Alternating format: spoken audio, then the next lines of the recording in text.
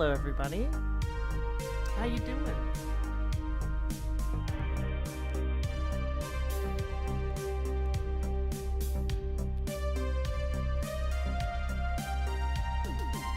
Hello, Spectral Pyre. Hello, Gamer G. Hello, Erica. Unfortunately, Erica, during Copyright Fortress Arc, we are not going to be playing the Friday clip out of an abundance of caution, but you can certainly link it. Hello, Neuron. Hello, Trans Girl Jade.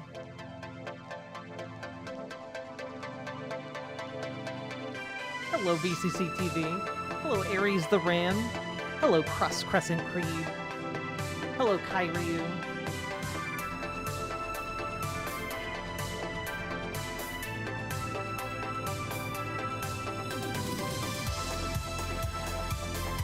Hello, Makatiahu.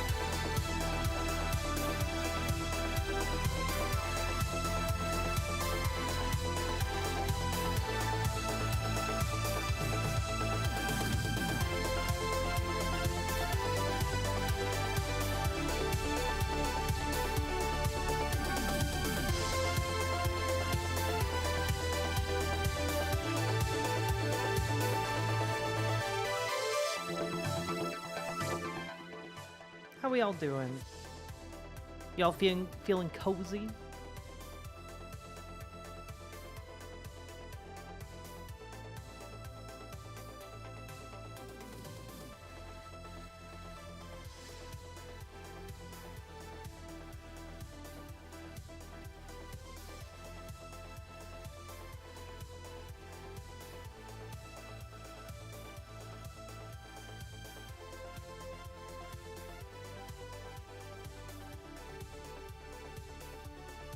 Me so mad that little hamster fucked all of our fun up. Yeah, but you know, we will adapt, we will thrive, we will improvise and survive. And then we will live to party again in the sun. It is chilly out.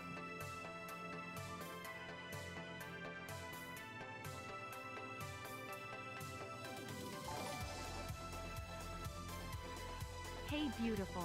You come here often? I do. Also, during the break in my day, thank you for the 2 gifted tier 1 subs, by the way. During the break in my day, I made my partner a steak dinner with baked potatoes and rosemary, and it was really, really good.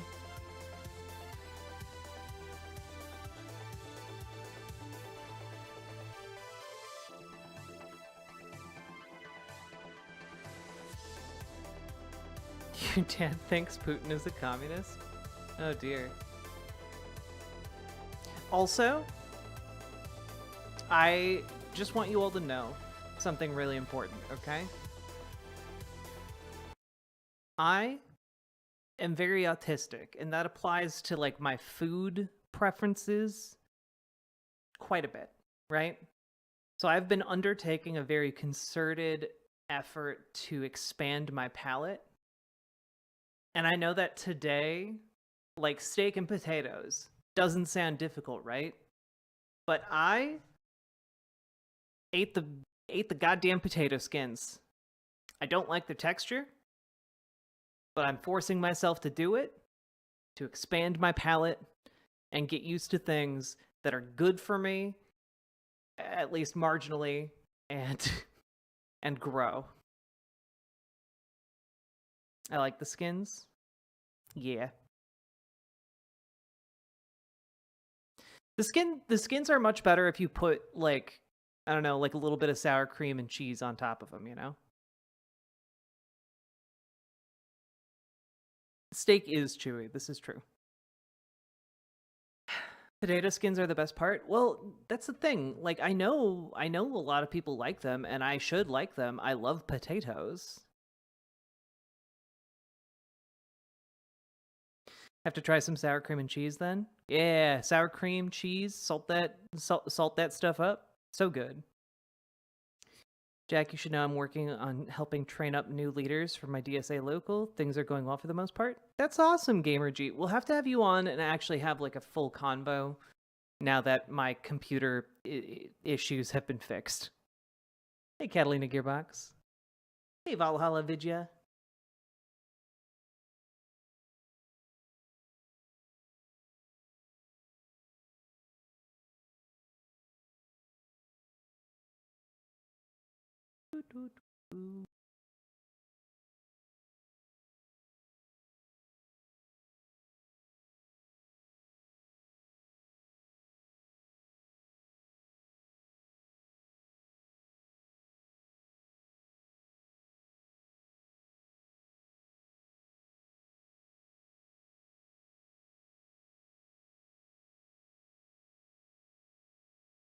One way to get used to them is doing pan-fried diced potatoes with the skin on.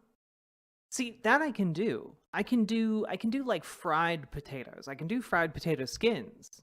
But I want to be able to just eat like a baked potato skin. It's like a really simple thing. I thought your breakdown of D-Trans was really good. Yeah, thank you for that, Valhalla Vidya. I was feeling a little bit down on it today just because I saw somebody post something along the lines of like,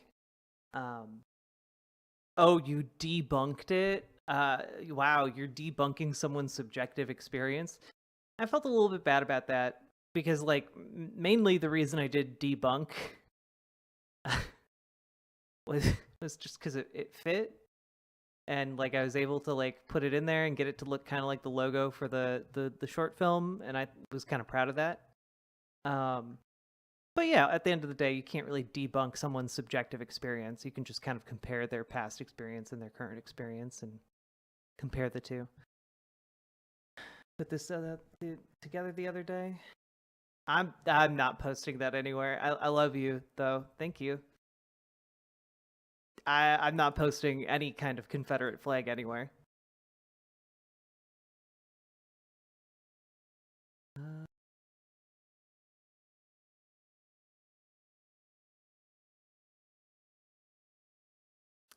I thought I had like a longer form like debate to go over for you guys or with you guys, and I am just not remembering what it was, which is very very frustrating.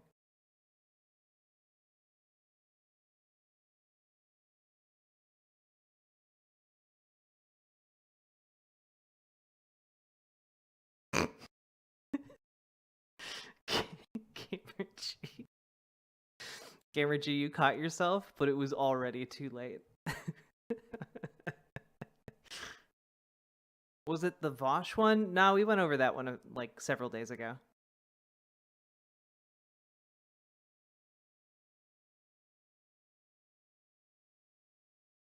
God, my YouTube recommendations have been so weird lately, though. It used to be that I could like scroll through my recommendations and easily find like a video that I could go over with you guys. But not so today.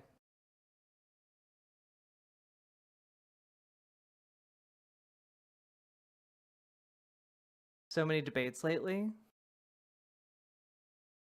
you have any suggestions, Valhalla Vidya? Any good ones?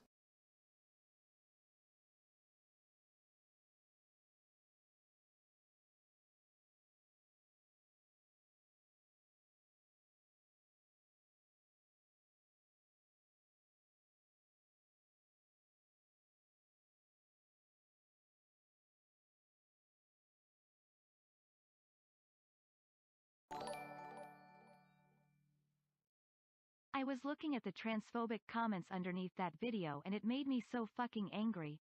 Don't listen to those goddamn shithheelpucks. Oh, I won't. I won't. Don't you worry. I only pop my head into those comments to see like generally how things are going, but I know that the Matt Walsh crowd has already gotten their hands on that particular video, and the comments are an absolute shit show. Thank you for the 2 gifted tier 1 subs, though. I really appreciate the support. That your support literally helps me to continue staying alive, and I appreciate it incredibly much. Yeah, I saw that, Erica, but it was like it was like a 4 hour long stream he was on for, and I just I don't want to go over 4 hours.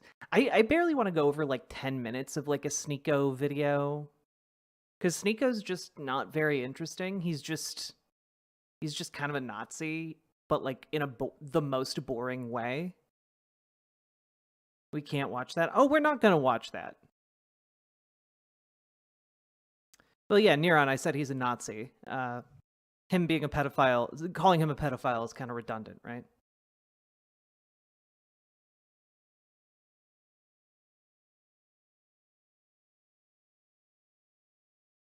Feel sick tonight? Had an Israel-Palestine disagreement at dinner today? Oh, I'm sorry, Dylan. Wasn't there a Vosh debate recently? Yeah, but with the amazing atheist. But we went over that already. Yeah, I can't, like, even XQC would have to add a little bit of content to that over a 4 hour runtime. You know, like, goddamn.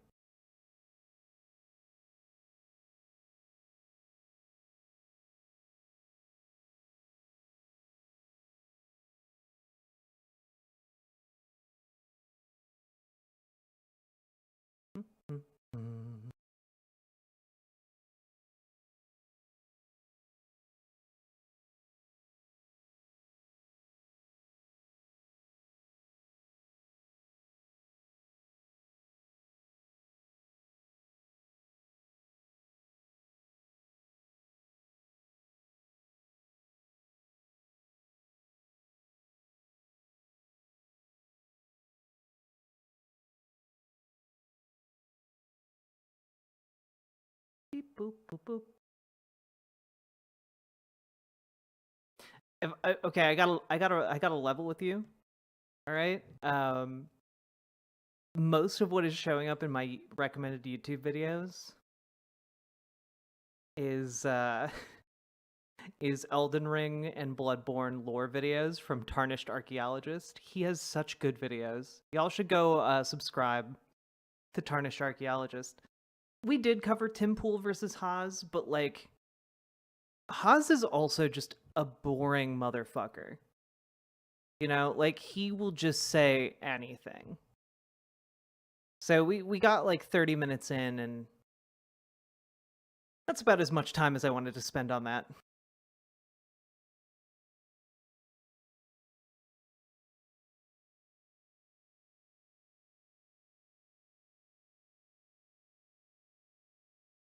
Beep, boop, boop, boop, boop.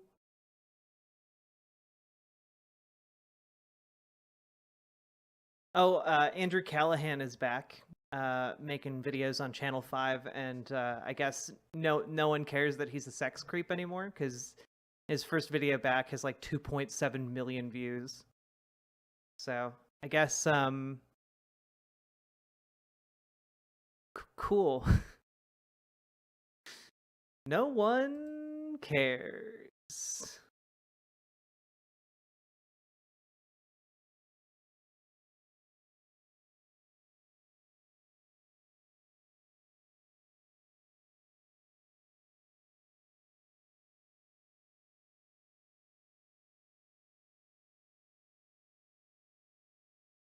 VCC TV, what's annoying?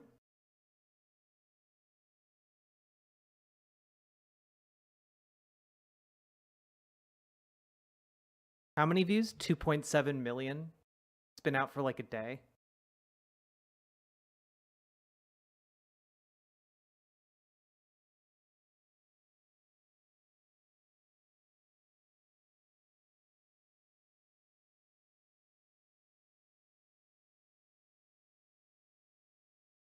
Oh, sorry. Yeah. I just put together what you were saying, VCC TV.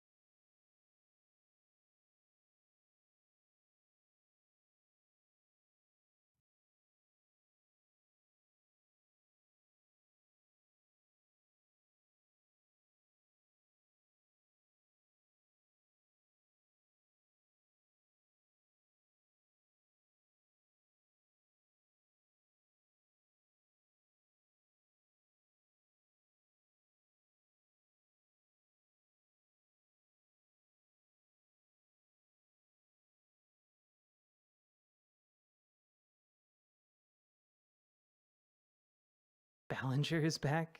Oh God.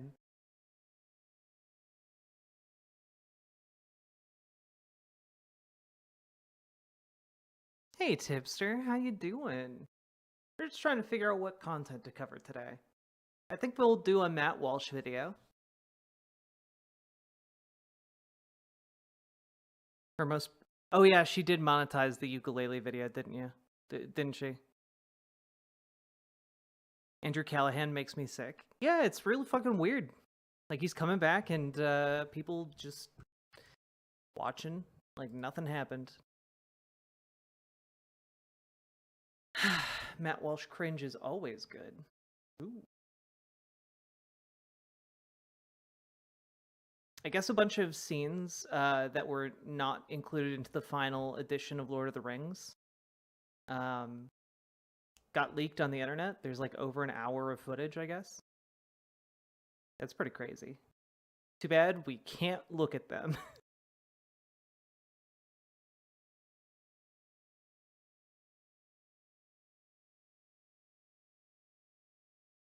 The pot versus tobacco video is top tier cringe.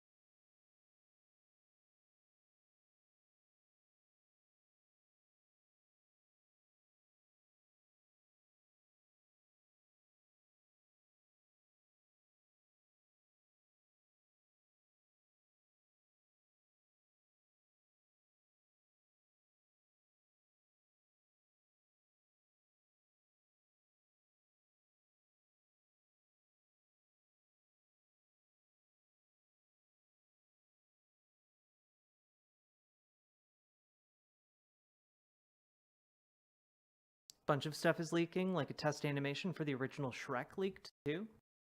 I wonder if it's like disgruntled like special effects artists or something. Wouldn't surprise me.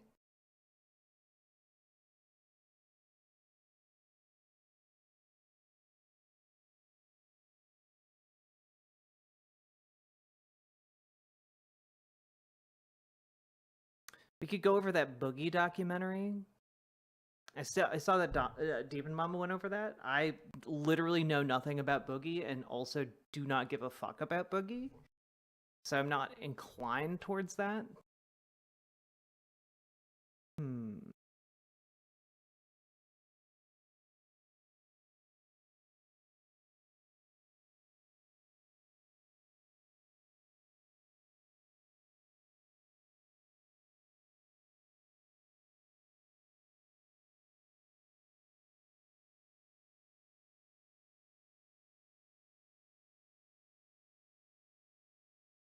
Boogie is cringe anyway. Well, yeah, of course. That goes without saying. Hey, Sweet Myths Music. We did. Oh yeah, we did Greylock tapes. Greylock tapes was amazing. That was wonderful.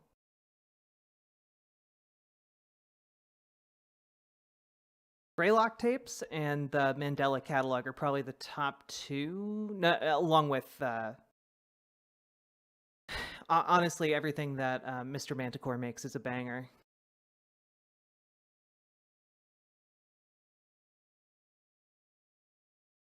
Mm-hmm.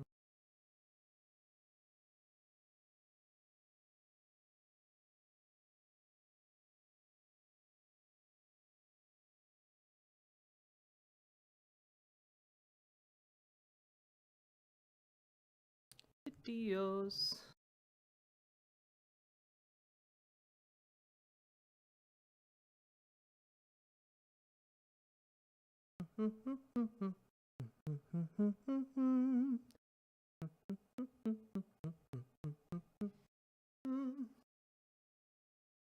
Man.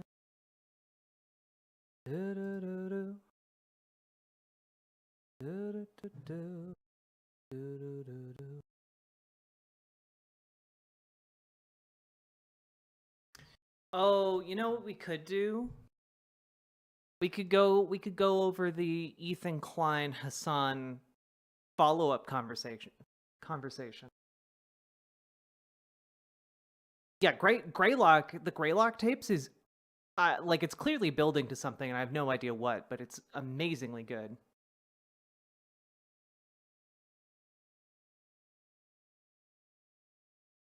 Let's do that. The follow-up Hassan Ethan convo. Oh, also, guys, just a heads up. Today, on Black Friday, I ordered some incredible drip, okay? You guys thought I was drippy as hell in that romper cape outfit? You haven't seen nothing yet. You haven't seen nothing yet. Shoes? Actually, I'm pretty good on shoes. Mostly what I was thinking to myself is, how can I look like Bayonetta from the hit video game series Bayonetta, and Lulu from Final Fantasy X had a baby together and formed me the gayest aunt at the holiday party. And I came up with a set of like fashion criteria of like cool belts. I already have a ton of cool shoes that I just underutilize, right? So cool belts, like faux leather tops, and frills, you know? So anyway, just real quick, just to show you guys one of the things I got as an example of the bar I'm trying to set for myself. Find it.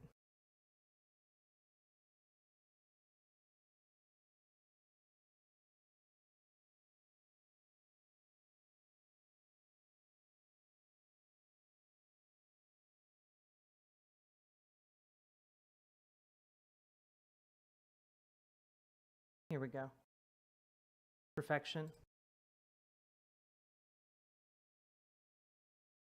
Now you might be going, but Jack, that's just belts. Exactly. Exactly. I can wear like a black mesh underneath the dress to have kind of like a black mesh top. With this, mix it with some like thigh-high boots that I have, you know, laying around. And like get like some kind of like, I don't know, shrug or like a faux fur scarf or something with this, you know? Like, I can make this sing, dog. I am gonna be walking down the street like I'm worth $1 million. I'm very excited for embracing kind of like a higher quality fashion than I have in the past. Yes, I want to be the mommy dommy, the dommy mommy even. The day of capitalism has delivered. True. Jack's Christmas outfit? Maybe. Making her way downtown. The world ain't ready for my drip. It is true. It is true. So we began the show yesterday. Okay. Making conservatives matter every day.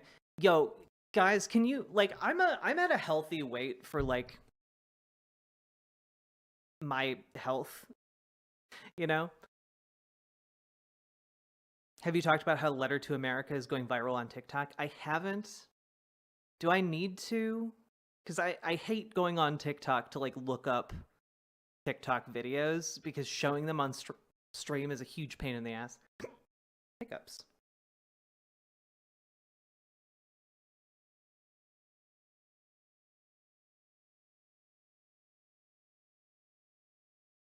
Yeah, like I'm thick, but I'm not like fat, really.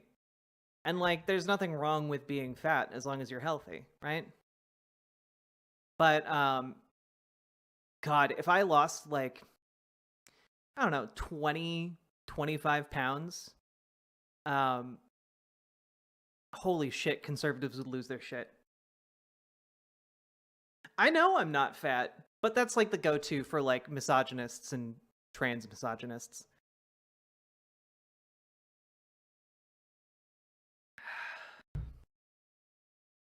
I know that there are literally millions, if not billions of people who would happily die between my thighs.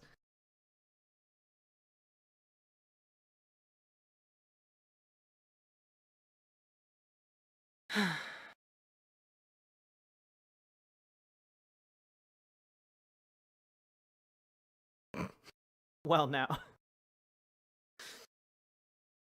Look, all I'm going to say is these thighs, mostly muscle.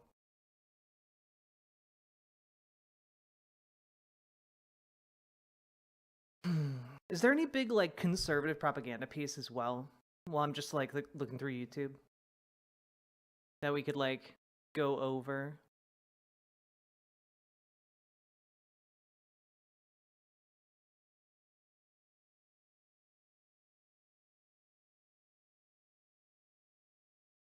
Like I don't know. I feel like Steven Crowder used to be kind of like a go-to lol cow for me, but he's just kind of like increasingly uninfluential, and why bother talking about him at all? Thick thy save lives. True. Catalina Gearbox, thank you for the $5 dono. We already went over the detransition PragerU one. In fact, I have a 2-hour long like critique of it up on YouTube right now.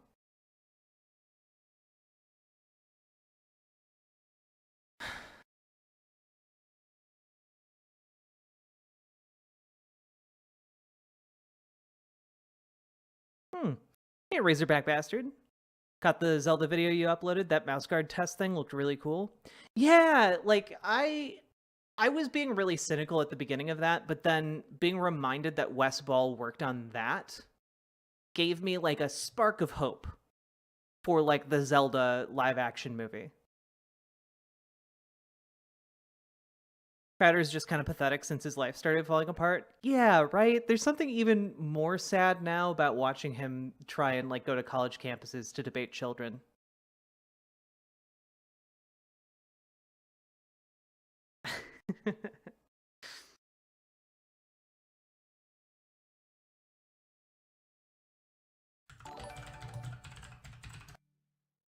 I know exactly how I want to die now, chat. Oh my god. Yes, please, mommy.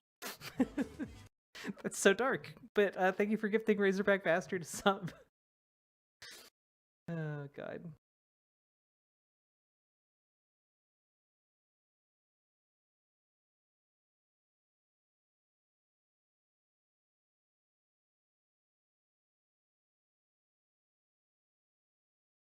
Yeah, like all of his videos are just so pathetic. Like oh boy, it's Steven Crowder and Dan Bongino. Finally, the team up you've all craved. Just watching your Ixion gameplay. It is a very fun game, Snoogan. We'll be playing it again today.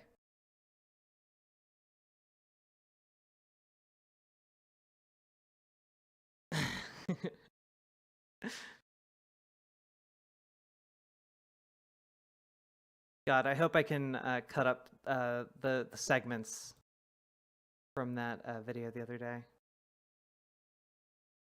We need to get my live reaction at finding out the president-elect of Argentina does seances with his dogs to determine his policy.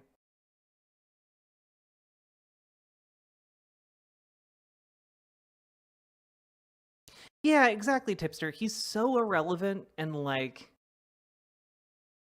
clearly trying to Alex Jones cling on to some sort of relevancy, but he's so bad at it. He was never really that great at hosting a show.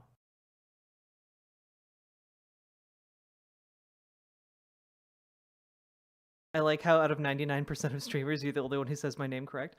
But Snoogan, your name is easy. Like I look at your name, I'm like, I know how to say Snoogan. Do they try and call you Snowgen?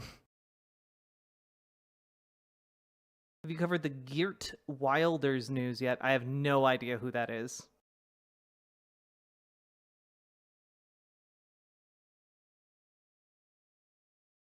God, yeah, exactly, Gay Fesh. He should have just taken the money and run. Holy moly.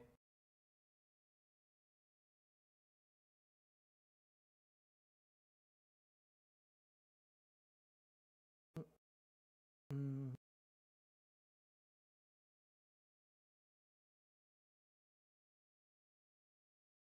Oh, that's right. I was looking up the Ethan Klein Hasanabi.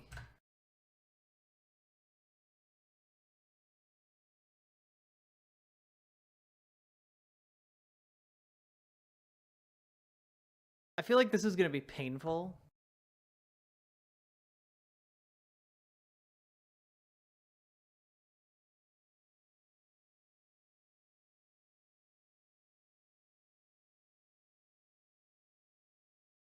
Now, chat, would you rather have this big screen or the game big screen? It's up to you. I know I'm not covering with like the same vim and vigor, but this is gonna be a chill stream. We're doing a chill gaming stream. I strongly doubt Crowder cares about his kids at all. Well, yeah, I mean, he was smoking a cigar around his pregnant wife. This big screen? Okay.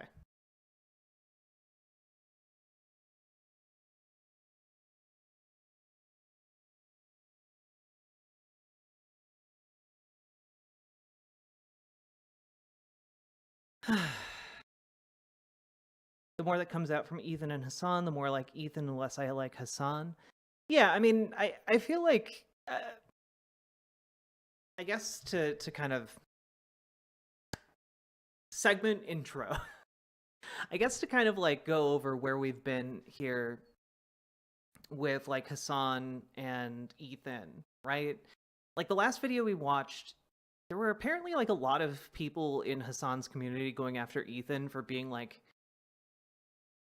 pro-Palestinian genocide, and like we watched through all of that together, and I don't see it, you know? Like Ethan agreed with Hassan on almost like every point and was basically just asking Hassan to like tell his audience to not do what they're doing to him, and also like genuinely asking questions. And I think that that's great, you know? Ethan seems like a real stand-up guy. I never disliked Ethan, I just found his content to be boring, but Hassan is a genuinely horrible person.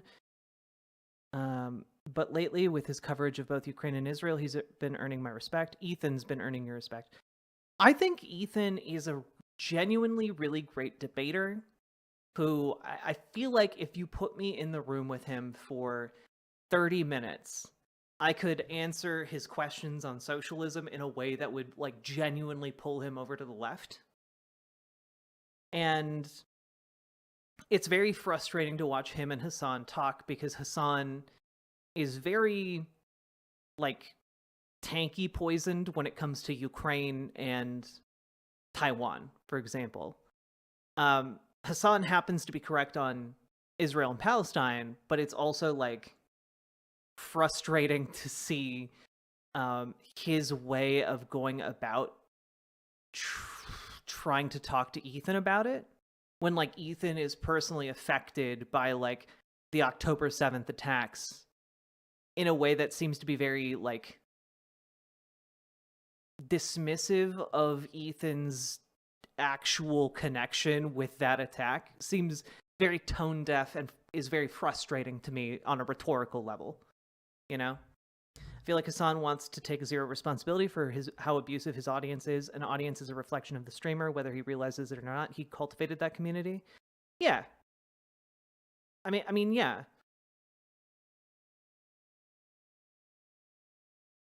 I feel like Hassan is actually the typical stereotype of what a crazy lefty looks like. I don't think I would go that far, because I've engaged with tankies. I've engaged with Haas before, both on and off stream. This was like 2 years ago, and like he's what a crazy lefty looks like, you know, to normals. Hassan is actually kind of the opposite. Hassan comes across as a normal lefty, which is part of the problem because it's kind of a double-edged sword, right? Because it brings in a normie audience and exposes them to pretty important political ideas. But on the flip side of that, like he's kind of tanky pilled in a lot of in a lot of respects, you know. There's a time when Hassan mocked tankies. Now he's like, what even is a tanky? Yeah.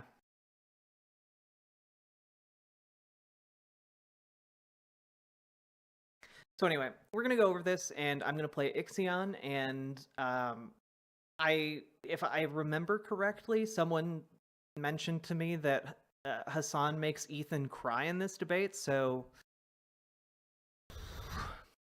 prepare yourself, I guess. I'm gonna guess that this does not change my mind on Hassan here. You donated to the Palestinian Relief Fund as well, and we got a notice from ANERA. They're talking to all the other organizations as well, but we got a notice from ANERA that like some of those funds have already made its way into medical supplies and food in Gaza. So that's great. That is awesome. I've been listening to your stream for like an hour. I got a lot of shit from Israelis for donating because they're like, oh, it's just gonna go to Hamas, but I looked into the charity you picked, and it is really highly rated. So I'm like, I don't really think this is going to Hamas. There's no way. You can't Also, even make most donations like through Gaza to Palestinian charities through like PayPal usually. Like it's already a very complicated process. Yeah, and I mean, what choice do you have? They need help, so it's like you just pick the best option and hope that it gets there. But I'm glad it is getting there. Yeah. But yeah, these are authorized. These are also authorized charities by the Israeli government too. Like you can't. That's great. There you go. Yeah. That's even better. You can't operate inside of Gaza without obviously Israel allowing you to operate inside of Gaza. So basically, I wanted to talk about specifically the one state versus two state solution. Mm-hmm. And my approach to this when talking about it is purely pragmatic, and I'm trying to be realistic. I think our goals are aligned in that we want peace, a lasting peace, a meaningful peace. I know it seems like impossibly far away, but I do think there are certain starting points that we need to come from and agree on before expanding out from there. And one of them is this issue. You don't believe in a two-state solution. I'm assuming I used to be. I used to believe in a two-state solution. I was an advocate for a two-state solution, and I think like there are a lot of other people who also used to be two-state solutioners themselves that have changed their perspective dramatically over the course of the past couple of decades. Due to the settlements and the rapid expansion. I will say that like I'm open to having my mind changed on a one state or two state path forward, but my main issue is I'm interested in stopping the wholesale like genocidal ethnic cleansing that's been going on for the past 100 years, and I know that like no solution at the moment is going to be perfect, and whichever one is the most expedient to getting us to the point where we stop this ethnic cleansing, I think that's important to prioritize. Expansion of settlements. I think Avi Shlaim is like another. Yeah, I mean, like that's the thing, right, Erica? The current way the Israeli government is formulated would not accept under any pretense a one-state solution that includes enfranchising how many Palestinians are in the West Bank and in the Gaza Strip. It's just not a thing that they're even willing to tolerate or consider, short of like facing complete and utter destruction by the world powers, right? A two-state solution, I think, is much more reachable. If it's obviously going to have a ton of challenges, but is obviously a lot more within the realm of possibility. Person that I can immediately call. He is a Iraqi Jew, famous Israeli scholar, part of the New Historians. First of all, I guess I'll say this. When talking about the two-state solution, I'll agree that there cannot be a meaningful negotiation here without like basically fully dismantling the settlements. And I would even be in favor of offering some kind of, restitution to the Palestinians that were evicted. That's a big ask, obviously.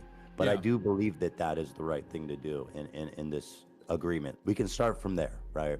Well, reparations is not only a like moral right in this situation. I think it also is like logical to do, specifically so that there is like less tension and it's a more viable solution.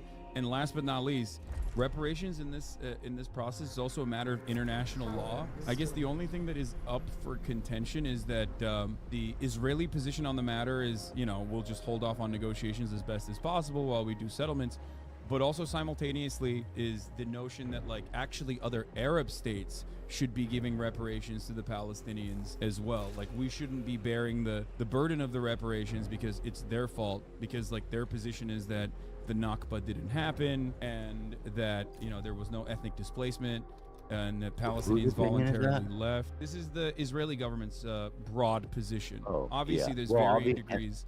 Yeah, obviously we would need a completely different cabinet as well, because the one right now is, I believe that Netanyahu and his cabinet are one side of the same coin with Hamas.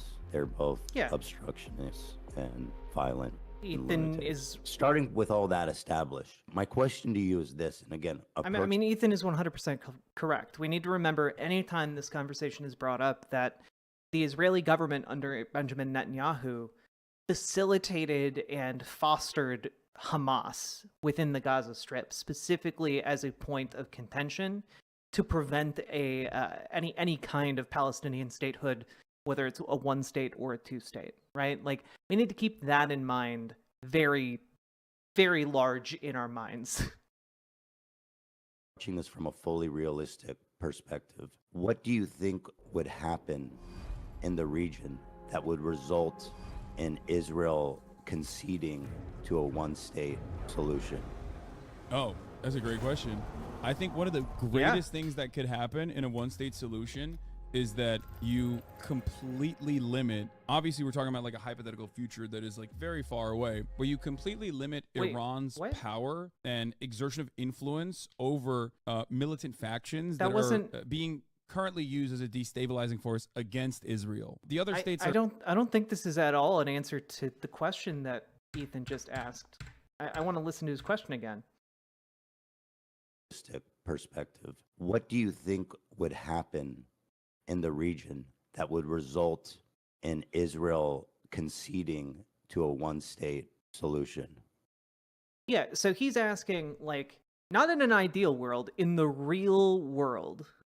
In the real world, what would need to happen for Israel to accept a one-state solution? And I don't think Hassan is answering this. Oh, that's a great question.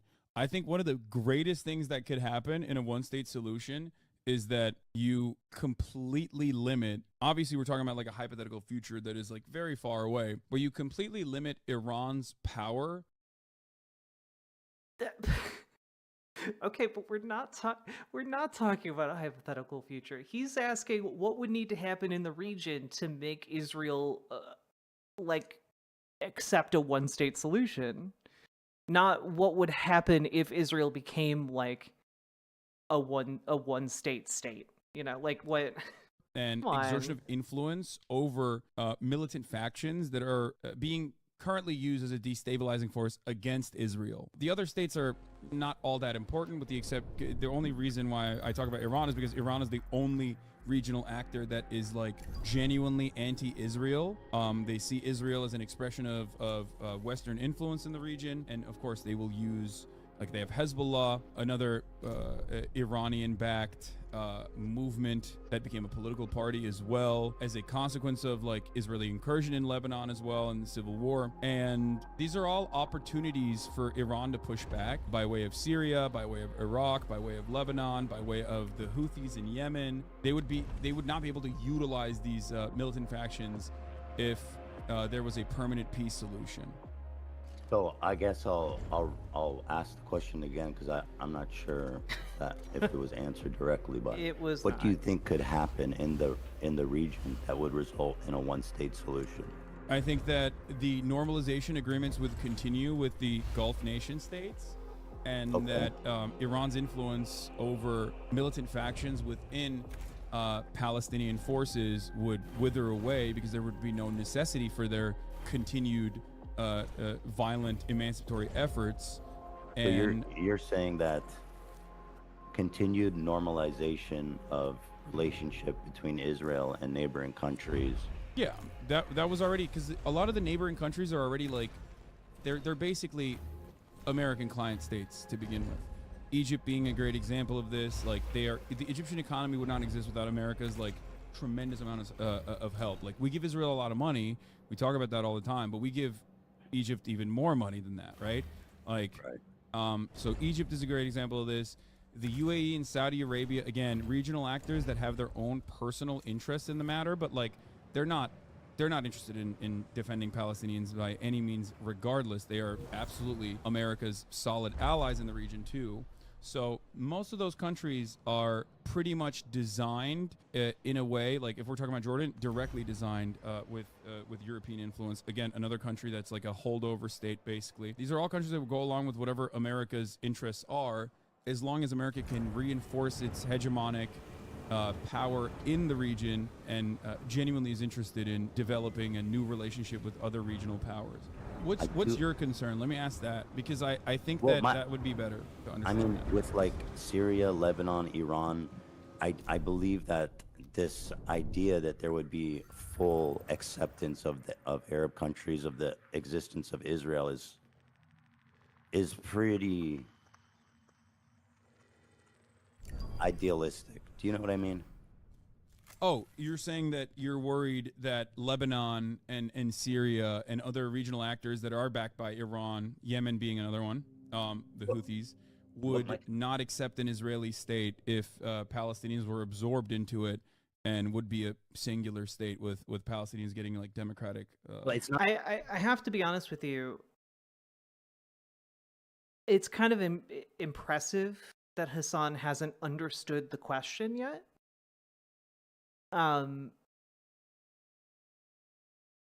But what I'm seeing people in chat allude to here, like the America can fix this thing, that it's the inverse of American diabolism, right?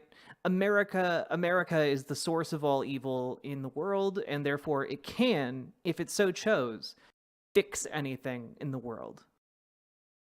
Which is not necessarily the case. America is a very powerful country, but it is not like it's not like it could be a panacea.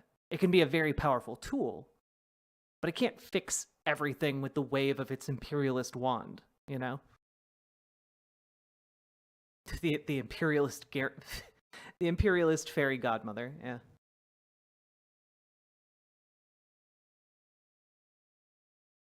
God. Not that it's there would need to be some meaningful, and I mean something we've never seen happen in that region ever before Israel would say, okay, we're going to dissolve our state. My concern is that people that say they want a one state are basically in a non-starter conversation.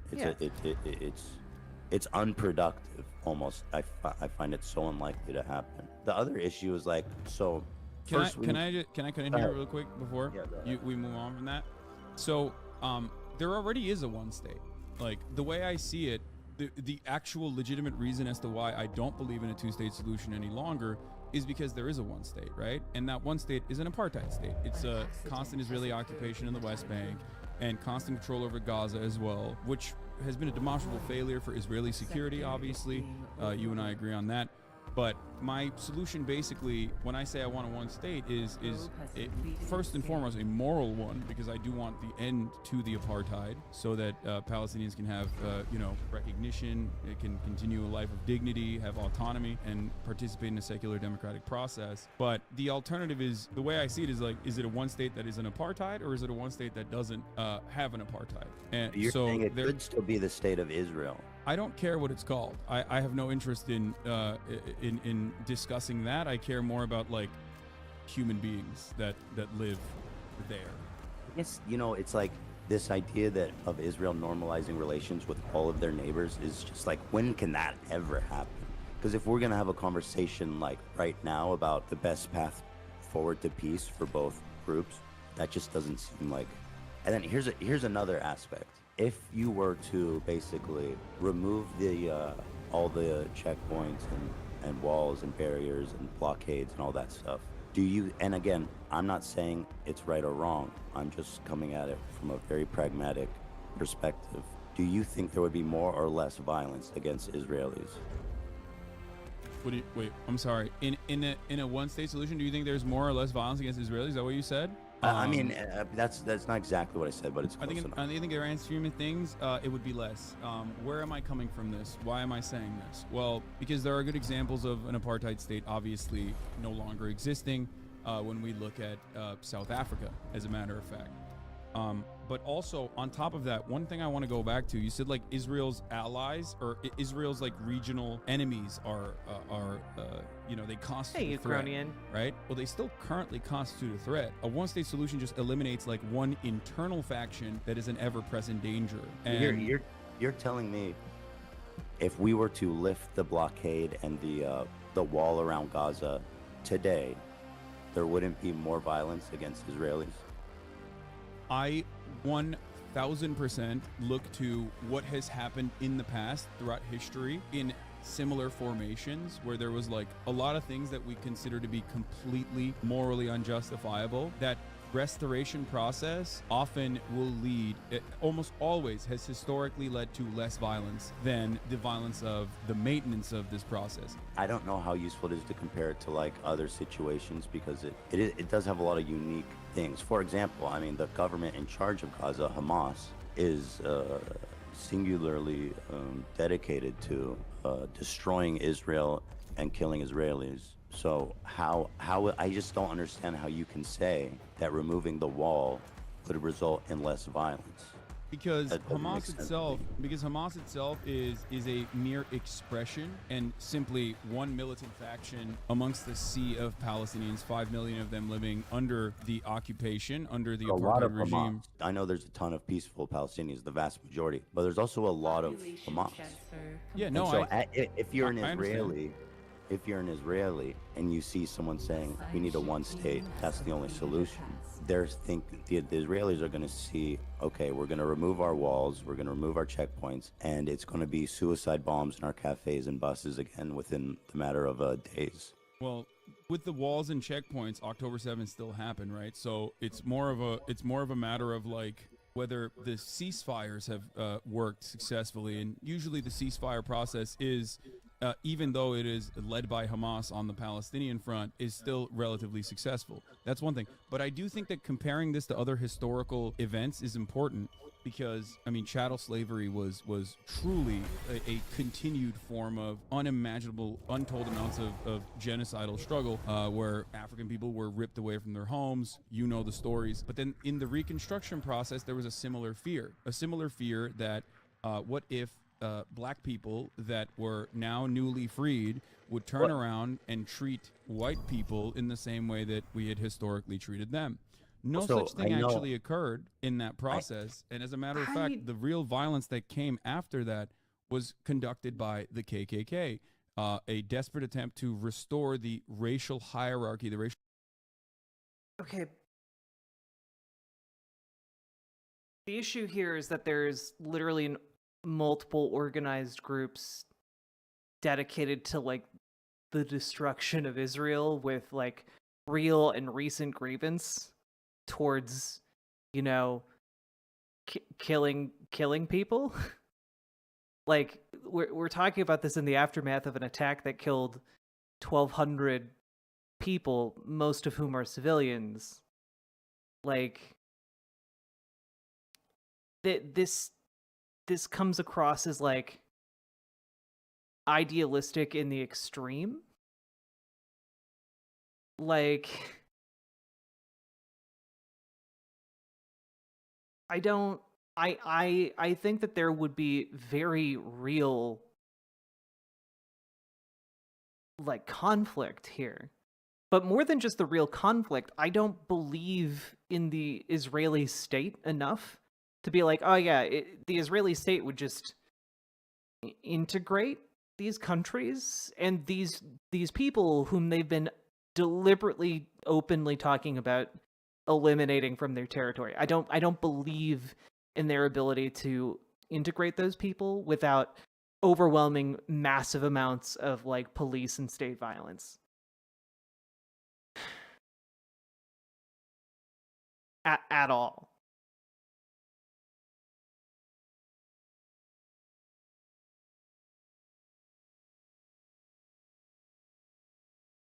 Yeah. I don't know where Hassan is getting this.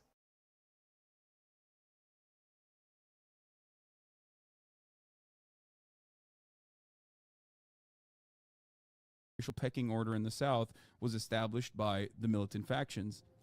I know there were isolated incidents of slave revolts where they kind of took over the plantation and killed the master and stuff, but I mean, like Nat Turner. Has there ever been a organized group of black terrorists that were launching attacks on basically, I mean, civilian, I guess, whatever, Yes. But I mean, not, okay, who, when? Well, I just gave you one example, but then also specifically in apartheid South Africa, the ANC in the beginning of the 60s under Nelson Mandela decided to take up violent means because they had tried and exhausted all peaceful options of civil disobedience. Originally, they chose to oppose the apartheid by engaging in mass actions and trying to get mass arrests to cripple and dismantle the carceral system in South Africa. So that didn't work. Thousands were arrested. Then there was another riot where police opened up live fire and killed 69 black protesters against the apartheid from the ANC. And then after that, there was a shift into more militant resistance against the apartheid, and the violence from the ANC, just like the violence from the IRA in the Troubles, was not only, it wasn't directly against I was asking about military American positions.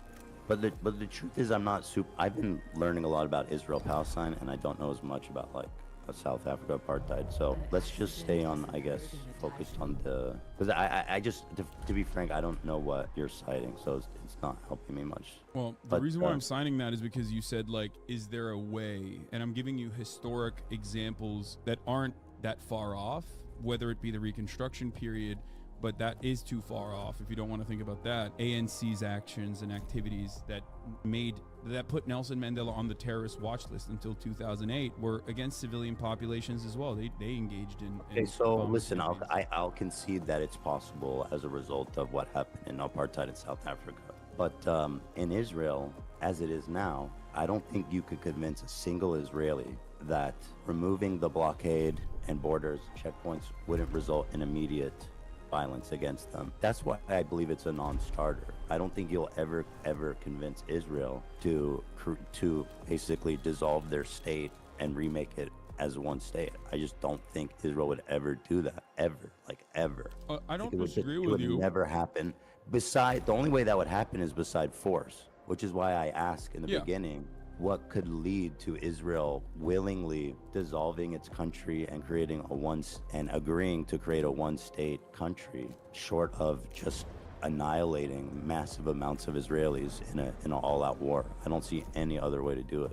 No, the way to do that the enforcement mechanism would be international pressure, but most importantly, the number one most important party at play here, the United States of America. Now, the reason why I talked about the ANC or South African apartheid is because Israel and South Africa were allies in that same time frame, and they relied on one another quite effectively during the Cold War as well. And also, I personally believe that Israel saw what happened during the South African apartheid and vowed not to repeat those mistakes in order to continue being a ethno-state, a Jewish ethno-state, and maintain an apartheid structure in occupied territories. That's the reason why I think it's important to draw this parallel, and it's also important because that's how international pressure worked in that situation.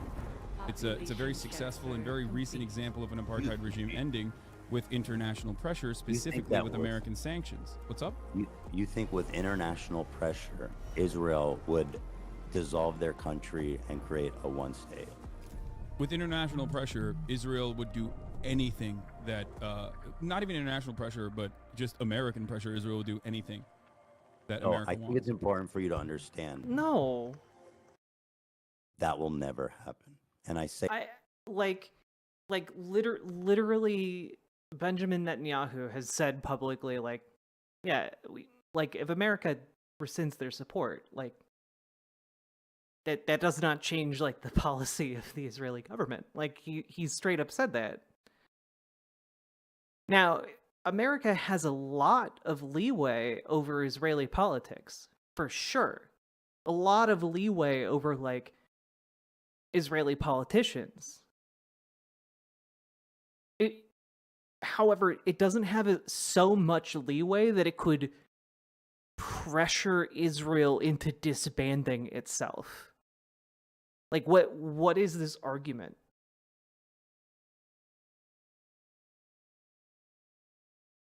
It's so bizarre.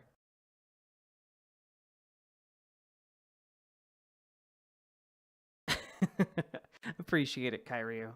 Also, chat, we have now been streaming for an hour. If you are finding this relaxing, entertaining, my commentary insightful, consider hitting the follow button on Twitch, hit the subscribe button on YouTube, like the stream, and consider dropping some subs or donos, especially over on riverboat.gg, because those help me to live, and the holiday season is here, and I need to be able to afford my Dami Mommy outfits and Christmas presents for my loved ones. And, also being able to, like, pay rent and eat food. Those things are nice, too. Say this not from a right or wrong perspective. I'm just saying this from pragmatically. I know Israelis. I've lived in Israel. That will never, ever, ever happen, short of all-out war. They will never give up the country, ever. It will never it's 0% chance. No, I understand that. I know that there isn't a willingness. Do you understand that? Because you just said something that's really dumb about a country where military service is compulsory. Like you think that, like, in a country where military service is compulsory, like, the people of that country are just going to, like, unilaterally fold and be like, yes, our country should disband. What are you talking about, dude? Like, here's the counter from South Africa. You could say, in South Africa, the white population was only 10%, right? And even then, this is not the majority, after long and continued pressure campaigns from the international community, actually moved in the direction of ending the apartheid themselves. That is actually a way to counter what I'm saying right now, right? You can just say, well, in South Africa, even the majority white population was on board with ending the apartheid.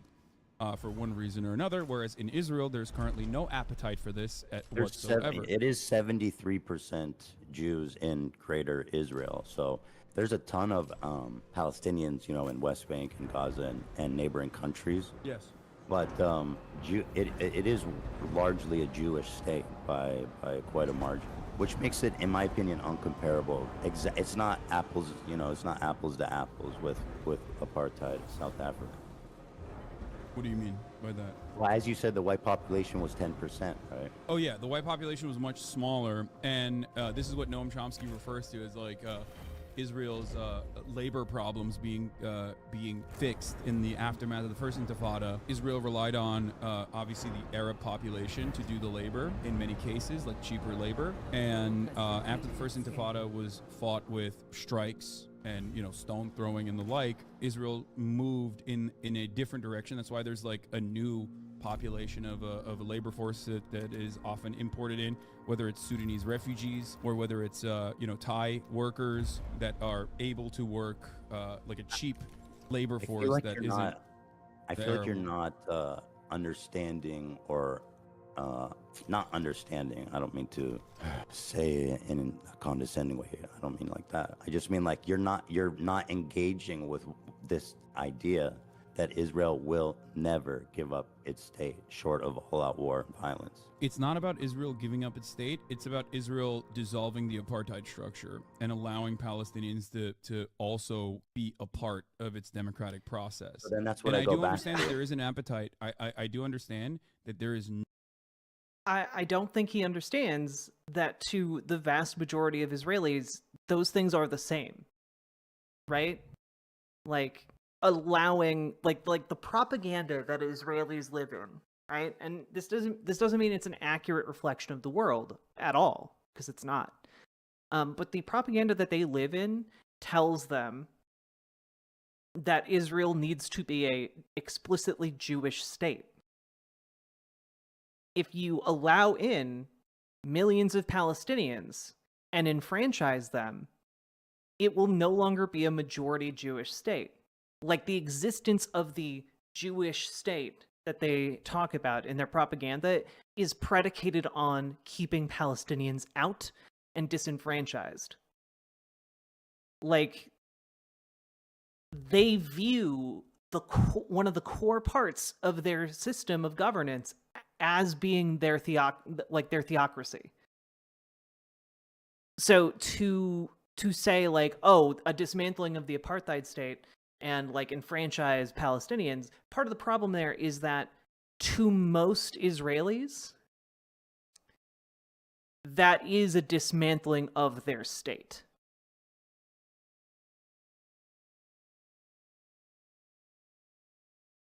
No appetite in Israel whatsoever from the 73% Jewish population, especially in doing such a thing. I totally get that.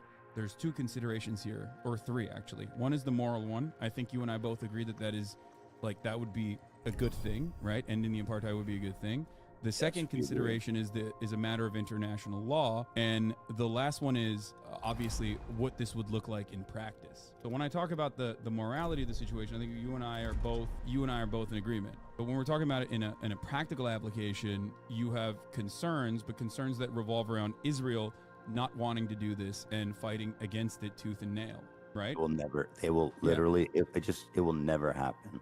I completely understand what you're saying. I agree that as it stands currently, that the Israeli government would refuse to do this. The Israeli population would not be receptive. Everybody. Yeah, the Israeli population would not be receptive to it. Ultimately, it still doesn't change the reality that this would be an ethno-state, and there's pressure campaigns that could work from the international community that could sway the Israeli. I don't think. Dude, you can. It doesn't matter. Whatever sanctions you can dream of, you're not gonna convince Israel to dissolve their borders. You have to and again, I'm not justifying. I'm not defending anyone. I'm only speaking pragmatically about where do we start talking about this conversation of peace. Another thing you have to understand is that a ton of the Israeli population are people who escaped the Holocaust. And when they came down there, they bring generations of paranoia and persecution. And so there is, I believe, a widespread belief held by nearly every Israeli that if the borders would dissolve, if the borders would come down, there would be a massive genocide against Jews. And that they believe that. And I don't know necessarily to what extent that might be true, but I can tell you for sure that that's what they hear when they think one state is basically a bunch of Israelis being massacred. That's what they hear, that's what they see, and that's why it will never happen. Okay, so the paranoia that people have, or Holocaust survivors have especially, is, I guess, important for the practical application of the matter. But I'll give you an example of the government moving in a direction that the people actually don't want the government to move in at the behest of the United States, or even sometimes moving in the direction that people don't want it to move in, but then still engaging in it. Like the rapid settlement expansion is something that is often contentious and has been very contentious throughout time. Government doesn't really factor into considerations like what the broader liberal Israeli society thinks about the matter. They just keep building the fucking settlements and populating these areas, right? And the opposite has happened as well. In a time when, according to the Israeli Democratic Institute polling, I believe 80% of the Israeli Jewish population believes that there's no need to consider Palestinian lives in the last siege in Gaza. The government has taken steps that some people would find to be inappropriate in opening up humanitarian corridors so that you can bring in supplies. Defense Minister Yoav Gallant was asked the question in the aftermath of the first day of the Rafah border opening so that they could bring in trucks and trucks of supplies into Gaza. They were asked, why are you doing this? To which Yoav Gallant responded with, what can I do? America told me I have to do this. In 2021, Joe Biden called up Netanyahu. What's up? Letting humanitarian aid through Rafah crossing, comparing that to dissolving your sovereign border. Come on.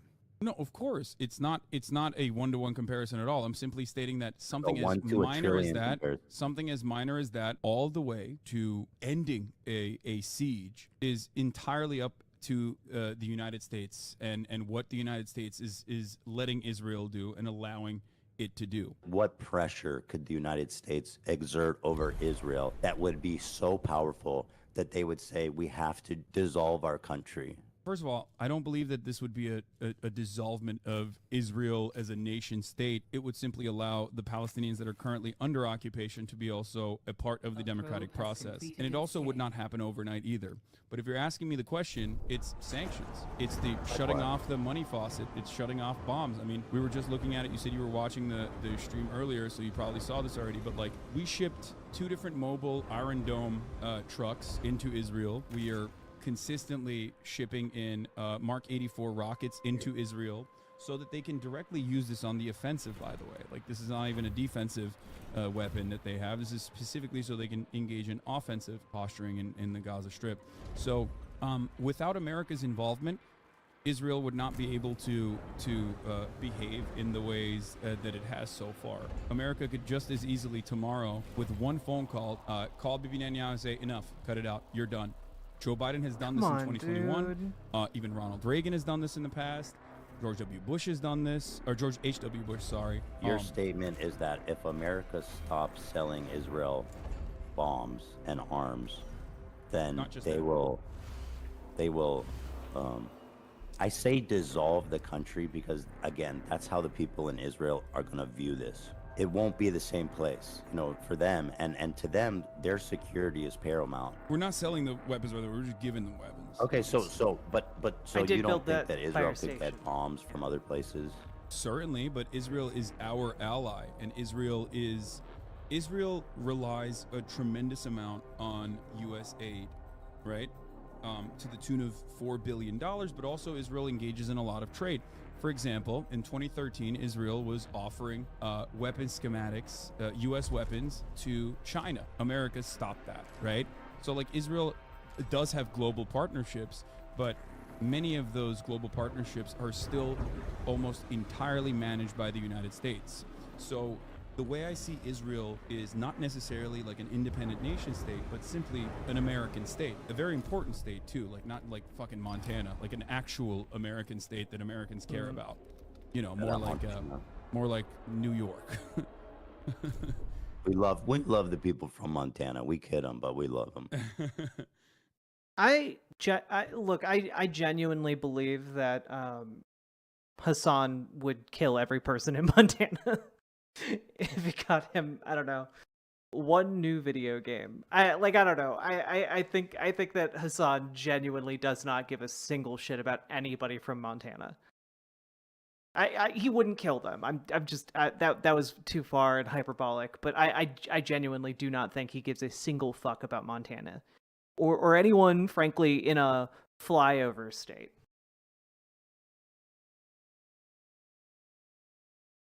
But so for that reason, America has complete control over Israel's trade relationships. There are obviously times when, some Israeli actions will over leverage or overextend itself that like Americans will get mad at. But ultimately, they're still fine with it. Like Pegasus. Are you familiar with Pegasus is? Yeah, of course. And Israel, and I'm sure there's lots of other countries that would happily love to use that in exchange for any fucking thing that Israel wanted, if there was to be their ties to be severed.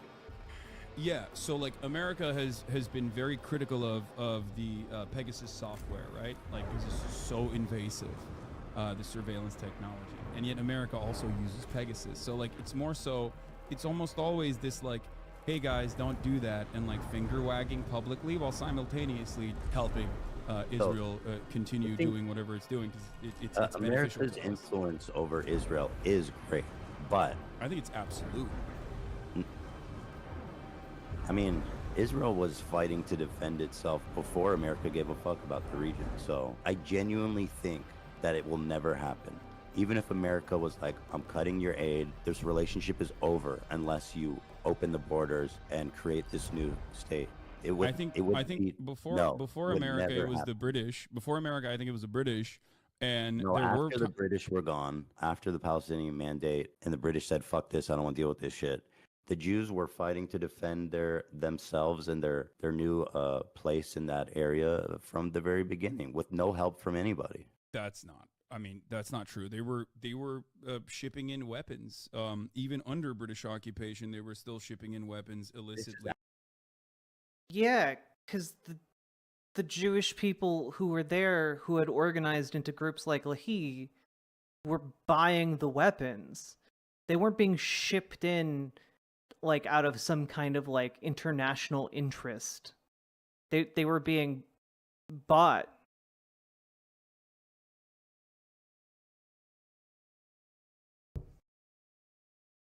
After British occupation, I'm talking about like but also 1948. Who was supporting Israel in 1948? So the Haganah, Irgun, and Lehi brigades that were at that point almost always considered like a... Well, like Ethan's position here, like Ethan started out this conversation, again, 30 minutes ago, asking, in our world, what real things would need to happen in order for Israel to become a one-state solution, like to become a singular state instead of like an apartheid state. And Hassan has just been saying, oh, well, America will just pressure Israel into dissolving itself and become a singular state that enfranchises Palestinians. And they'll do that simply because America tells them to and applies pressure. And Ethan's like, oh, but like in reality, how will this happen? Because I'm telling you, I know people in Israel, and I know how life is in Israel. They aren't going like the people that live in Israel are not going to like allow their state to be dissolved short of like incredible violence. So like in reality, what would need to happen, and Hassan just keeps going back to, America will simply pressure Israel into like getting rid of the Jewishness of the state, which is again the foundational propagandistic concept of the state of Israel itself. So like to many if not most Israelis, that would be tantamount to, you know, dissolving the state, even if that's not the particulars that Hassan means. But I can't tell what the particulars Hassan means because he's not really going into any particulars. He's just going back to, well, America can simply apply diplomatic pressure and that will cause the entire state apparatus to dissolve.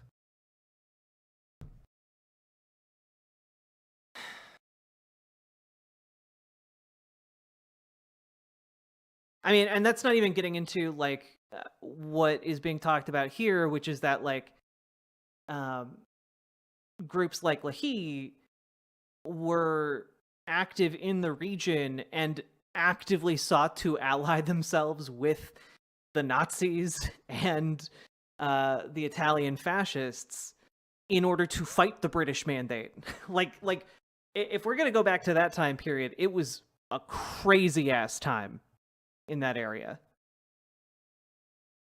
I mean, I don't, but like, what are his points? Can you like, Razorback Bastard, can you break them down for me? Because honestly, all I'm getting out of this is America will wave its magic imperialism wand and Israel will simply completely realign its entire state apparatus. And I don't believe that that is the case at all. I given all of my information on this region and this country, I do not believe that to be the case.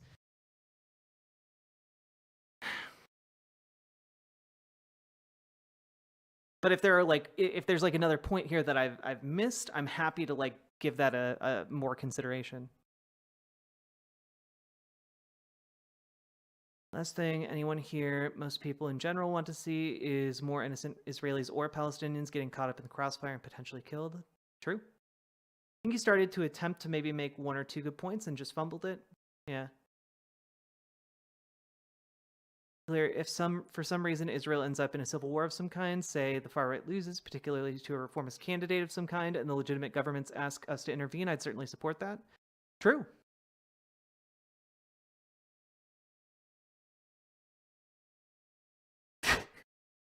Oh, Matt at the Yahoo! I forgot about the one-state solution button that's under the Oval Office desk. I forgot about it. Clinton actually jammed it up with gum. That's why we haven't had a one-state solution yet. Forgot about that. That's the Diet Coke button. Oh yeah, Trump relabeled it for Diet Coke. God damn it! I can't believe that. I can't believe that's real. God damn it.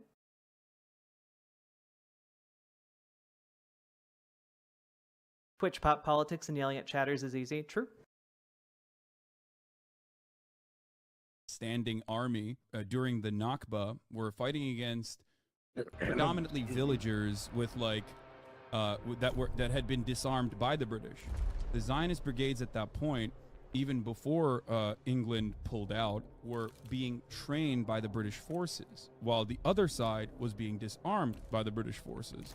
That's why there was an asymmetry to the violence even then. Over the course of the years, but specifically during the Nakba as well, 6,000 Israelis died, whereas 15,000 Arabs died, with 750,000 Arabs being Palestinians being expelled from their homes. The reason for why this happened wasn't because, you know, you had rugged fighters or whatever.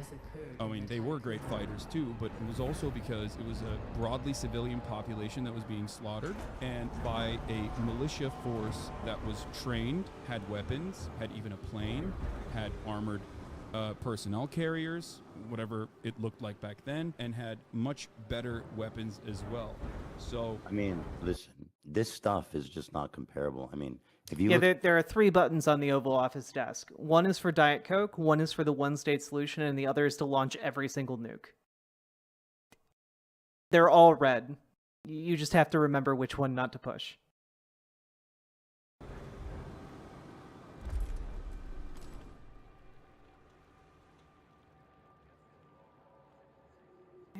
Wait, why aren't people eating in Sector 6? The hell? You guys got food?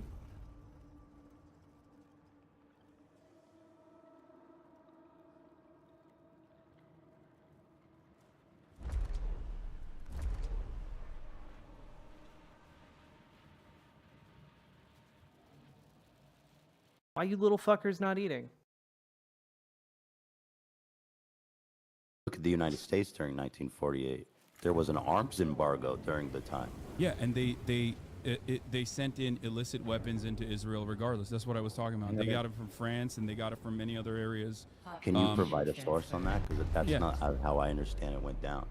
Okay. I understand that they got some help and weapons from like Czechoslovakia was selling them rifles and shit, selling it to them. You know what I mean? There wasn't a lot of countries that were willing to sell them anything, but Czechoslovakia. But there was an arms embargo, which meant that they were acquiring illicit weapons. Yes, this is true.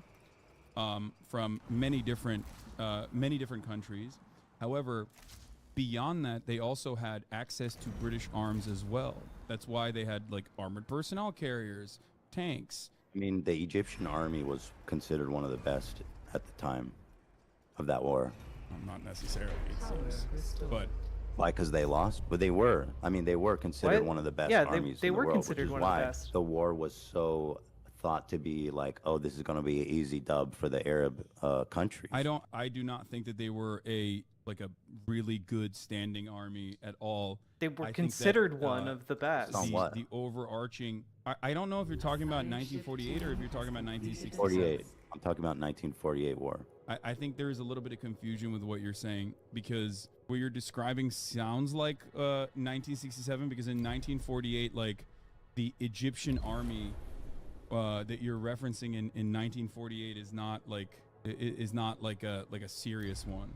No, I'm talking about 1948. I think Egypt was considered like a military power, especially in the region, and a fairly well-trained army. But I think we're kind of to go back to the original point, so I don't want to drift too far off topic here, is that Israel, if it has to, will definitely go its own way before dissolve its borders. I really want people to understand how impossible, how that will never, ever, ever happen.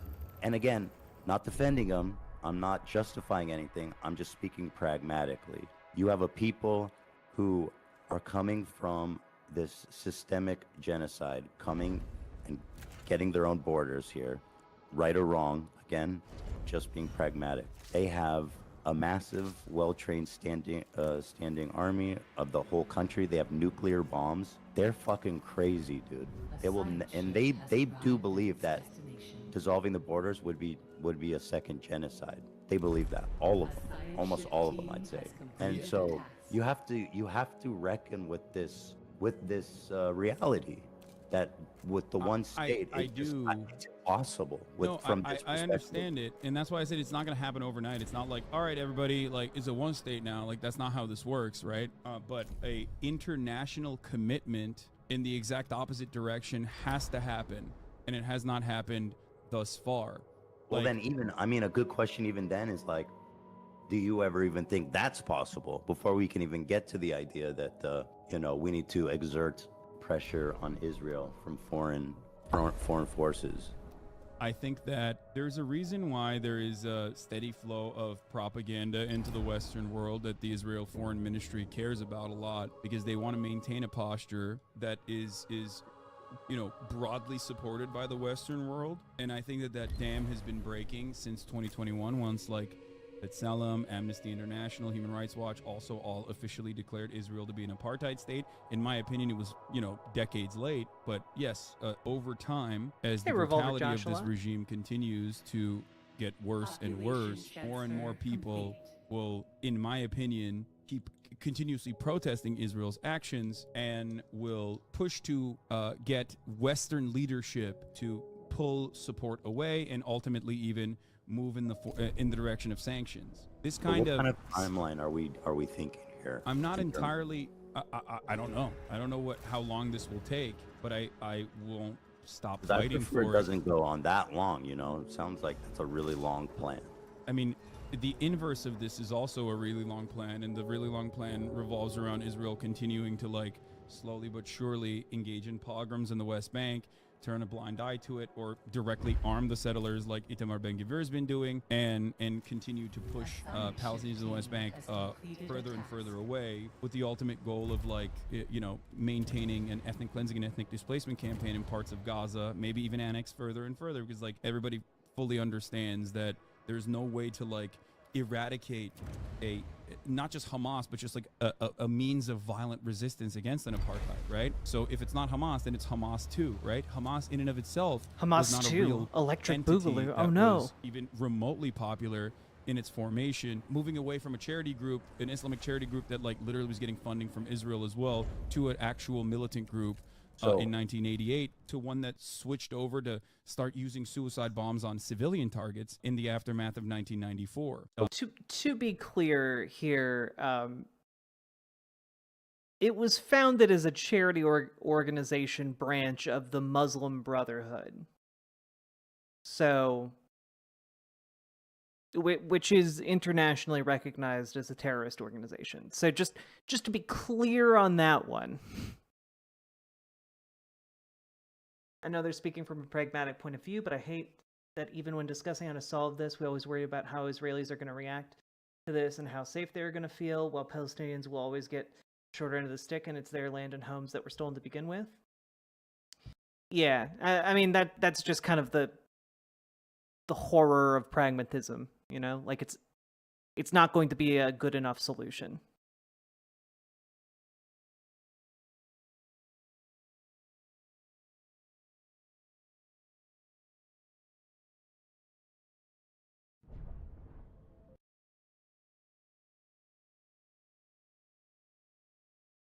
The one thing I learned about Hamas, because it's easy to look at Israel and look at all the obstructionists to peace.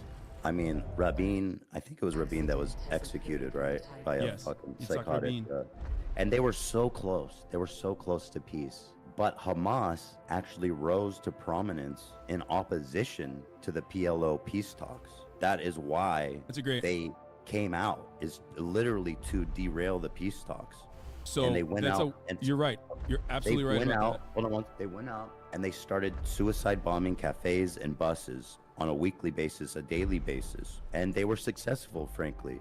So Hamas, from their inception, has their singular goal is to not have peace, but to basically, there's no compromise for them. It's only kill everybody there, remove them all. You know what I mean? So let me explain this to you. This is actually, we are very close to having the exact same understanding of the situation.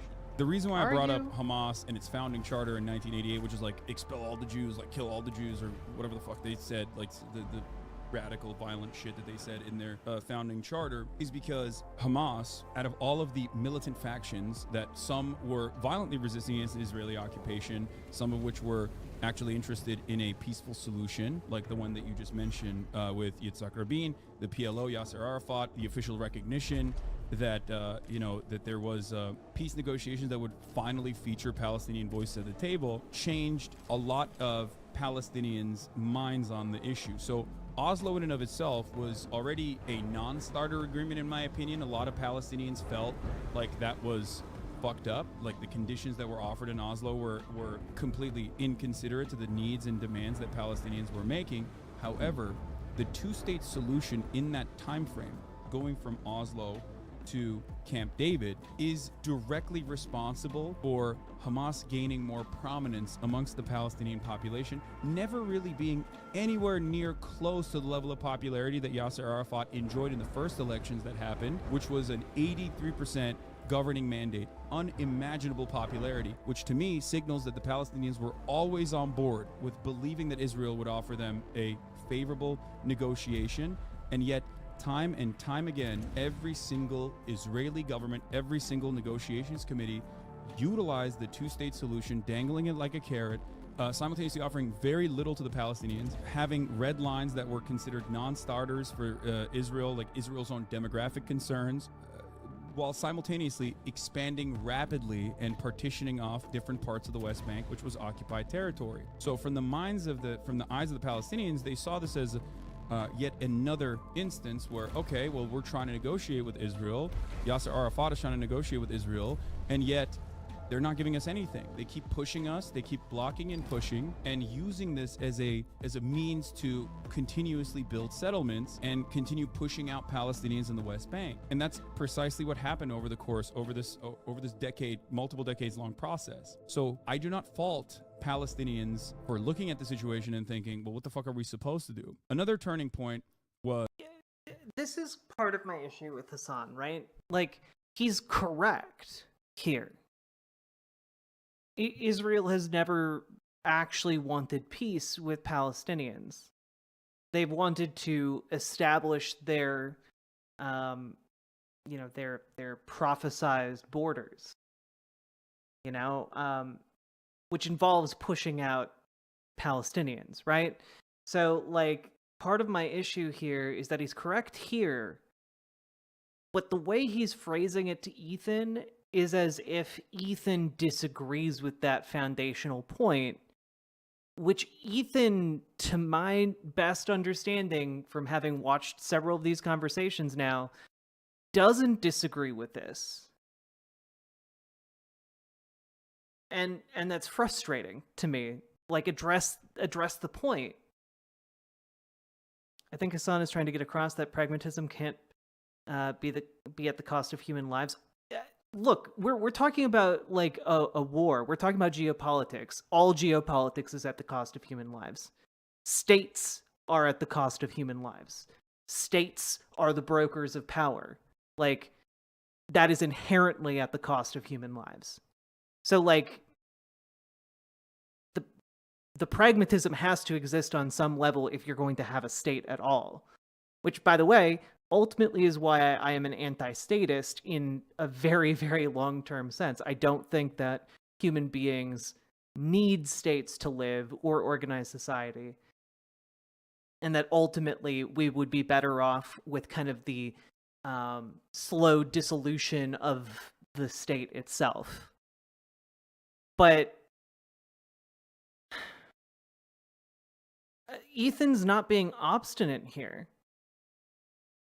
Ethan is open to the idea of a one-state solution. The same way I'm open to the idea of a one-state solution, but like at the same time, if you're going to say my position is that I think Israel can and should be a one-state solution, and someone asks you, okay, well, how can you realistically get to that point? And you're just like saying, well, the United States can just use its imperialist might to make it so.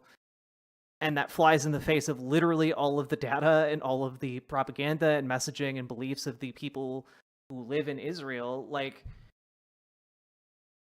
okay, to me, that's kind of along the same lines as saying, like, I don't know, you know, the UK can just use its massive diplomatic might to convince the Nazi government to disband itself. Like, would that be good if it did that? Sure. Will that happen? No.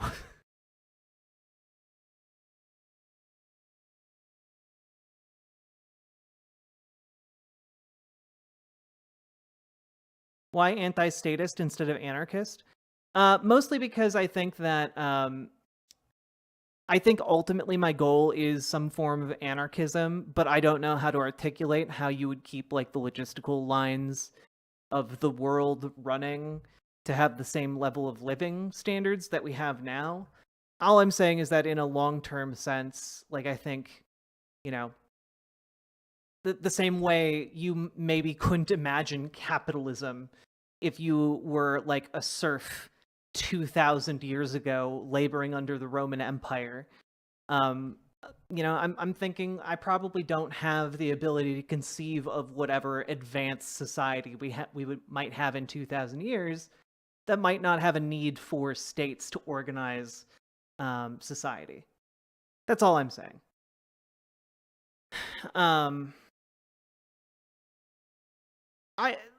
Erica, I've never made it like a mystery of whether or not I would like to be ANCOM. I would. It's just that I only have policy positions that take us as far as like socialism. And I think frankly that those policy positions are going to be like a fight that will last my entire lifetime, right? I'm not arrogant enough to think that I can wave my ideas around and get us to, you know, a luxury space communism a la Star Trek, you know? All I'm saying is I have ideas on how we can do things better. And, you know, I am also very willing to acknowledge that maybe we do need a state. At some point we run into a point where we do need like states forever and always. But I don't know where that point is.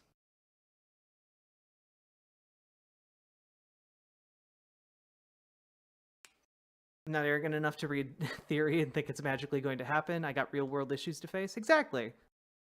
And I frankly don't find it to be a valuable use of my time to argue about whether or not we need states in like some kind of hypothetical abstract. I'd rather talk about the issues we have here and now than like my personal prognostications about society in 2, 3, 4, 10,000 years. You know? My point is the West installed Israel in that place and then went completely hands off. We have to do something, some consequence for the genocide because like long term, Israel as is can't go on. My frustration, I guess, is that Israel is able to play both the victim and the bully and no one fucking does anything about it. Probably just shouting at clouds. I mean, yeah, I would say that you probably are shouting at clouds because when you say like people need to do something about it, there needs to be consequences. Like the only consequence that the Israeli state would actually respond to would in terms of like dismantling itself to become like a one state solution type scenario would be like an invasion. And that's not on the table right now.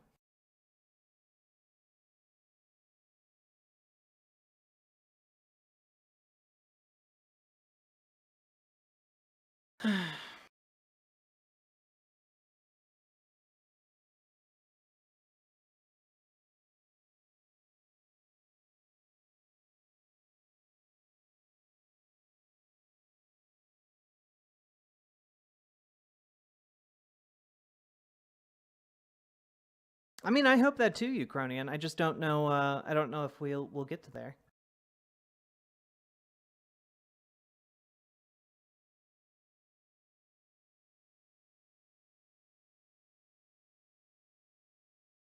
Wait, why are we arguing about decentralization in the chat? Why is that a thing? Why you guys arguing about that? Is it because I said in like the long term of like 10,000 years from now, I don't know if we need states.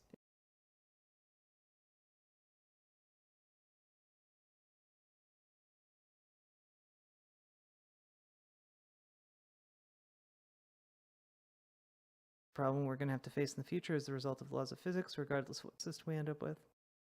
States' rights to do what? God damn it.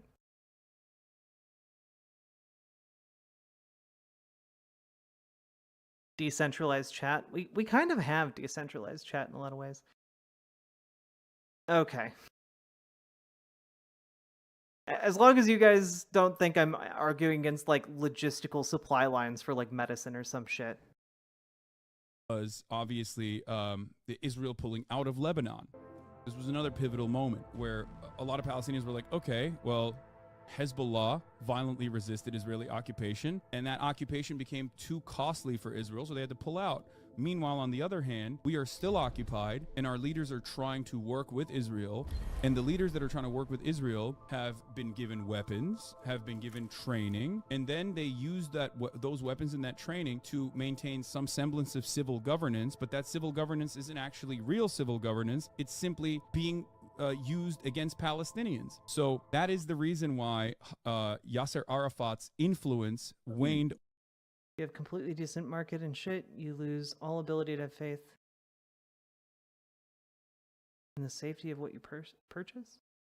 I don't understand where you're coming from. Don't ooh my oo. I'm not arguing against markets.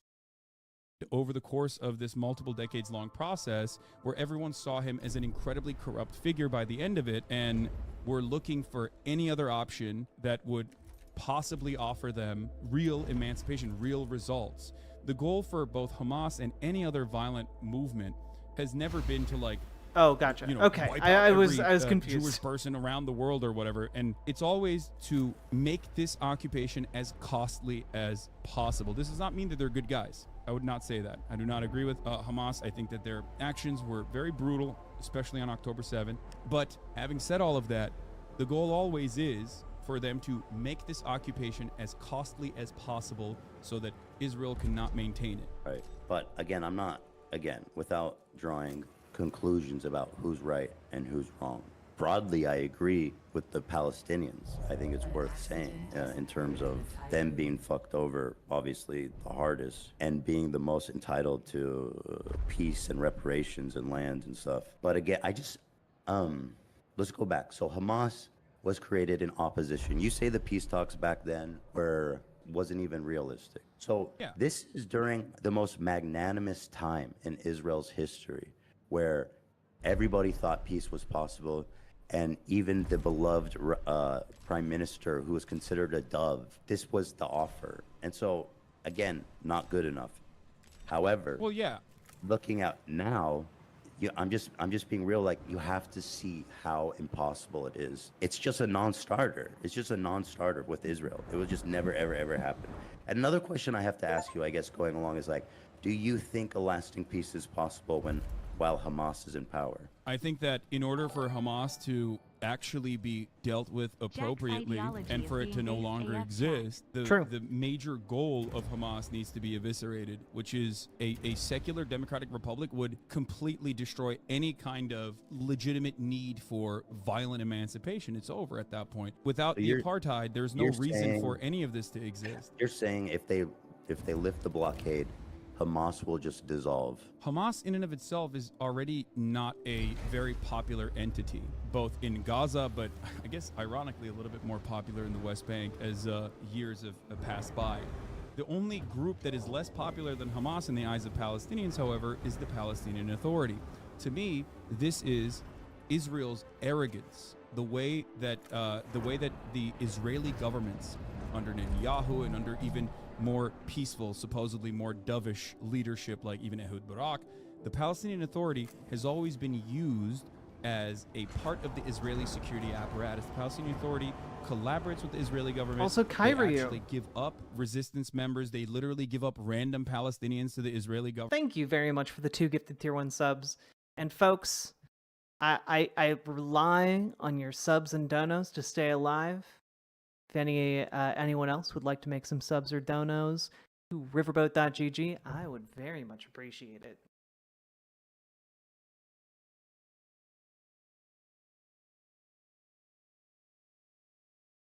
Yeah, and exactly, Valhalla Vidya. Like, I'm arguing for practical politics, and, like, in the long term, sympathize with ANCOM, like, ideology, you know? But in like, the sense of, like, literal ANCOM. Cries and broke bish. It's okay, trans girl Jade. We got you. Government, so they can be unlawfully detained. This, of course, has... I do think it is very bizarre that we are now 42 minutes in and he hasn't yet answered tangibly how would a one-state solution happen. Just that a one-state solution would be a good idea, which I agree with. I just don't know how we get there, which is the problem. Created in the minds of Palestinians a anger towards like the one group that is supposed to be collaborating with Israel. Israel had every opportunity throughout this time frame to show that the secular Fatah party was actually not simply a cutout that is simply there to oppress Palestinians, but with a Palestinian face, but instead like offered genuine security assurances, genuine security commitments, and a good faith interest in like not continuously expanding in the West Bank. But they didn't do that. They did the exact opposite, dangling the two-state solution as a carrot while simultaneously continuing on with their expansive policies in the West Bank. I don't believe you answered the question. Do you think a lasting peace is possible while Hamas is in power? Hamas will not be in power if there is lasting peace. That's my point. Okay. So you're saying, well, no. The lasting peace doesn't come first. First, you have to deal with Hamas. You cannot deal with Hamas by bombing Gaza. You can only deal with it in it's a political problem. But how do you do politics with a terrorist group like Hamas? Well, Israel has done politics with Hamas many times over. There has been ceasefires in between time and time again. So that's not even even if we're having this conversation, Israel itself has been able to. First of all, agreeing to a humanitarian ceasefire. No, I'm not talking about like a humanitarian pause. I'm talking like ceasefires in between different sieges that have occurred into Gaza. Okay. The ceasefires is different from having a peace hey, partner. Shaytastic. Yeah, this video is hurting my brain too. That is one form of negotiations, is what I mean. And so also, not only that... It's such a big difference, you can't... Okay, wait, I need to hear what Ethan said again. With Hamas many times over, there has been ceasefires in between time and time again. So that's not even even if we're... To be honest, I don't think he knows exactly how to get there, but he's showing it's possible with South Africa as an example. Yeah, but the issue with the South Africa example is that, like,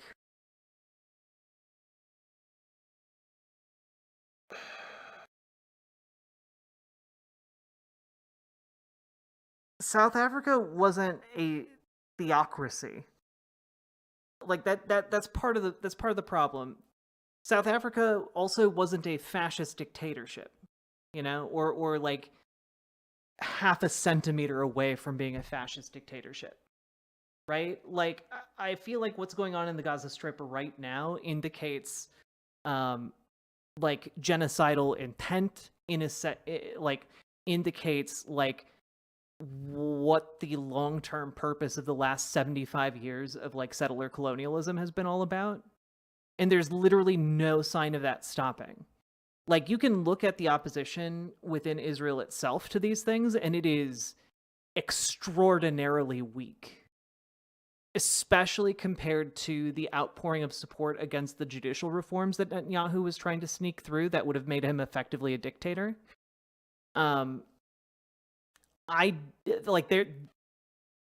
The comparable organization is not present within Israel. So part of the issue is that, like, it is possible Like a one-state solution is possible, but like in the sense that like in 100 years, many things are possible in geopolitically. You know, it's possible that a nuclear submarine could go rogue and like begin just nuking random countries, and it could be the world unites to find this stealth submarine that has been nuking random countries. Like that's possible, right? But does that make it like at all likely? No, and I think what Ethan is looking for here are real likely solutions that we can make tangible steps towards.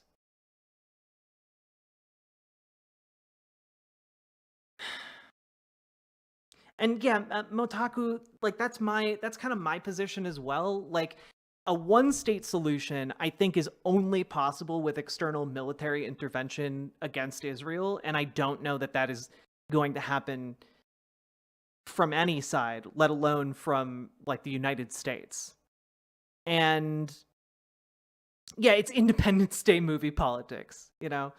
But a two-state solution I could see happening with diplomatic pressure on Israel and the world, you know, as applied with the United States. And that's kind of my issue, is that he's making the argument for a two-state solution that is much more in the realm of possibility, as flawed as a two-state solution would be. But he's framing it as a one-state solution that is just hypothetically at some point in the future, when like the Biden administration is clearly right now attempting to negotiate a two-state solution endgame for the current invasion into the Gaza Strip. So like, well, on the one hand, we have like a real thing that is tangibly within grasp that would provide some protections against the settler colonial genocide that's been going on for the last century. And on the other hand, we have like, oh yeah, maybe in like 100 years, 200 years, we'd get to a point where a country is going to invade Israel and dismantle the fascist state in order to create a one-state solution. And like, this is part of my problem with this conversation.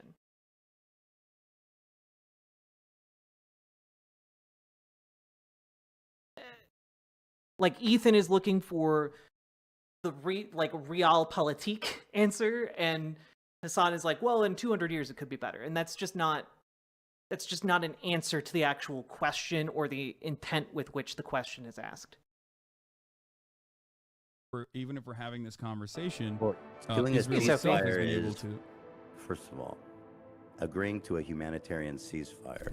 No, not even I'm not talking about like a humanitarian pause. I'm talking like ceasefires in between different sieges that have occurred into Gaza. Okay, the ceasefire is different from having a peace partner. A ceasefire is different than having a peace partner, but that is one form of negotiations, is what I mean. And so also, not only that, it's such a big difference.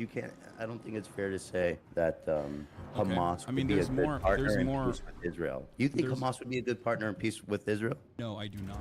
I do not believe that Hamas would be a good peace partner with Israel. I also do not believe Israel is a good peace partner for Palestinians in general. I think that is the most important part. We agree. So Hamas in and of itself, is just again to draw it back to that, is that the one-state solution will never happen, and starting from there is a non-starter. That's my thesis. But go ahead about Hamas. Yeah, and we're almost an hour into this conversation, and it's just very frustrating, because I want Hassan to outline the real steps that could be taken by like the international community, not just like some ambivalent hand wave to like, oh, pressure Israel and it'll happen someday, you know? What would apartheid South Africa had to be a fascist state? I mean, I like, correct me if I'm wrong, because I'm not an expert on South African politics or apartheid, but part of the reason like Nelson Mandela was able to be successful with South Africa was due to the deeply flawed but nonetheless still present democratic structure of the country, right? Am I completely off about that?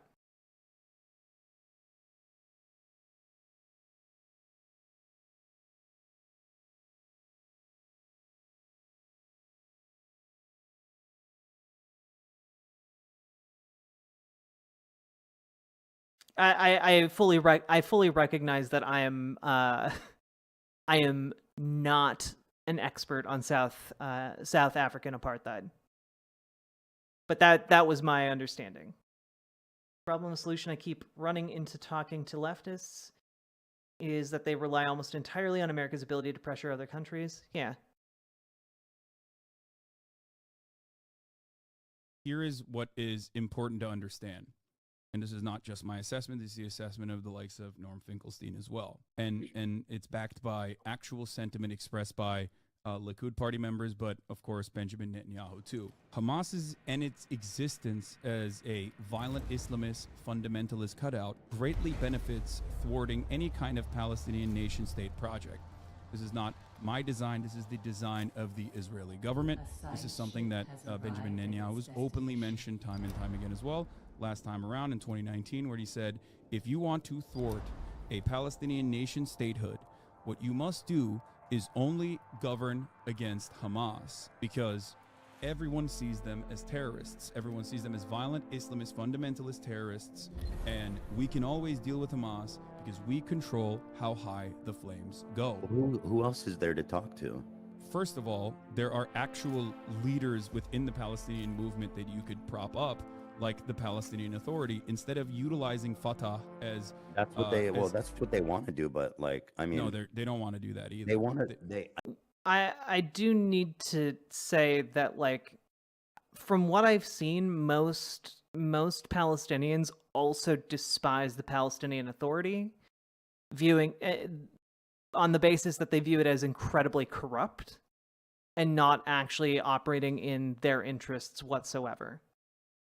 My dude, thank you very much for the raid. Welcome, Raiders. Get cozy. You have to remember, without the right self-determination, the right for military self-defense, without the key points for a two-state solution might as well be as productive as this conversation. Well, that's the thing, right? The issue with the two-state solution would be that it would have to be enforced with, like, international military presence within Palestinian territory, like within the Gaza Strip, within the West Bank, like U.S. troops, UN, white hats on the ground, to be able to kind of like oversee this transferal of power and normalize relations.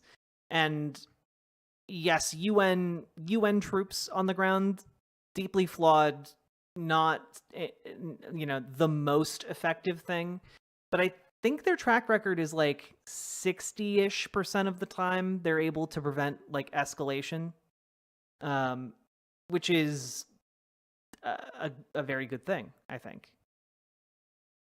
But yeah, it's not an ideal solution whatsoever, but we're not going to get an ideal solution here. I think the goal is to remove Hamas and install the Palestinian Authority. But yes, but Palestinian Authority is deeply unpopular and is seen as a puppet of the Israeli government. The Gazans will not accept the PLO because they'll look like stooges to the Israeli government.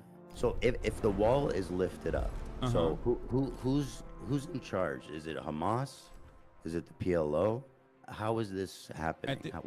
At this stage, before the walls are lifted up or anything, what needs to happen is a ceasefire, so that there can be an actual continued negotiation to release the hostages, right? That's number one, first and foremost. So first you need to do a ceasefire. Then you need to do a prisoner swap, a hostage release for You're starting too far back.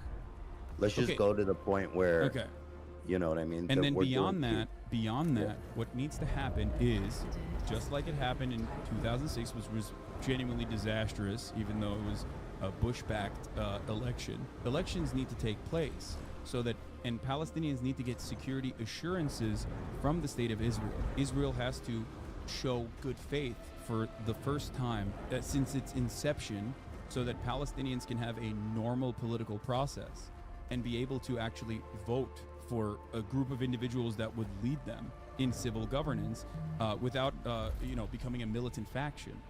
In this process, I do not believe that it would be Hamas that wins out. Most Palestinians do not consider Hamas to be good at civil governance in general.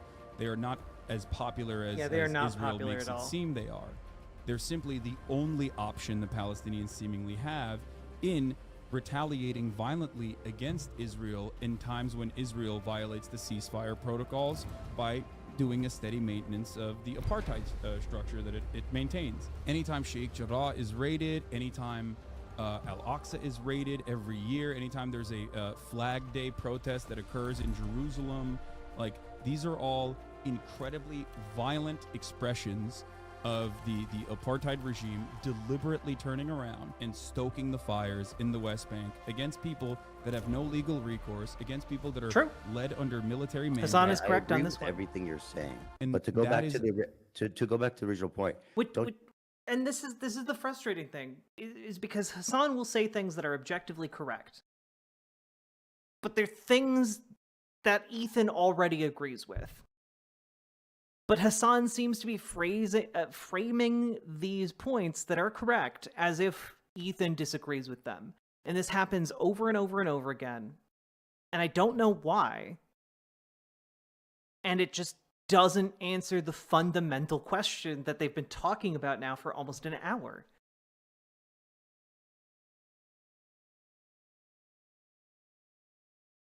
Don't you think it's more likely? Hey, I think this is infinitely more likely, even though it's very difficult, especially now. But to remove all the settlements, just fuck all of them off, those scumbag freaks.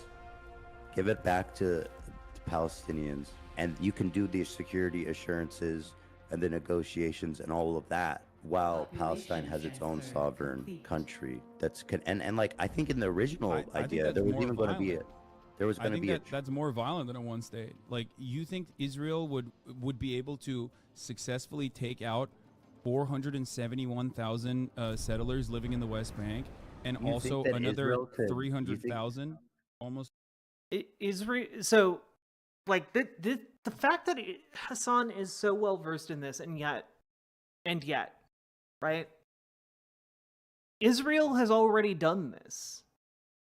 Israel did this like 10 or 15 years ago when they dismantled the settlements that were in the Gaza Strip. There are currently Israeli settlers who used to live in Gaza who had to go back to Israel, and they are currently doing interviews about how excited they are that they are going to soon be going back to the Gaza Strip to do it all again. Like, Hassan is like, well, this could even be even more violent, but like, Israel has done this before, which is frustrating.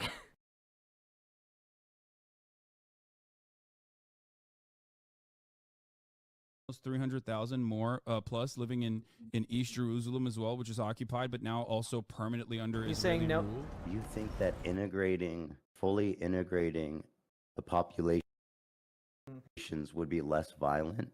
Yes. I do. Dude, there's no way. Like, all it takes is one thing. We've seen this time and time again in the history of this region. Like, it just takes one thing of like a bunch of psychotic Fortnite, time to go buy all the Dark Souls fucking acts, and then the Palestinians respond by doing horrific acts, and then you got. I just saw the time. Folks, we've been streaming for 2 hours now. If you've been enjoying the content or getting anything valuable out of my commentary, please consider hitting the follow button over on Twitch, hit the subscribe button on YouTube, hit the like button on the YouTube stream, and consider dropping some subs or donos, because those allow me to continue to live and make content for you. So if you're liking it and you like me being alive, consider dropping some support. All out, it takes, because I would like to not die.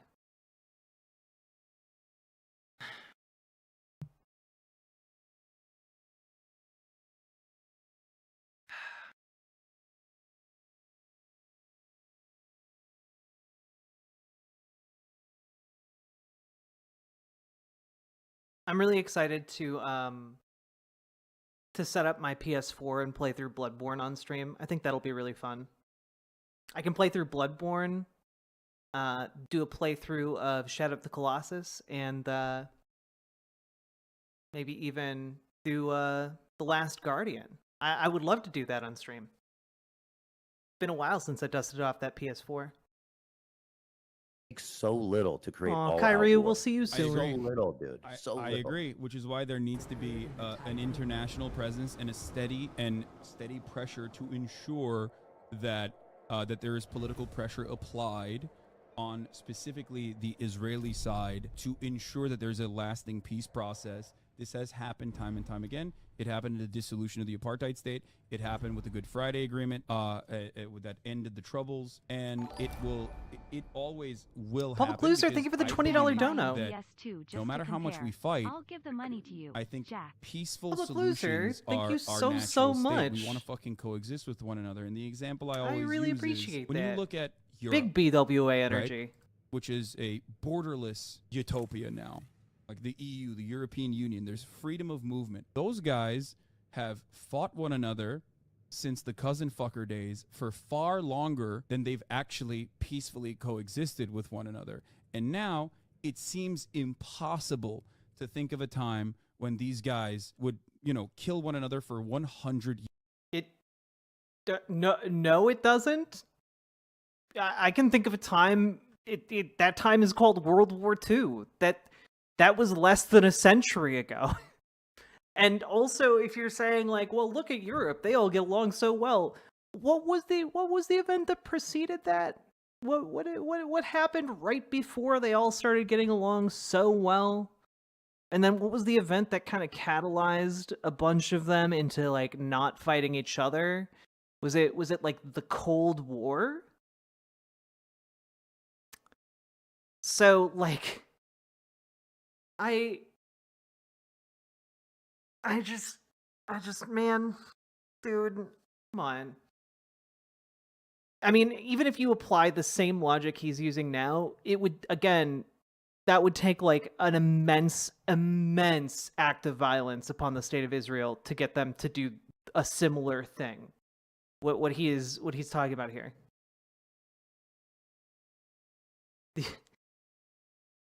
Gamergy, Yugoslavia. What's that? Yugoslavia. I've never heard of that country. JK, I really like the Yugoslavian economic system. Its governance under Tito is deeply flawed, but the economic system of democratic co-ops was pretty cool. Years. I mean, World War II happened not that long ago. The Holocaust happened. The secret police, not so much. And now, when you think about it, Germany can peacefully coexist with all of the other surrounding countries. So, is that the timeline we're on, like 100 years or something? It would take multiple decades, but it's not like. I mean, it happened almost instantaneously after World War II. When you look at like civil governance in Germany, it was almost instant. You mean after a horrific world war where like tens of millions of people... Ethan is correct here. Yeah, the catalyzing event was tens of millions, like over 100 million people dying. And then the threat of nuclear annihilation sandwiched between the United States and Russia. Like that is what it took to like catalyze the formation of the European Union.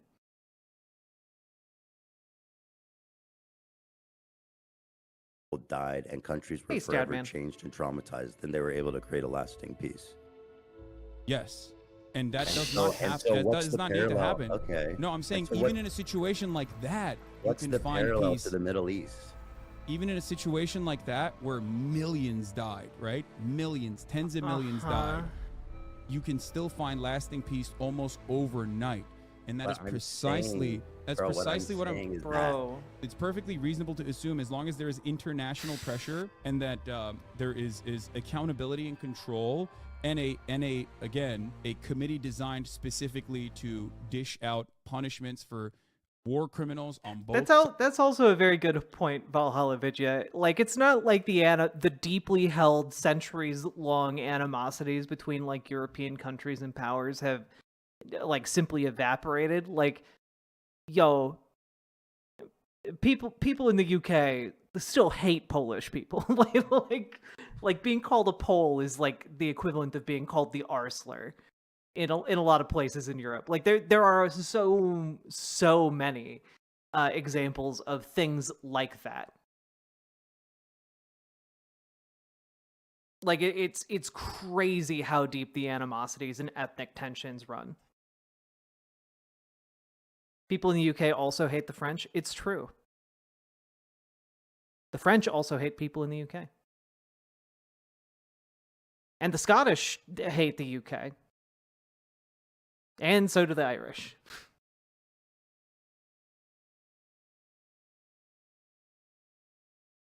Sides, according to the International Criminal Court, when there's a Truth and Reconciliation Committee in a similar capacity to the aftermath of World War II, and there's reparations afforded and a right to return to Palestinians, there will be no need for violence. This has happened in the past, and it can happen again. It seems unlikely because we're very... Okay, I also just want to say, like, right to return for Palestinians is not something that, again, the current state of Israel would ever concede.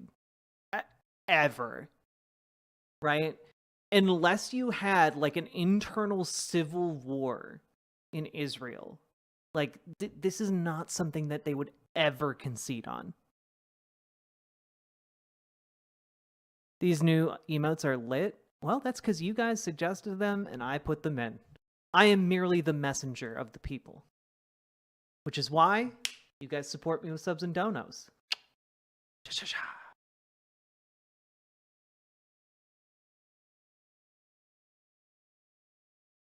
Very conditioned to thinking like, oh, what is going on right in front of my eyes is exactly how things have been in my lifetime and it can never change.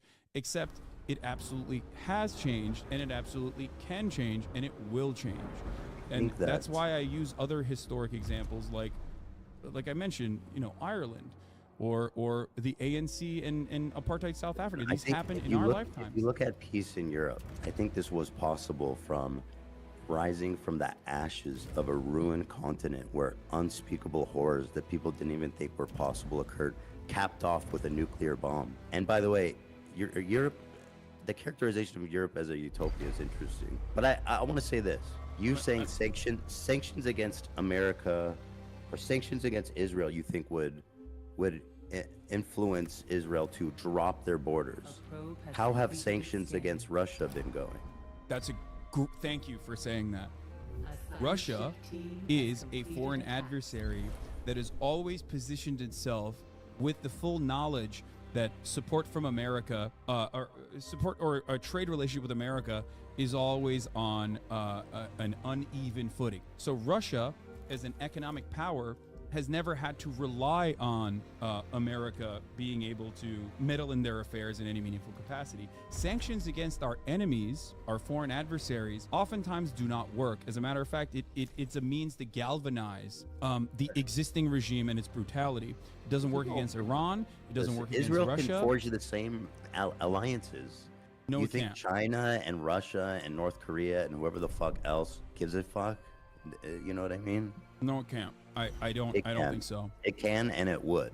I don't think so. Okay. Especially because like the quality, look at the quality of life in like a North Korea, for example. If you're permanently isolated from the rest of the Western world, right? It's not something that Israelis that are used to like a relatively comfortable existence, especially like one that with such close association to the Western world, would ever be on board with. Dude, Israel is extremely resourceful. They've proven that from their inception. There's no way they will ever drop the border of their sovereignty. It will never ever happen. I understand everything you're saying, and I think what you're saying is I also think that Ethan should be clearer with his language, because I don't think it is correct that Like, it will never, ever, ever happen. You know, the same way, like, countries we thought would last forever, like the Roman Empire. The Roman Empire eventually fell. Like, it didn't last forever, right? But, like, we do need to reckon with the fact that, like, the time scale that is being talked about here for a one-state solution is completely unacceptable for the ongoing suffering and long-term survival of Palestinians. Like, the timeline being suggested by Hassan here is far too long. Like, the timeline he's suggesting for a one-state solution would, like, disallow Palestinians surviving. Like, what is the settler colonial project in Israel has accomplished within 75 years. And he's, like, projecting a century, 2 centuries out. Like, it's not going to, that's too long. That is too long, and the Palestinians do not have that amount of time. So, what Ethan, I think, should be saying here, to be more correct, is, like, that's an amount of time we don't realistically have. So what are the realistic solutions that would get us more time until a more ideal solution can be found? I think might be the better way of rephrasing this. Interesting about, like, potentially over a long Yeah, we had 75 years to get a one-state solution. We're not getting that. So now it's time to take less ideal solutions. I am strengthening diplomatic ties with the neighboring countries and stuff. I guess it's possible, you know, in like 50 or 60 years that the landscape could be so vastly different than it is now that maybe if I were to be there and see it then, I could be like, okay, maybe this can work. But as of right now, looking at the situation, I can tell you, as someone who's lived in Israel, as someone who knows tons of Israelis, it will never happen. The Jews, they said, they came out of Europe and they said never again. I know a lot of people find it ironic because of what they're doing to Palestinians. I'm not defending them, but they believe that. They went to Israel and they said never again. And they fucking made nuclear bombs and they made a big ass army and they fucking believe that shit. Trust me on that. Do you know what I mean? Yeah, no, I do trust you. I hear it. I see it. I know.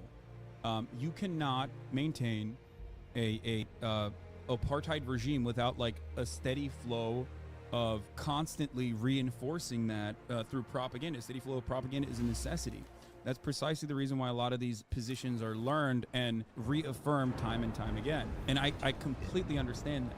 You can never maintain an apartheid state forever. It just doesn't happen. I want to emphasize I'm not moralizing anything I'm talking about. I'm just from pragmatics.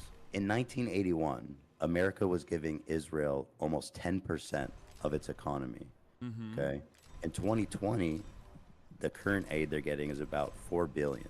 Is that right? It's more than that, but I mean, just the military aid alone is $4 billion. Yes. Okay, that's 1% of their economy. Yeah, that's 1% of the economy is massive, especially when you're thinking about not enough for them to fucking remove their borders. Not even close. No, 1% of the economy is huge, Ethan. So 1% Think about it this way. enough. Think about it this way. Okay. The UAW strike was the UAW strike on the big three was slated to eat away at, I think, like, what, 5% of all of the states. Like, that would have been devastating. It would cause economic collapse. And sanctions don't mean just, like, the direct aid.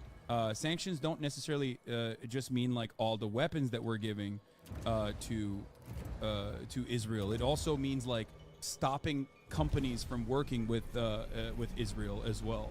Like, this is how sanctions operate. I feel like, you know, in a sense, Israel's become, they really, with the amount of tech and like inventions and IP shit they have, I feel like it would be really hard for a lot of companies to sever those ties. And Pegasus is just one good example of it. I understand what you're saying, but it absolutely can happen. The It's 1% is enough to convince Israel, who is afraid that they'll be genocided. No, 1%. Wouldn't that be a 3/5 compromise in practice? I just get the feeling that Israel's going to do the equivalent of Jim Crow if they're forced to change the borders and treat Palestine like people. Well, no. The equivalent of the 3/5 compromise is in practice right now within the borders of Israel. There are over 60 different laws that specifically target Palestinians within Israel right now. Like within the borders, within Israel proper, if you're a Palestinian. Like there are a set of laws that apply specifically to you. That like Jim Crow is already in effect within Israel proper. If you are in the occupied territory of West Bank, if you are within Gaza, you have no rights. The courts you are taken to are the Israeli military courts. They can hold you without charge indefinitely. Like the difference here would be, and what we're talking about here is a one-state solution that somehow dismantles the apartheid architecture of the Israeli state as it is currently constituted, to dismantle those Jim Crow laws and to dismantle their military tribunal laws as applied to like the occupied West Bank and the Gaza Strip, right? So it would be like when they're talking about a one-state solution, it involves dismantling all of that architecture. When they're talking about a two-state solution, it's effectively just you guys are separate. You guys got your own things going on. Israeli troops are not going to be going into Palestinian territory, the Gaza Strip or the West Bank. Full stop, right? And then you have the alternative, I would say, realpolitik, one state solution, which would just be expanding those Jim Crow laws to all Palestinians in all of the West Bank and the Gaza Strip and incorporating them into Israel. And I would imagine that there would be very, very harsh laws passed to disenfranchise the vast majority of those Palestinians.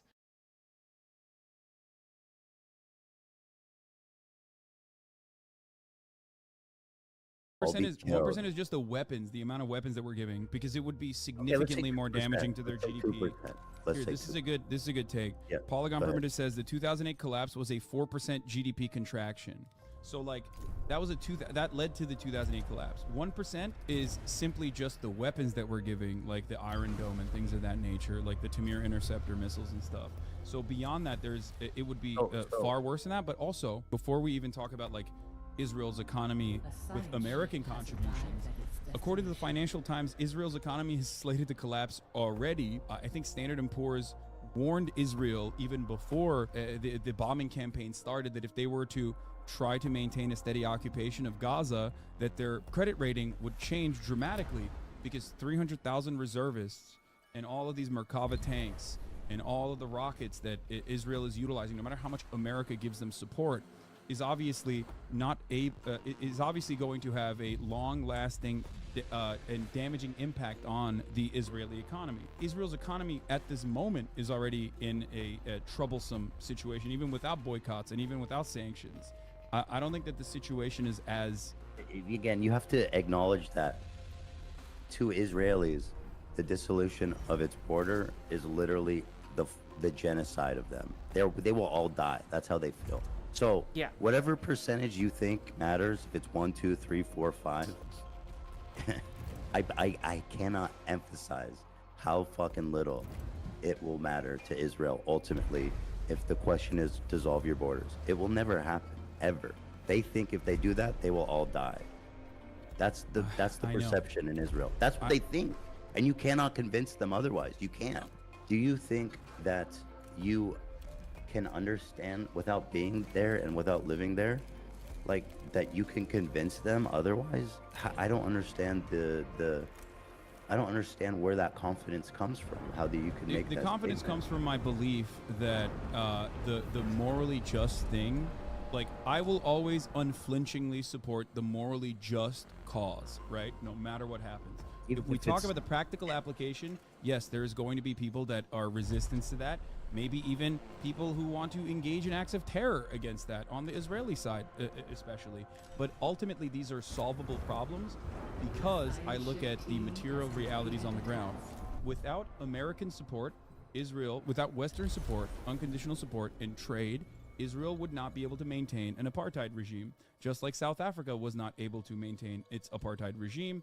And as long as there is more pressure from the West, this will most likely change if America finally does the righteous thing for once in its fucking life. By the way, and I just need to make this clear because you keep saying that you support the moralistic thing. I support the moralistic thing too. I'm talking pragmatics here. I'm telling you, yes, the one state is a non-starter. That's my point. The I need to keep emphasizing that. I don't have chat open. I don't know what people are saying, but I can only imagine. Well, don't pay attention to what and people by are the way, saying. Don't pay attention to what people are saying. If there's people watching this who are just seething, I'm just telling you what I'm explaining to you is what it is. And yeah, I don't understand what the disconnect here, other than not wanting to engage with the reality of the Israeli state at this moment in time. You can, of course, imagine a billion different ways the Israeli state could be, right? But an objective assessment of where the Israeli state is right now indicates that, like, Ethan is correct in his current assessment. And the issue and the question that Ethan has been asking for the past hour here is, how do we get from where Israel is right now? What tangible steps can the United States or other countries around the world take to get to this one-state solution where Israel dismantles their apartheid system?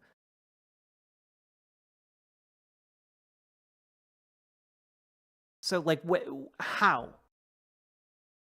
I understand it'd be a better solution. I understand, like, hypothetically, it could be like a much more equitable solution. But how? How do you do it? That's the important question. Because you can just be like, well, I think everyone should get ice cream. But how do you make that happen? You know, like, that's the issue. And and I believe that people need to reckon with the reality of the situation to actually approach this into a meaningful. Like to give like another example, right? Like, and to relate it to like leftist talking points. Most of us believe that everyone needs and should have medical care when they are sick or injured, right?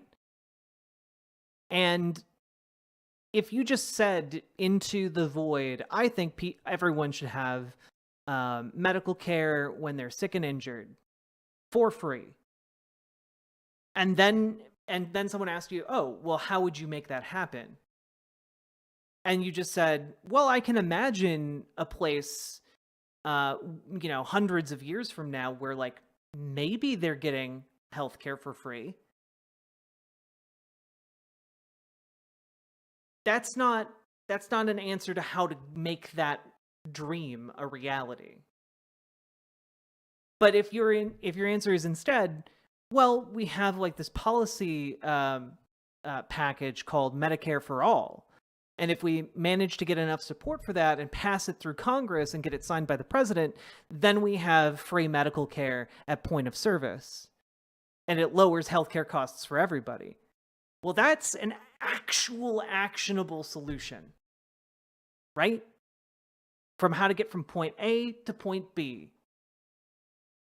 But if you're just throwing your hands up in the middle between point A and point B, then you can't get to point B.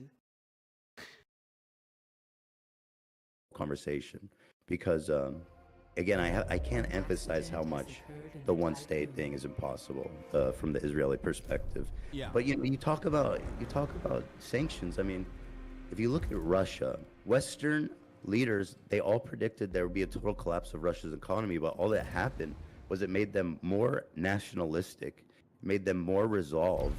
It made them basically search out new partnerships. And I don't think that there's any evidence that Israel would be unable to do the same things. Because It would. the only It would. times where a sanctions It doesn't need regime America. True, At the only end Killjoy. of time the the day, sanctions regime Hey, Sherlock has ever Smoog. worked is if it's threatening. They're talking our about Israel and allies. That's Palestine. it. We can actually sanction our allies. We cannot sanction our enemies in a way that like stops them from. Wait, I missed his. If you look at Russia, Western leaders, they all predicted there would be a total collapse of Russia's economy, but all that happened was it made them more nationalistic, made them more resolved. It made them basically search out new partnerships. And I don't think that there's any evidence that Israel would be unable to do the same things. This is a very good point. My one criticism here is that the Russian economy is absolutely terrible. Like, you should not mistake the fact that like they're able to like bare baseline function right now for them having a functional economy. Basically, the only reason Russia is currently like still operating is because they're just running a bigger and bigger and bigger deficit, and that's eventually going to collapse the economy. That can't go on indefinitely.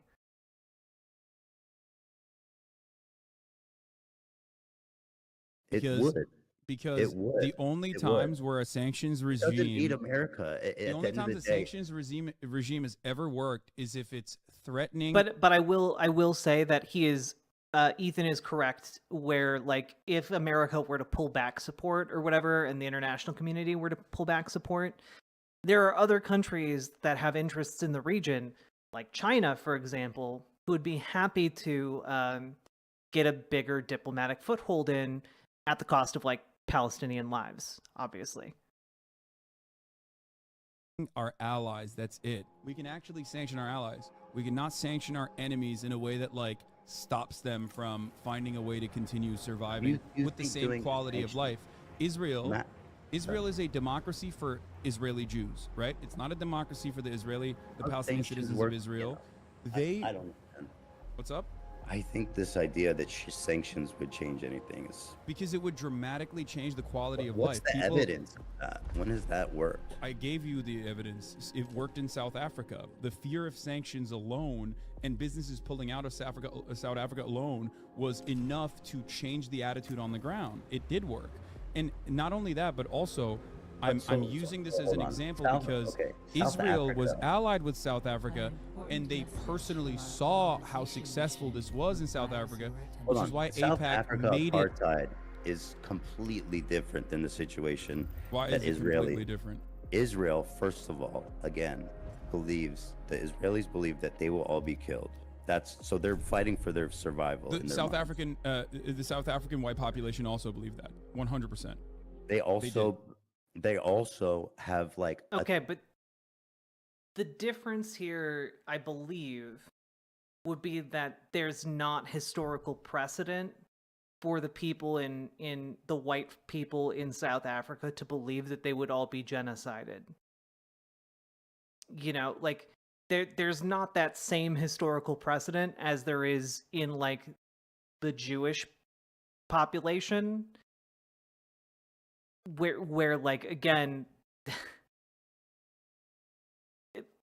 less than 100 years ago there was an active campaign across an entire continent to kill all of them. So like there is an issue here where the parallel isn't 1-to-1, you know?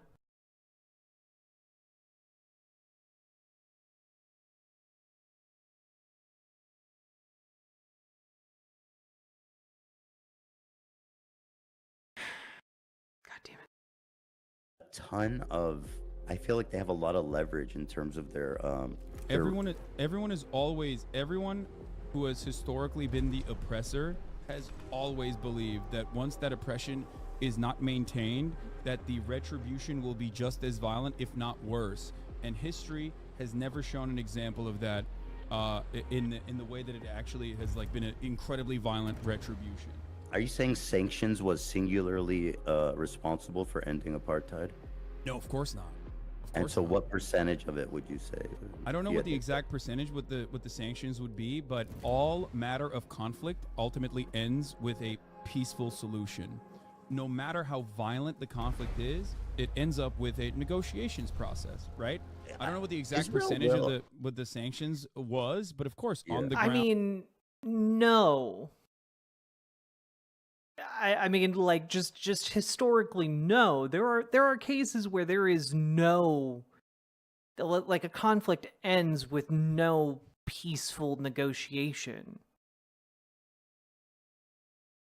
Like there are absolutely cases throughout history. The one that's coming to the top of my head is Carthage.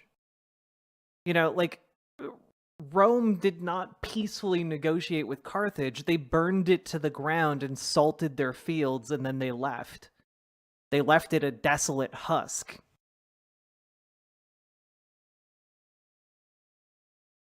They salted the fields so they couldn't, like, if people came back, they wouldn't be able to grow food. Violent actions was also a major factor in making this a 2 questions. What's your gender identity? 1, lady. And 2, credentials for geopolitical analysis. I do it for a living and have for several years. And I have a degree in English literature and medieval history, which oddly enough makes me more politically literate than 90% of people who come to my channel, like yourself. Not the rest of you chatters, just new people. New people. I'm only talking about new people. I'm funking good at it. I hope so. Apartheid as costly as possible. But yes, international support being pulled out of South Africa was a I hope you guys took that as I intended it, not as a massive dig at all of you. Jesus Christ. Gigantic burden for the South African economy, which forced the hands of South African politicians that wanted to maintain the apartheid into. You're right. Only people with political science degrees should talk about politics. You know, making a new arrangement finally. Do you think the global politics, geopolitics is that we see in the world today is comparable to what we saw then? No, because I think the collapse of the USSR also was playing a role in that process. Because don't you think that like there's different allegiances and groups of nations forming, and one of them will take in Israel. There's just no shot. The idea that someone might take in Israel. Oh, frog foibles. I'm sorry. In this circumstance, you know why? I love you. The quality I love you, of life chat. that Israel has afforded to no, I'm Jews sorry. Israel proper is one that people do not want to take away. This is the major difference. If you live in a country like Russia, your government is already. Also, let's be real. Statistically, 70% of you love that I just said something so degrading. Okay, that's why you guys suggest I get a riding crop. Didn't most of the Crusades actually end with one of the Abrahamic faiths taking control of Jerusalem by killing every person currently in the area except like once? I mean, of the ones that got to Jerusalem, yeah. 70% is a lot. Well, a lot of you are bottoms. Positioned against America sanctioning you before America even sanctions you, so you can withstand sanctions. Israel, on the other hand, has never considered the quality of life shift that would be seismic if there was Western sanctions upon Israel. It's just like, it's untenable. There's no way out of it. There's no like, oh, we'll just like deal with China and then China will defend us while we still maintain the same arms, quality they'll of sell life. them arms. They'll, you know what I mean? I'm not saying that there aren't.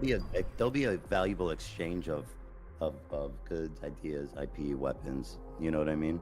Yeah, Like, certainly. and by the way, Israel.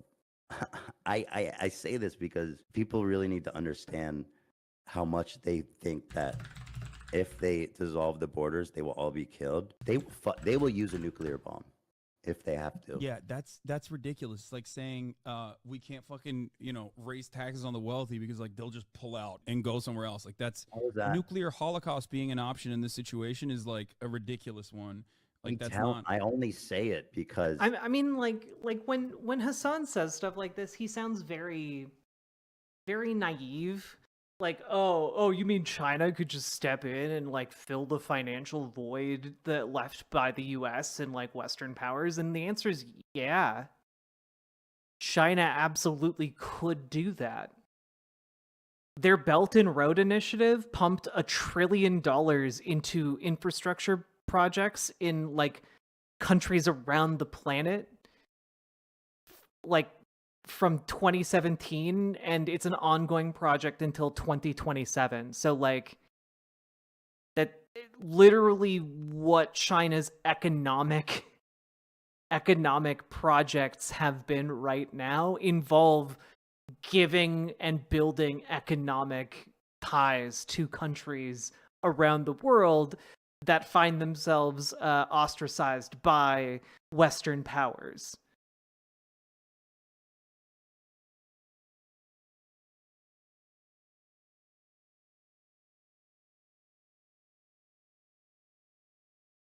I mean, maybe Killjoy. Hey, bread into toast. How you doing? The only way I see this happening is a all-out war. That's the only way. I kind of agree with Ethan. Like, currently, if you were to ask me, hey, Riverboat Jack, how would Israel accept like an equitable one-state solution where Palestinians are fully enfranchised and get equal rights? And like Israel controls all of West Bank and the Gaza Strip, and it's all just incorporated into one state, equal rights for everybody. How would that happen? And literally, it's what Ethan says. Like, there would have to be either like a severe civil war within Israel or an invasion from an outside power. Neither of which I see on the horizon right now.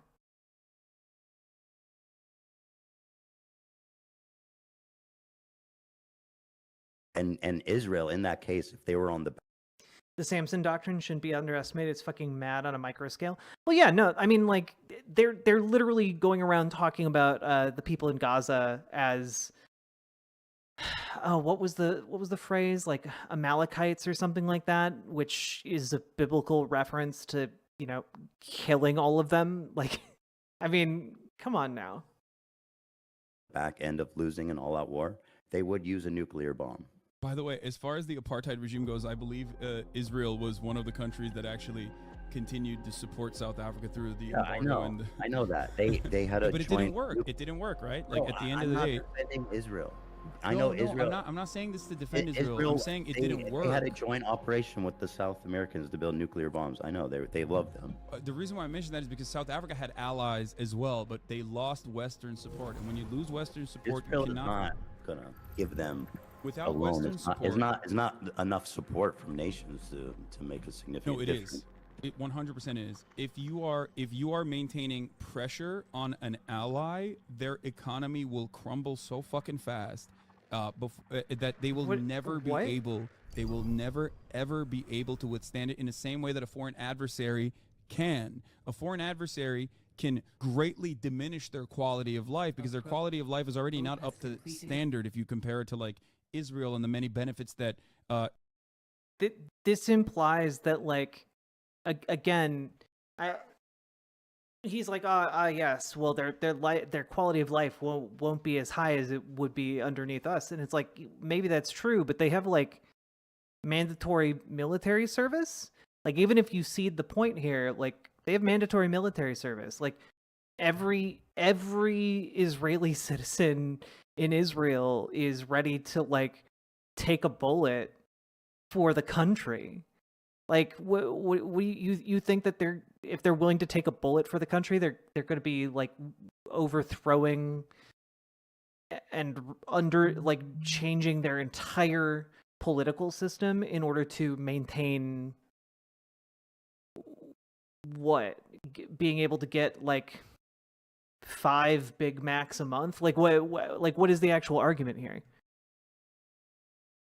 Especially when, like, again, if you're an Israeli citizen under the apartheid regime, like, you can just become a settler and like show up with like some of your old military stuff, intimidate like some Palestinian farmers, and voila, look, you've got a land to like homestead on now, I guess. And it's just like,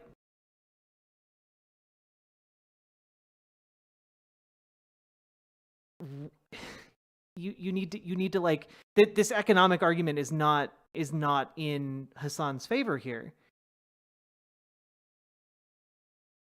at all. Israeli citizens have and enjoy. That is a genuine political problem. That is a major political problem, which is why people will say sanctions only work on allies. They don't work on foreign adversaries. The Israeli population would not, in a million years, take a massive seismic shift in their quality of life. A lot of people would fucking probably should have leave. They would. That's you don't what I mean. understand. No. They would. They would take the seismic shift. Yeah. They would.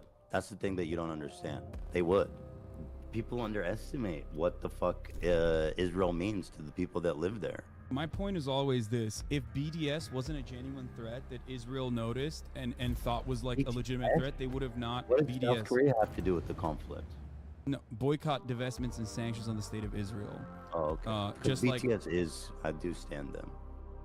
Yes, we stand BTS. Don't get mad at us, please. But BDS in and of itself was originally I've been throwing them up too.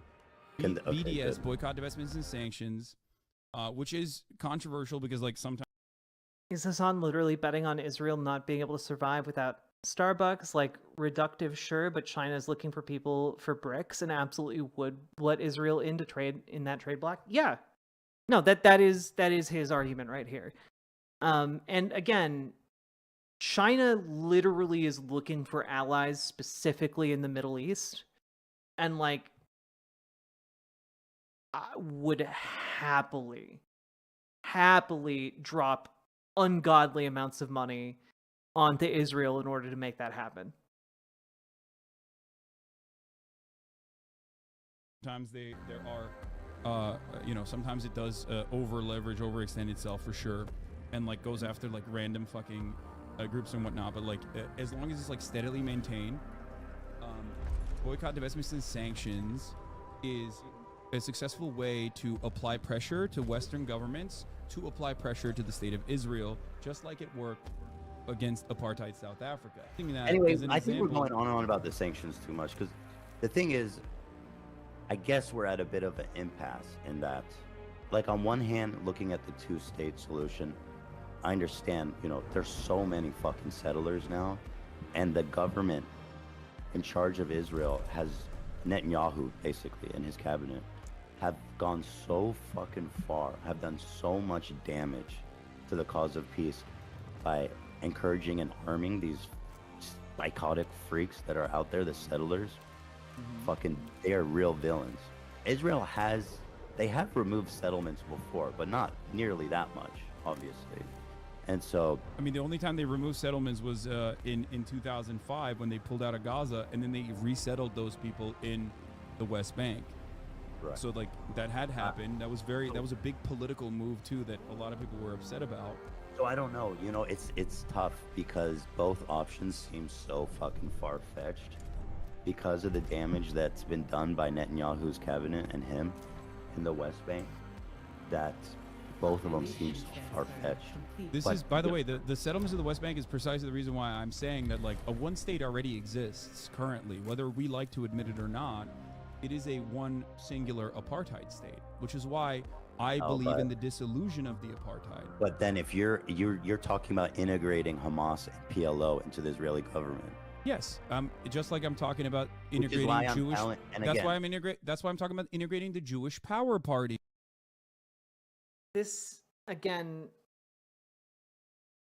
I need you guys to understand something here. This would be like after like a month and a half after 9/11, suggesting that like Al-Qaeda be brought into the U.S. Congress. Like, I need you guys. Do you guys think under any circumstance the United States would have ever allowed that ever? Do you guys think even like 22 years later, do you guys think America would allow that under any circumstance? No. No.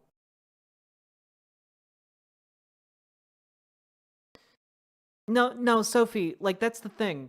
Ethan agrees with Hassan on all of the facts on the ground here.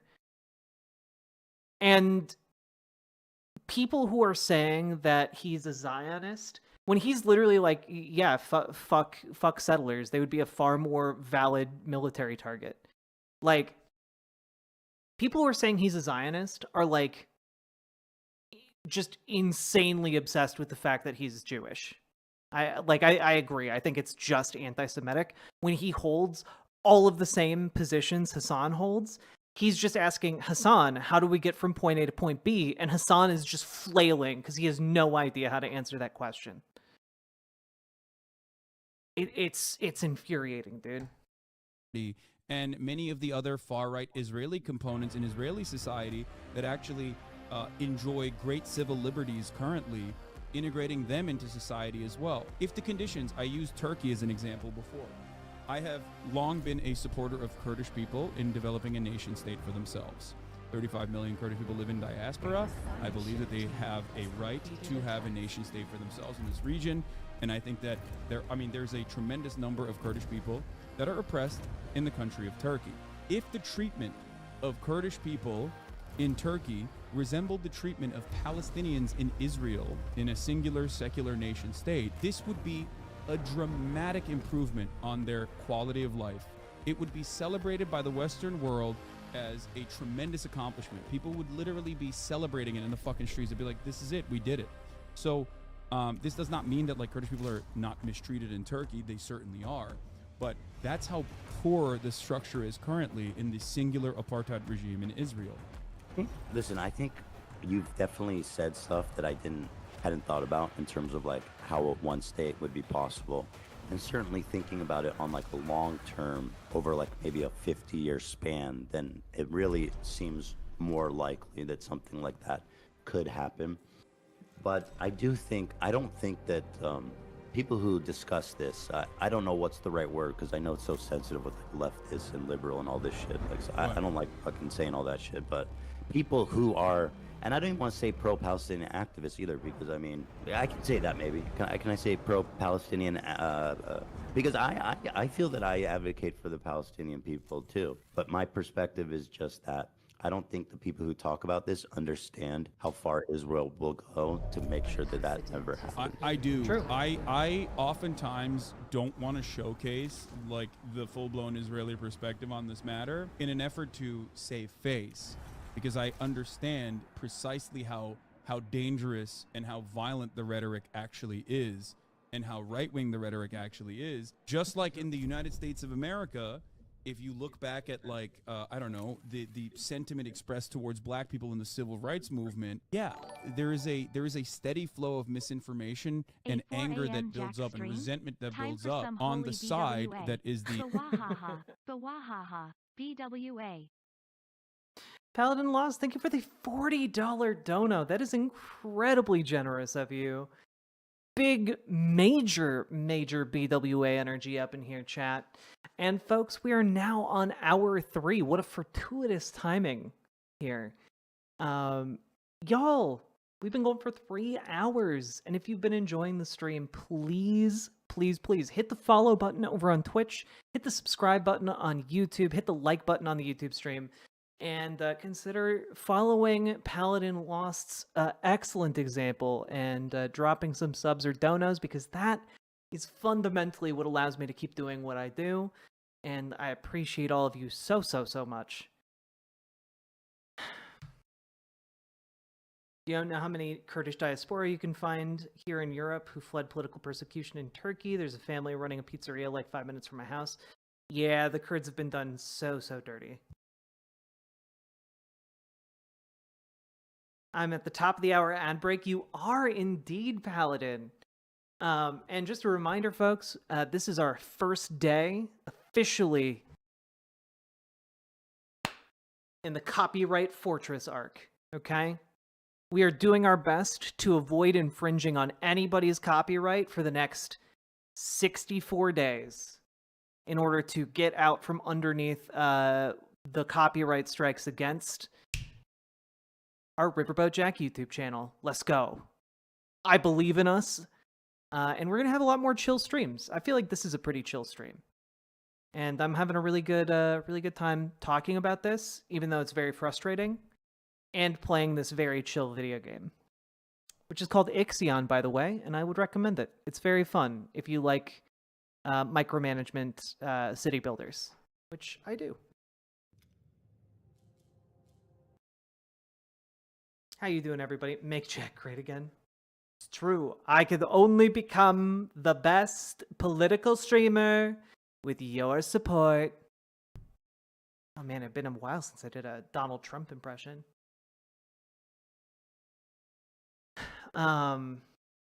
Goodness.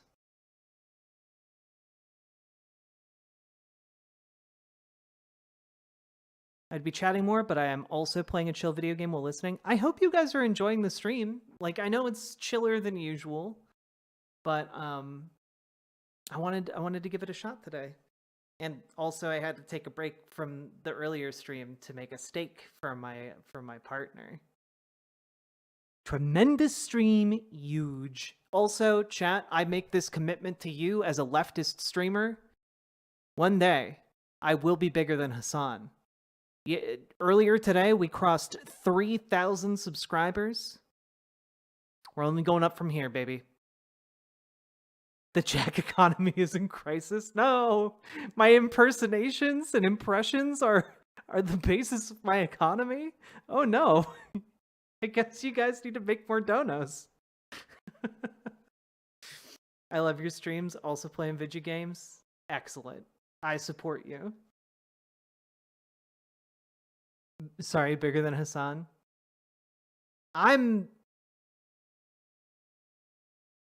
Nah, Hassan's really tall. He's bigger than me. I'm actually very short. I'm mostly disappointed in Hassan for IMO just not being a better co-host for Ethan.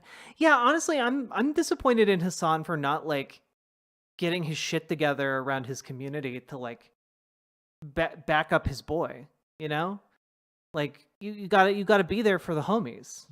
And the fact that he's fostered, like, I know he is a huge community, but the fact that he's fostered such a dog shit community that's like going after his co-host and he's just not doing a single goddamn thing about it is baffling to me. Yeah, I'm 5'7". He's got almost a foot on me. I have very tall energy. That's one of the nicest things anyone's ever said to me. I'm actually very short. I'm like 5'6", 5'7". I just wear very tall shoes. So people might think I'm over 6 feet, but that's just because my heels are like 7 inches.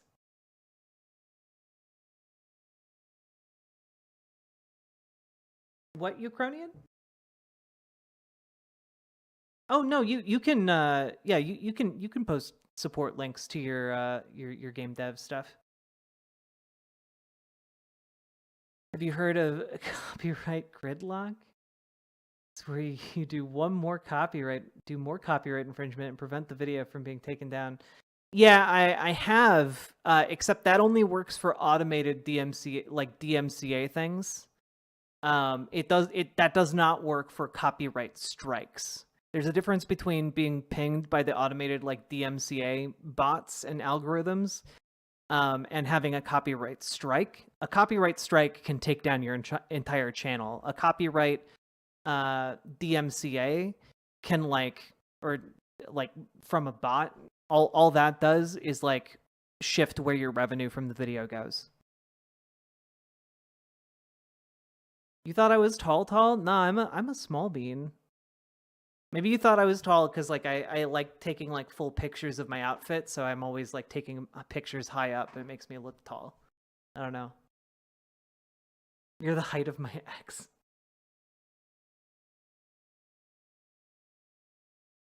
I'm a short stack. That is true. I am a short stack. But you know what? Tall girls who embrace the fact that they're tall and wear heels anyway, 10 out of 10, okay? 10 out of 10.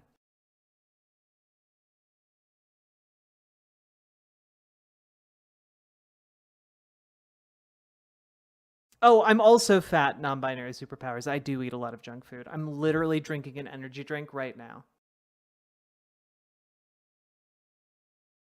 Still trying to make healthier choices, though. Absolutely enjoying the vibe of the stream. It's not as blood boiling as when we are reacting to to Zionist propaganda. Also finishing my art project meanwhile. Hell yeah. And yeah, oh god, I mean, it's hard not to get extraordinarily heated when covering propaganda stuff, so I feel you there. Don't get the beatus? Well, that's why I exercise and I'm working on having a healthier diet. And also cutting these out of my diet.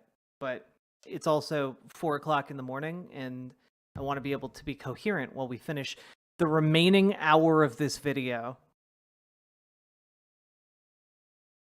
Party in power. Like, comment, and subscribe.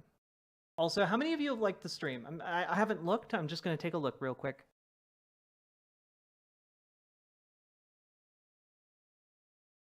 Gamergy, my mom is actually like 5'2", 5'1", somewhere in there. So I have an idea.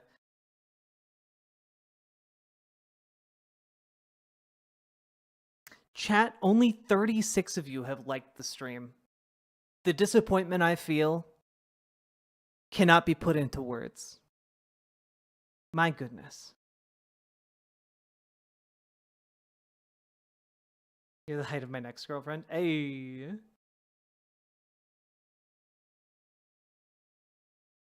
I did my part right now.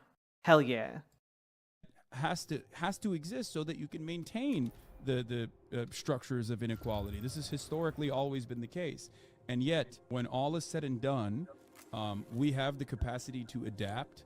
And no matter how violent the perspectives of Israelis might be, and there is still always going to be a way to prove to every single person that the best permanent security solution is one that revolves around offering Palestinians a life of dignity. And discounts the two-state solution. People do understand that. It's just getting there is the fucking problem, you know.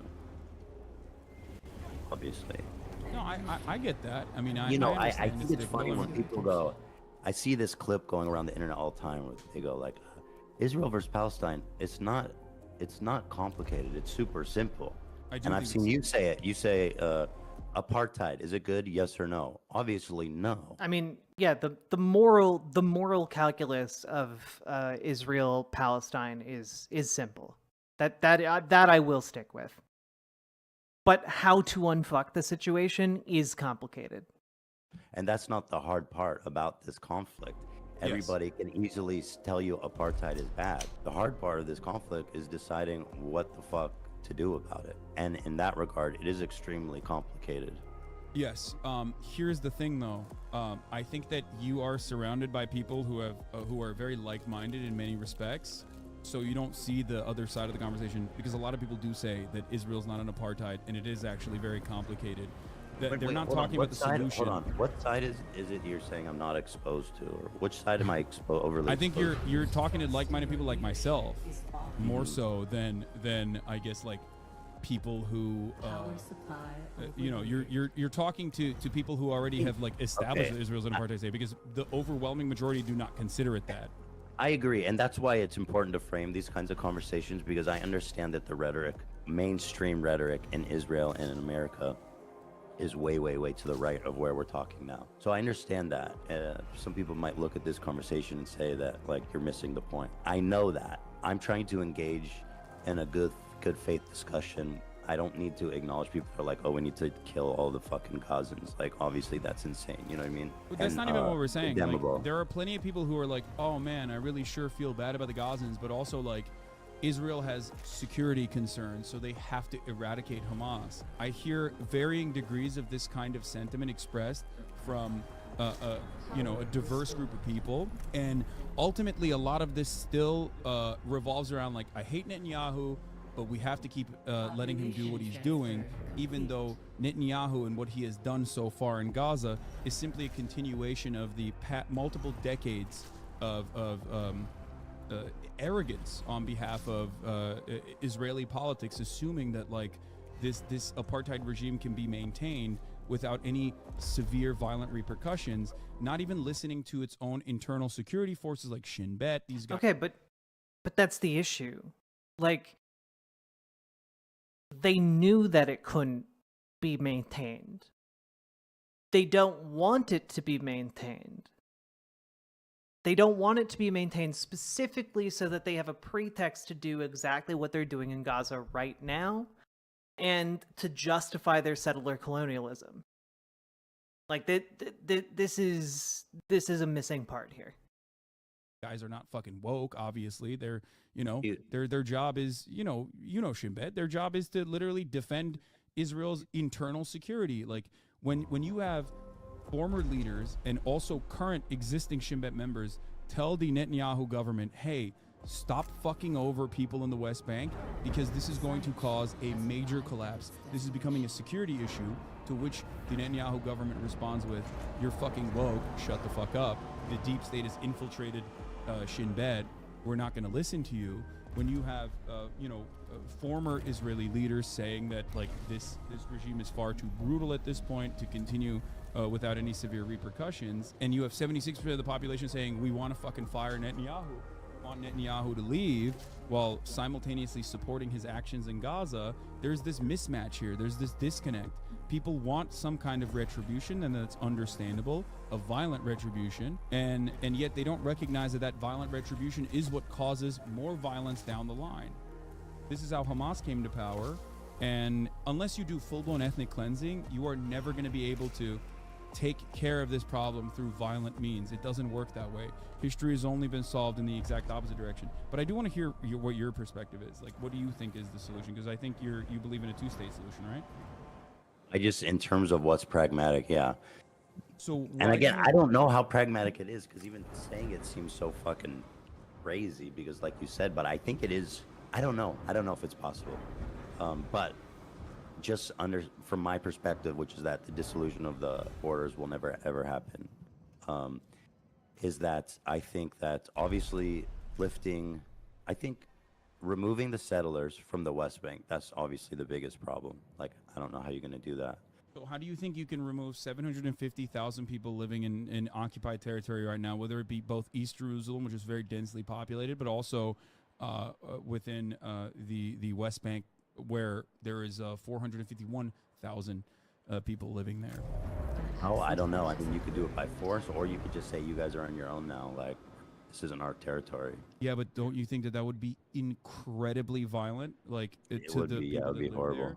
And there's also no reason for them to do that, because I don't think that that's what Israel wants. I think what Israel wants historically, or at least what it's shown me and others, Israeli scholars themselves who have changed their perspective from a two-state solution to a single-state solution as well, is that we're just going to keep dangling the peace negotiations in an effort to slowly but surely push out Palestinians from their own ancestral homes, as we did.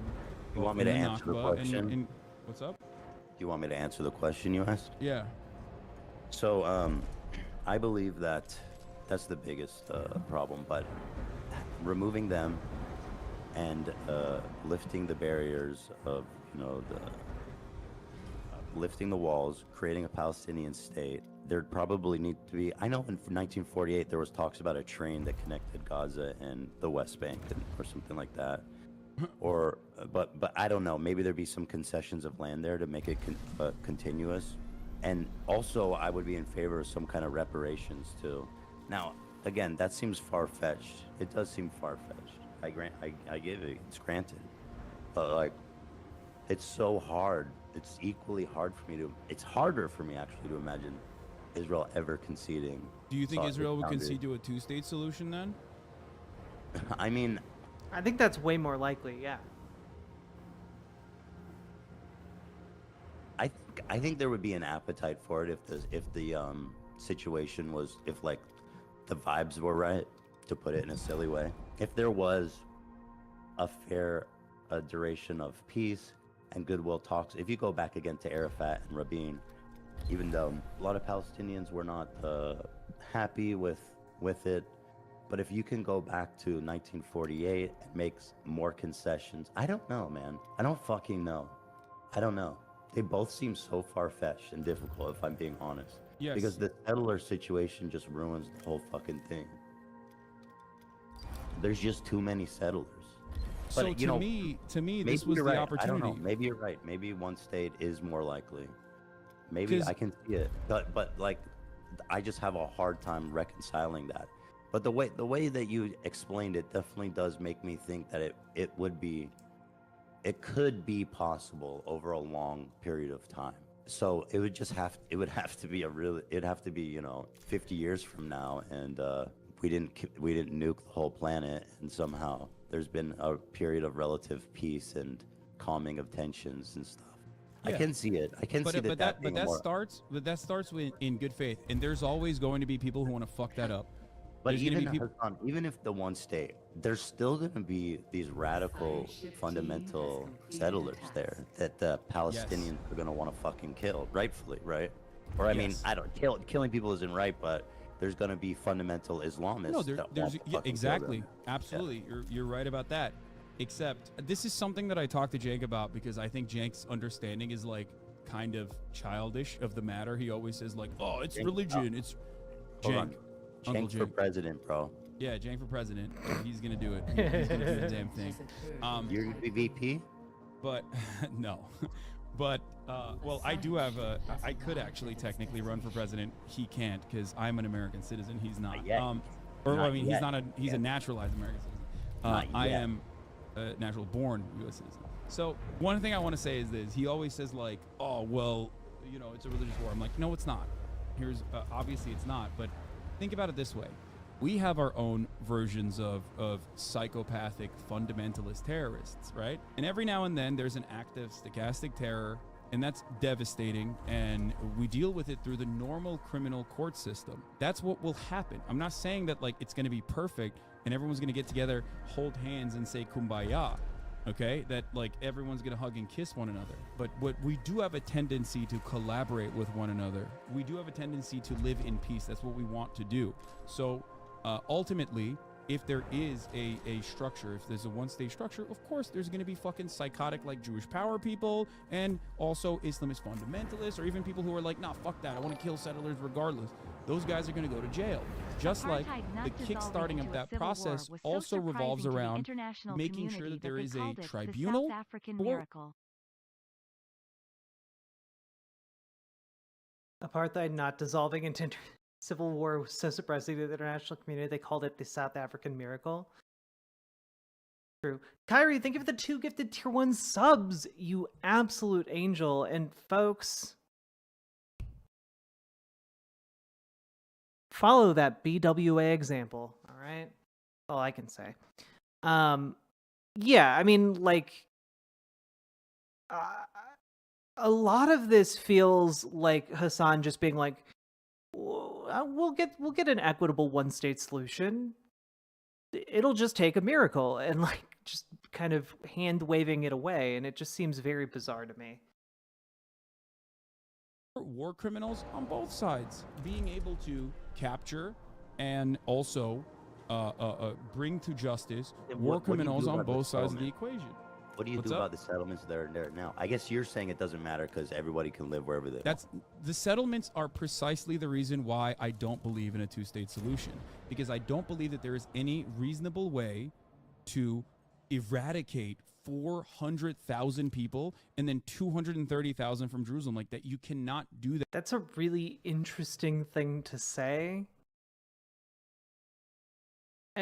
As if Israel would, what, vaporize the settlers? No. They would just do what they did in the Gaza Strip 15 years ago. They'd dismantle the settlements, they'd move back. There might be some like territory concessions around like the edges of the West Bank for a two-state solution, but like that would be one of its flaws. Many flaws.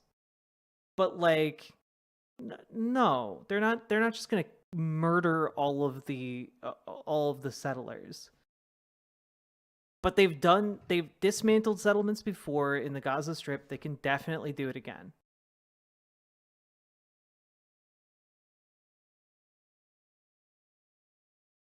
That in a peaceful way. I think it's so fucked up right now. It's crazy how fucked up it is. Both options seem like pipe dreams right now in this point in time. I'll tell you this much. What changed for me, what I realized was like, especially in this last iteration, this last like counter to the October 7 tragedy. What I realized was, I guess it made it permanent in my mind, is that the Israeli government, completely removed from the interests of the Israeli citizenship, Israeli citizenry, operates with a one-track mind. They care more about expelling Palestinians, not always like ethnically cleansing, but ethnically displacing Palestinians from this territory, from the territories they occupy, than they do about the safety and security of the Israeli citizens. I saw this being reflected by those who had been victim to the attacks on Kibbutz Be'eri and other kibbutzim as well.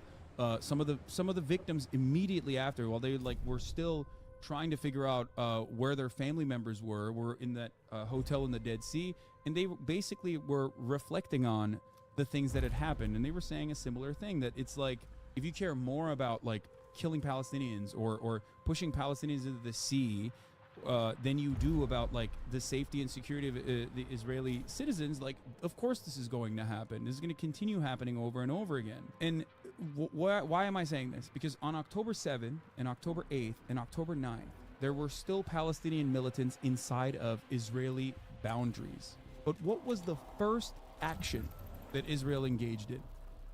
The first action that Israel engaged in for the first 2 days was immediately to start bombing Gaza. To me, it's like, what the fuck are you doing? Like, protect your own borders. What do you think Israel should have done in response to October 7th? I think, obviously, overtaking and maintaining permanent security in the southern regions was the first thing to do. The second thing to do would be to, instead of bombing Gaza, unless there is like areas where there's rocket fire coming from, which they trade off time and time again. But instead of indiscriminately bombing Gaza, I think the first thing to do in that situation would be to dismantle the government in the way that it existed, like get Netanyahu out of power. Okay. So you're saying Israel in response... Hold on, dude. You're saying in response to this terrorist attack, Israel should have dismantled their own government. First set of actions would be to democratically take Netanyahu out of power, yes, and then engage in a hostage release scheme that would then also lead to a larger negotiations process. Absolutely. And if they didn't comply, and if Hamas didn't comply, yes, then you fucking bomb. But then you bomb. Like, it's not my point is always this. Like, I talk to my friends who are definitely a lot more conservative than you are. My friends who are, Zionists. Okay. Who are a lot more conservative in their opinions. I don't know in what way I'm conservative at all. You're not. I'm saying that I have friends who are a lot more conservative. Mischaracterize me what I believe. It's really. I am not saying. I'm not mischaracterizing you at all. You're first of all, if I thought you were a reactionary on this matter, I would not be having a normal conversation with you. I would be. This does not feel at all like a normal would be more interested in like yelling and trying to nudge my position across instead of like walking through this step by step and get fake. Are you wearing baby gloves for me? No, I'm not wearing baby gloves for you. I think that was a weirdly hostile response. Yeah, I feel like, again, we've been going for an hour and a half, and Hassan still hasn't answered the basic question. This is nonsense. I do agree with you, Paladin. This is nonsense. But I think this is nonsense that we need to go through to really shine some light on the fact that Hassan either doesn't know how to convey his point or doesn't have an answer to a very simple and straightforward question. And I think that should tell us something here. You are a very kind-hearted person who literally lived in Israel, so you of course have like biases, just like I do, right? Biases in the other direction, but you are someone who is ultimately led by empathy. That's not. I'm not saying it's baby gloves at all. I think like if you are faced with helps that I'm not saying that we should kill all Palestinians. Certainly, that would be a different conversation. Yes, exactly. But I don't think like this is something that I've explained to my audience time and time again, which was like that. You pick your battles. Like there's no reason to fucking. People love yelling at whatever is in front of their faces. And I think that you are someone who does have a lot of empathy for Palestinian people. And it is, in my opinion, ridiculous and unproductive to just like fucking spend any time being like, oh, you're bad, you're wrong, like fuck you. That's my perspective. Since I'm on your stream, I'll just say this.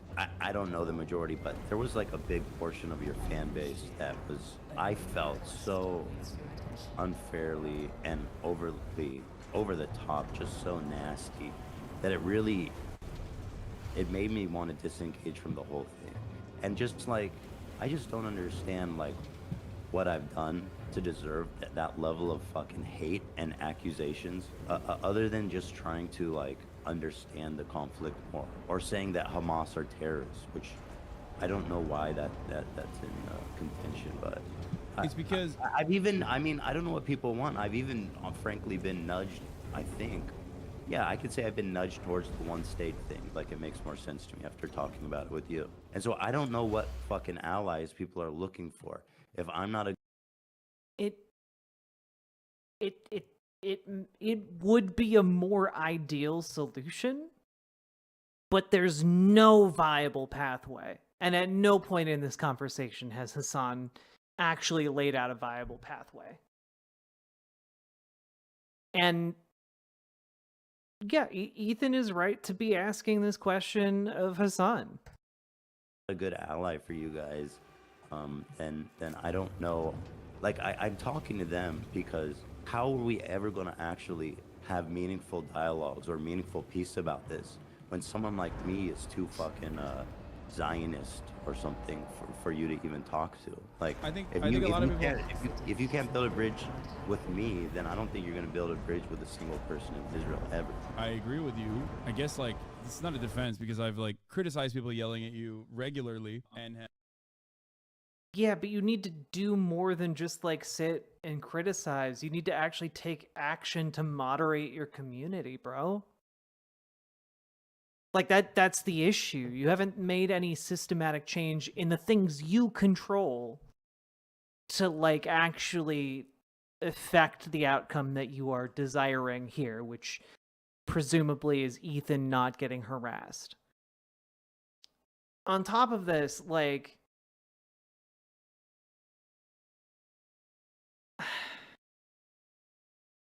Ethan has a really good point here. Like, if you can't build a bridge with him, a guy who's literally one of the most sympathetic ears you could possibly imagine, how the fuck do you think you're going to be able to accomplish anything else?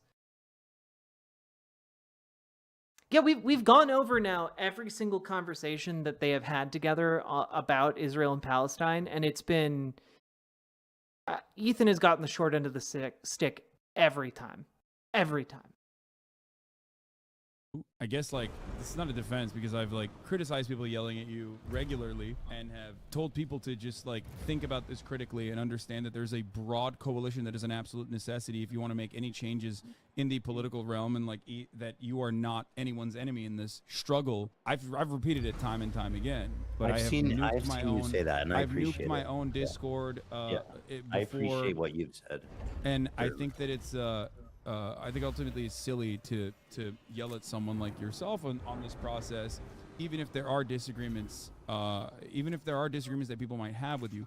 I mean, but the difference, of course, is it's the same cycle, right? It's the same cycle that you and I experience in other situations in our lives. Like we say something, tensions are high, and then people just like automatically take a black and white position on it, and then they posture. Not in the studio right now. This is so stupid. We've been talking for like 2 hours, and we could have done the podcast. I'm the one who told you we could do it. You're the one who said you're sick. Well, I am sick, but yeah, we could have done it.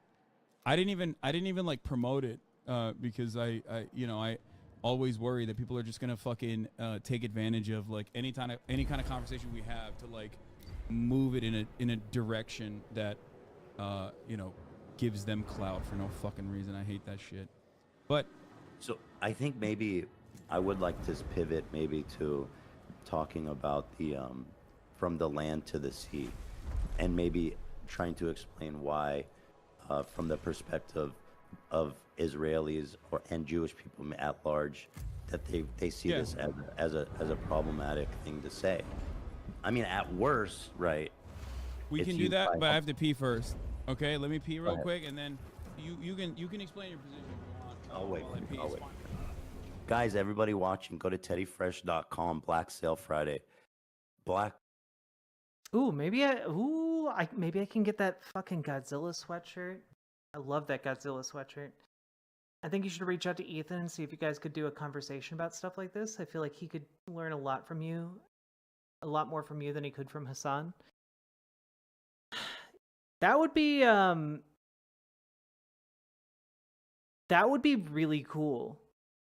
I feel like I'd be worried. I'd be like, that would be the first like appearance I've done that I'd be genuinely worried about, just in terms of like, I'd be exposed to so many more people than I am right now. Teddy Fresh. Gonna find that Godzilla shirt. Gonna find that Godzilla shirt. Black Friday sale. Hell yeah. They got the Godzilla drip. You have the sweatshirt though? You have the goddamn. Also, it's so cool that they actually have like licensed team ups with like Marvel and stuff. I think that's neat. Good on them for getting that collab. I have the Godzilla shirt on sale. Fuck.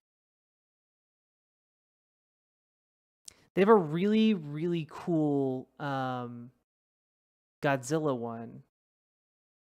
They have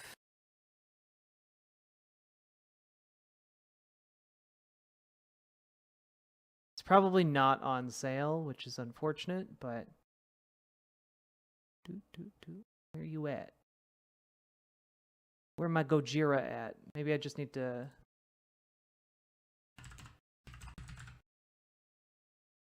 Godzilla, view all results. Oh, is it not on here anymore? Damn it.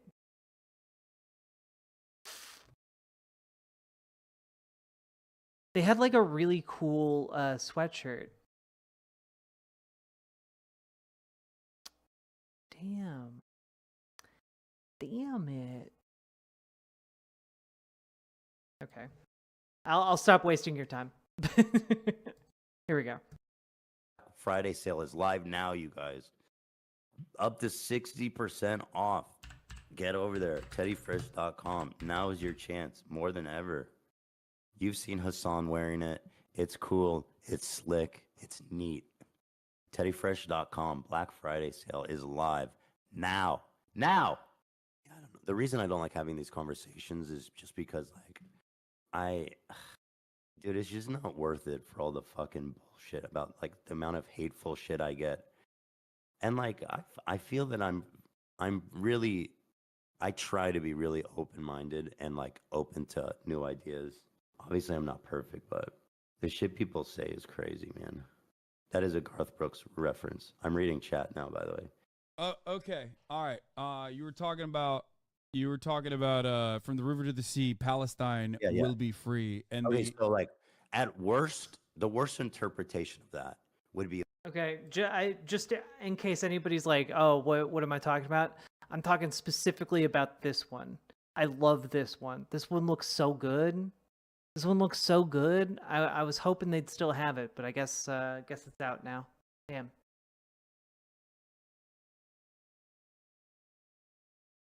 It's my white whale. Like someone like Hamas or Hezbollah or like terrorist 30 organizations. a.m. You can't waste my time. Yeah, we want to actually kill everybody there. That's the worst interpretation of it. I know that there's a lot of people, obviously, most vast majority of people who do say that don't want to kill all the Jews there, right? But like, so at the best interpretation of it, it basically means, as I've said, this one state dissolution of the state of Israel. And a lot of people also see that.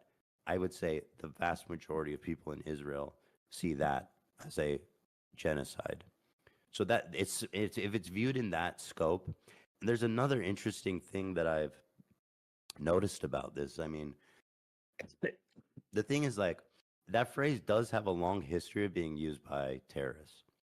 And so, hold on. Wait, can I say something though? Because, like, the terrorism designation here. Point. Okay, go ahead. You make your full point. Let me make my full point. Yeah, just let him finish a goddamn sentence. Jesus. Here, and then you can respond.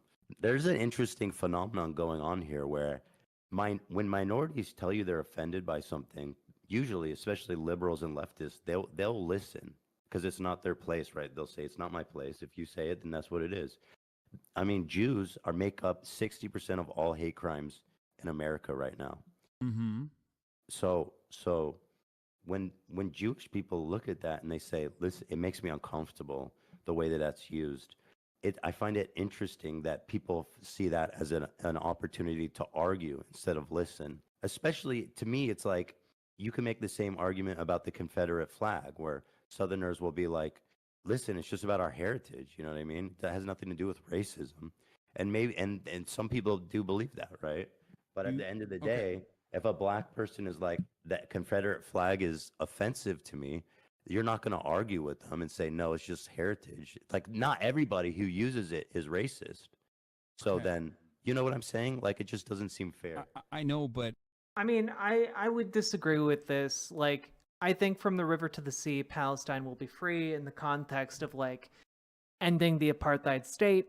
I think that makes sense. There is history and precedent for using it in that way.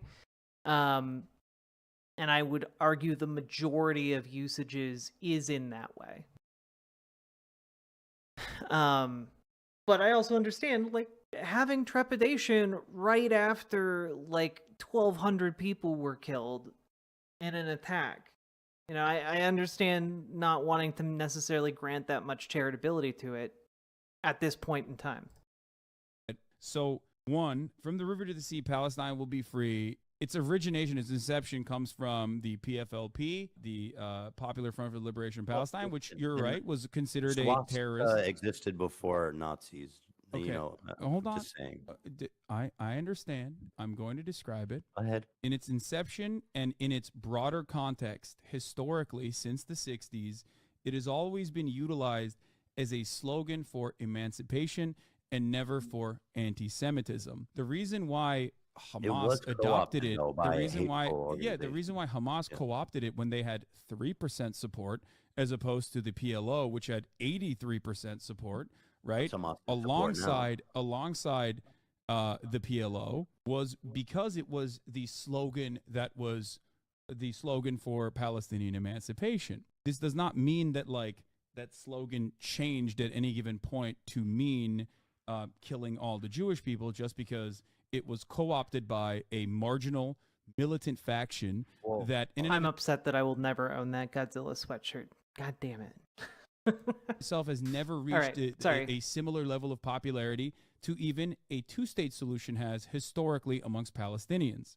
They've never polled anywhere near 52% support. Where do you, in which part of this do you think it's fair to argue with a group that makes up 80% of all hate crimes that happen in America, or not 80, 60%? Because that you can argue with them and say no, it's fine.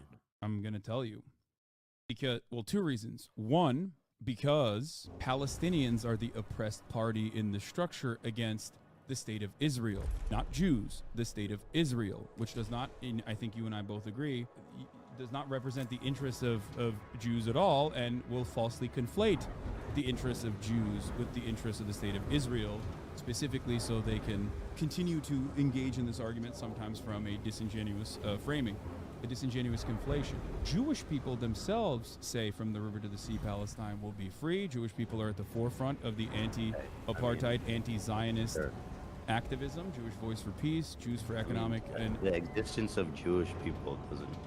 I don't. That point is not very persuasive. I mean, of course there is. What do you? Of course, it's. I think it's very important because there's Israelis that say it. Do you, no, or minority or Jewish people shouldn't be offended by it because some people say it. I mean, no, I think because Jewish people. I'm not going to talk about this as like Jewish people in general. The reason why I brought up Jews for Jewish Voice for Peace and other groups using this as well, like Jews themselves in America using this anti-Zionist slogan, indicates that this slogan isn't one that is about the evisceration of Jews. If that was the case, then they wouldn't use it.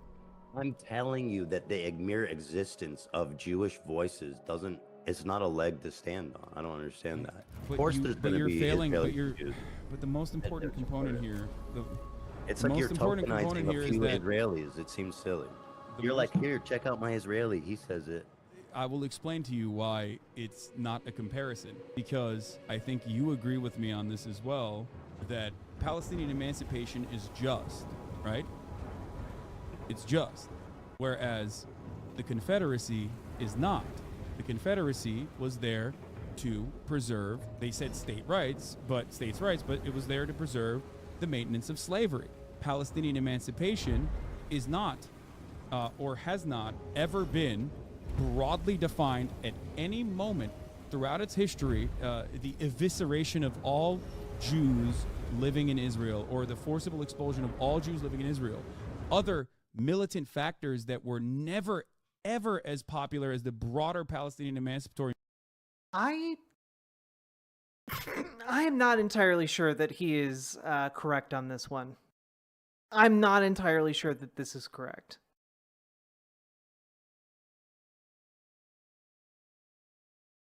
This is the shitty side of id poll. I think Ethan is just fixated on getting Palestine the optics win, which again, I don't think is possible in the mainstream media, but like polling is showing that Ethan is demonstrably wrong about it being an optics L. I will agree people should have waited for October 7th to be processed, but again, Israel wouldn't let you have that either because they would just point at some IDF soldiers instead. Well, yes.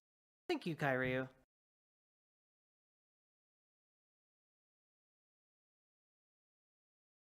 Hey, Dusty. How you doing? Movement have taken on this slogan alongside. Oh, yeah. Hassan's community has some toxic elements, and they were saying that Ethan was a Zionist genocider. A lot. Side slogans like Free Palestine in general. The same exact argument to say from Free Palestine from the river to the sea can also be applied to Free Palestine as well. It's just a matter of where the motivations lie. You have to look at how Israelis view it. Is that you're saying that Israel I don't care as a about country? How Israelis view it. I will admit that I don't. And Jews at large. I think I think most Jews. I don't think Jews at large view it. I don't think that is the. In what position are you to even say that? Well, I'm in the position of like, I'm in the position of almost entirely getting. I know. My perspective is not motivated by myself. It's motivated by Jews against anti-Zionist Jews. No, seriously, how can you speak for my entire ethnic group? I find that really interesting. Well, I don't speak for your entire ethnic group. How many Jews have you polled about if they find that offensive or not? It doesn't matter if Jews find it offensive, Ethan. Doesn't matter if a minority group finds something anti-Semitic? Yes, of course, because we're not talking about Jews at all. We're talking about Israel. This is a conflation between Israel and... No, in this case, the perception is because that phrase has been co-opted by terrorist groups and it's been used widely by terrorist groups, and the idea that's being communicated, although we've talked about the one state idea today and the way that we've discussed it definitely seems like more realistic, but people don't think about it that way. They think about basically the state of Israel disappearing. Israel is the party with all of the power in the structure. Palestinians have no power in the structure. I'm going to listen to the Palestinian voices and tell you the historical reference points as to what from the river to the sea Palestine will be free when talking about it. Just like at what point can a phrase be co-opted by a terrorist and then you'd be like, maybe we'll back off that one? The swastika and the Nazi comparison is actually a wonderful one, and I do not think that the Hamas or any Palestinian group has ever actually reached the machine of ethnic cleansing that the Nazis have. Making that comparison, in my opinion, is like diminishing the impact of the Holocaust. It's not what they've done or can do. It's about the meaning of it, you know? Yeah, Hamas also says Free Palestine. That doesn't change the meaning behind Free Palestine. It doesn't mean anything. What you have to look at is what... I mean, I find this to be an interesting semantic debate, but I don't think it's particularly meaningful for, like, the actual events that are transpiring, if that makes sense. There's a difference between being correct and right. What does FTRTTS stand for? It doesn't call for Jewish eradication. That doesn't stop certain people from feeling that it does, and it lacks empathy to try to logic away a suffering person's pain.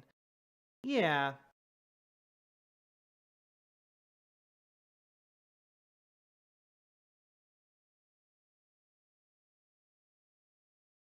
I think though Hassan's counter argument that, like, you know, one shouldn't conflate Israel with Jewish people, I think that's always a valid thing to say. Especially in this conversation, because we're critiquing a state policy, not like an ethnic group. Oh, from the river to the sea. Gotcha. Yeah, like, that's the thing, right? Like, I think the appropriate response here would probably be something along the lines of pointing out, you know, most people in America, when they're saying from the river to the sea, are not saying that Israel should be wiped out. They are not saying that, you know, Jewish people should be genocided. Like, that's not the meaning of it. In America, and that could be that the meaning is something that is located in certain places at certain times, and can change over time. It's subject to many variations.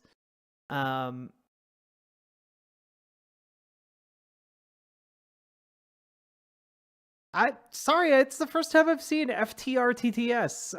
I don't know what that means. So yeah, like, I understand where Ethan is coming from on this, but I disagree with his assessment, if that makes sense.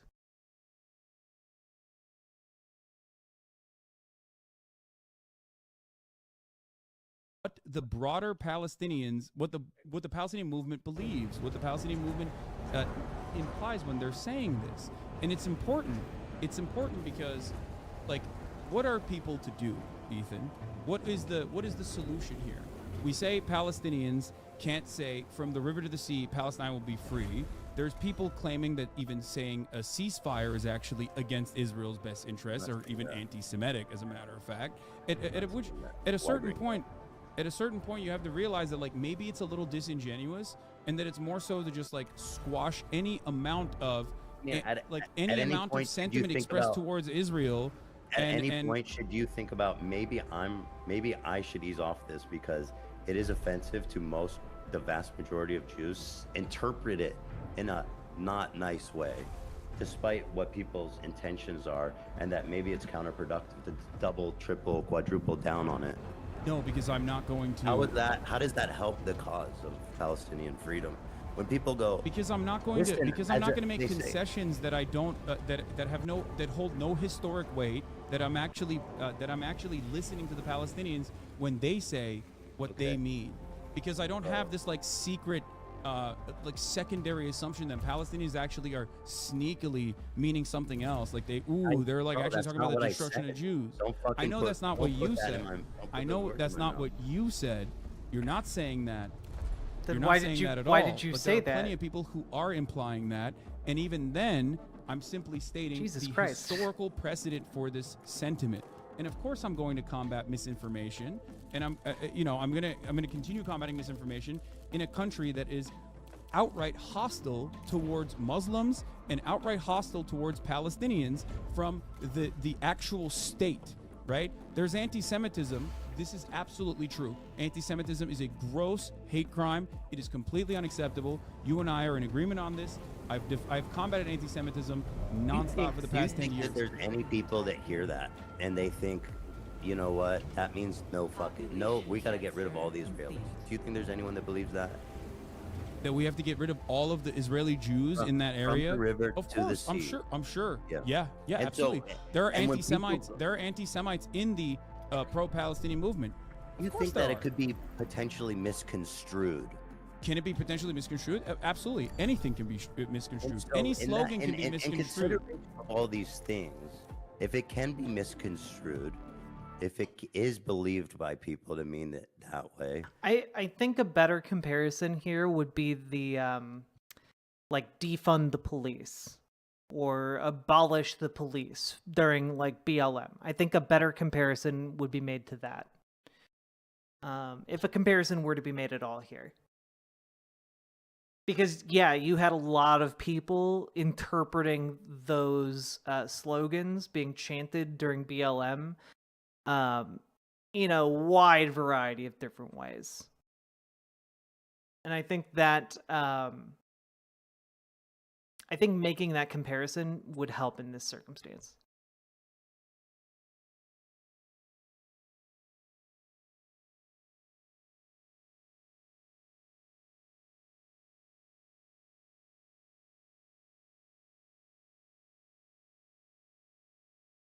Then I don't think Jews are outside of their right to say, hey, this phraseology makes me uncomfortable. The conversation revolves around Palestinians, which, Muslims are a minority group in general, Palestinians an even smaller minority group, against Zionists, specifically Zionists who are maintaining the violent nature of the apartheid state in Israel.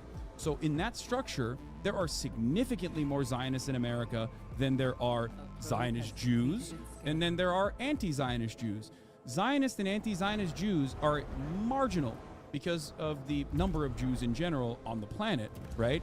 The much larger conversation is being had between Palestinian activists, which feature anti-Zionist Jews and anti-Zionists alike, some of which are anti-Semitic. I'm not going to say that they're not, okay?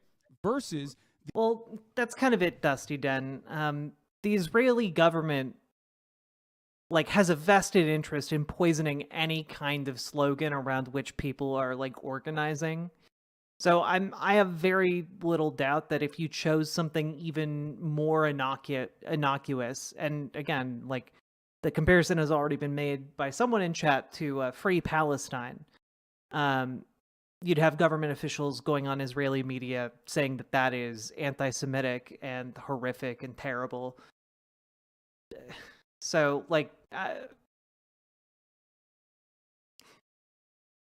the issue here is Ethan is also not completely wrong in that acknowledged terrorist groups have used similar or the same phrase, which definitely doesn't make it look great when you have that fact going for it.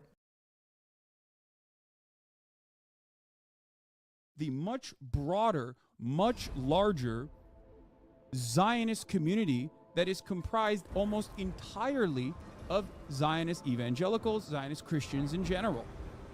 That's the conversation that's being had about the state of Israel.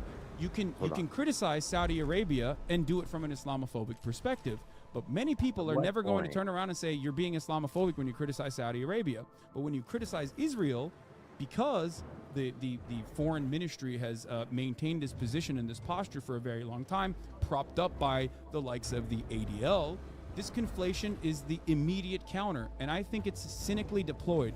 In the grand scheme of things, throughout the history of Palestinian emancipation, which I will reaffirm my support for, I do believe it is just and I believe it is moral. Throughout that history, Hamas is but a mere blip. Hamas is but a mere blip, and even to this day is not has never reached broad popularity. The mantra itself predated Hamas and will continue to exist as long as there is an occupation. So having a conversation about the optics of a slogan when 11,000 Palestinians have been ruthlessly slaughtered by that same state is ridiculous to me. I think it's fair. I think it's this uncharitable. characterization is super unfair. I mean, you're making it sound like I'm a fucking the concern for it has nothing to do with what the Israeli government is doing, the ethnic cleansing and murdering of Palestinians. It's got nothing to do with that. Invoking that is not fair. 57% of Gazans, by the way, and I'm not criticizing them. I understand why people would support Hamas during all this and who are in Gaza, but you say that, I mean, they have... Yes, in 2017, Hamas changed its charter in order to gain international recognition. It has wide support in Gaza and the West. In 2017, Hamas changed its charter in order to maintain its civil governance factions and also gain international recognition, as had prior terror cells like the ones that you mentioned that Ben Shapiro still considers a terrorist, like Yasser Arafat, as they tried. Yeah, Killjoy for 40K. There are people within Israel who use the Likud party's propaganda from like the 1970s. From the river to the sea, all you'll see is Israeli, or from the river to the sea, Israeli sovereignty, like variations like that. You'll definitely see that from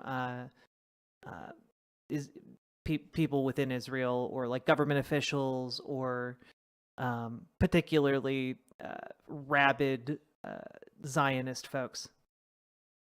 Try to do the exact same thing. You might not believe them. I do think that there are certainly still anti-Semitic people inside of Hamas, of course, but ultimately, Palestinian people saying that they support violent emancipation. You think there's Hamas people that are secular and cool and don't hate Jews? Do I think there are Hamas militants? Absolutely. Yes, 100%. No, that's not what I asked. I said, do you think there's Hamas people that are like chill and secular and they don't hate Jews? Oh, 100%. Well, yeah. You can yell at me all day for that. I 100,000% believe it. There are fucking 18, 19-year-olds. They don't know anything except fucking bombs being blown up in their heads. That is simply a means of violent retaliation. I don't think people operate on being bad and being good. I think people operate on, holy fuck, there's a bomb blowing up in my face that killed my fucking family. I hate this fucking state, and I'm going to join whichever faction will allow me to Yankee Tank, you just said it a few streams ago. Fighting against this state. Not every single person is like motivated by like cleansing every Jewish person in Israel. If that was the case, they would not have tried to make a. They would not have tried. Okay, if that was the case, they would not have tried to change their charter and become more and recenter their posturing so that they can get international recognition. Whether it was going to happen or not is one other thing. The original one was like they changed their charter to get international recognition to get more aid for, again, predominantly their militaristic branch. You can't have it both ways, by the way. You can't have it be like, yes, Hamas is a lovely organization that is progressive and changing for the betterment of the future of the Palestinian people, and also be like it's controlled opposition from Netanyahu. Like that doesn't work both ways, actually.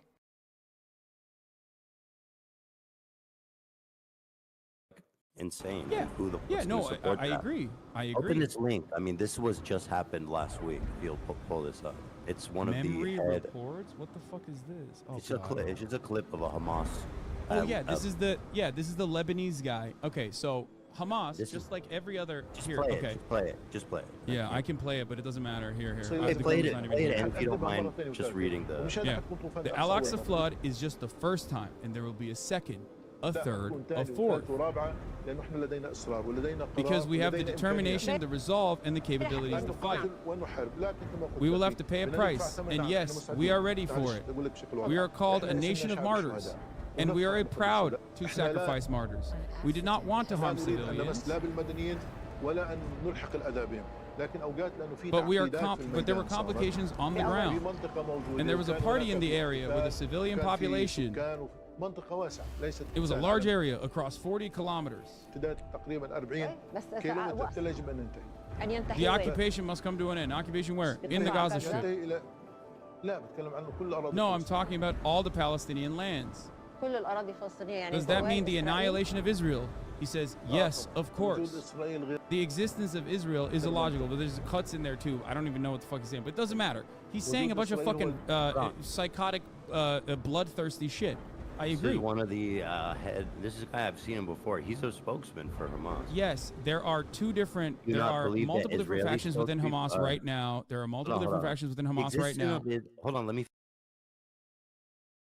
There are not multiple factions within Hamas. There are different branches and operational units of Hamas. There's like the governmental branch of Hamas, there's like the military branch of Hamas, and then there are other branches of Hamas. Like it's that doesn't mean that they are different factions. And like the leadership and organization of Hamas is spread out across several different countries. Again, most of the leadership of Hamas is in Turkey or Qatar. Like,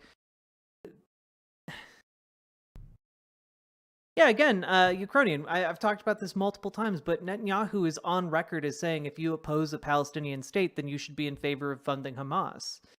Netanyahu has spent like the past 15 years funneling money to Hamas specifically and deliberately to its military wing to prompt attacks like this, like what happened on October 7th, so that he can benefit his own political career.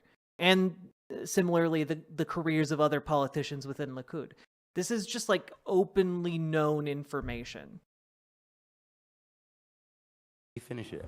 The existence of Israel is what causes all the pain, blood, and tears. It I is never Israel, thought not us. Do you want me to talk about it? He's going to say 1 million October 7th. Yeah, pretty soon they're going to throw each other into right back falls. It is Israel, not us. We are the victims. There's only like 10 seconds left. Okay. Therefore, nobody should blame us for the things we do. We are the victims of the occupation, period. Therefore, nobody should blame us for the things we do. On October 7th, on October 10th, on October 1 million, everything we do is justified. It is justified. Yeah, he even says it in English. He says it is justified. Let's talk about it, because you brought this up as though this is like an own or something. One, for as many bloodthirsty. He's not bringing it up as an own. It's just a very obvious contradiction in your point of like trying to paint Hamas as like a weirdly progressive organization, and it just is not. Psychotic freaks exist in fucking Hamas. There is the same number of non-democratic. Most of them are psychotic freaks. They're joining Hamas, which is a death cult that molds them into psychotic freaks. Like that is what Hamas does. And it's designed to do that, specifically by the Netanyahu government.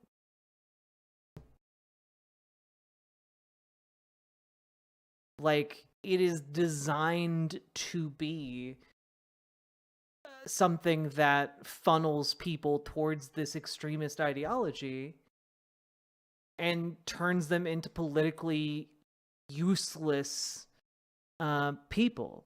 Because there are different political groups active within the Gaza Strip, within the West Bank. These groups are committed to nonviolent change, to literally to like MLK like organization and like nonviolent protest.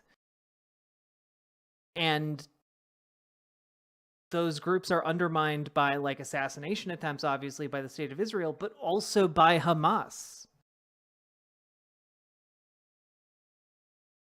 I feel like Hassan is in debate brain mode. Yeah, and he's not very good at debating.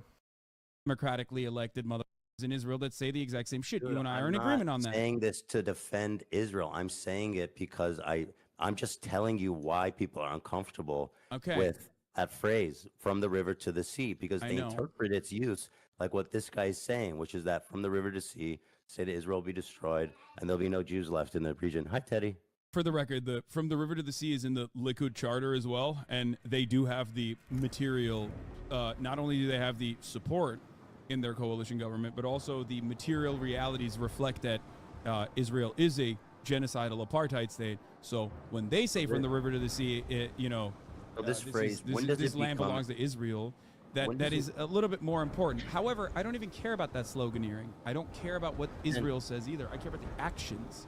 Okay. Okay. No. Well, no. You made a statement defending this slogan, and that's the conversation. Yes, I still defend it, and I'm still defending it. Listen, it's got nothing to do with defending Israel or not. I'm telling you how people feel about it. This person's statements do not speak for Palestinians as a whole, and never has. He doesn't even fucking speak for Hamas. There are two different factions, or multiple factions in Hamas. There's the civil governance branch. He's literally a spokesperson for Hamas. Like that's his job.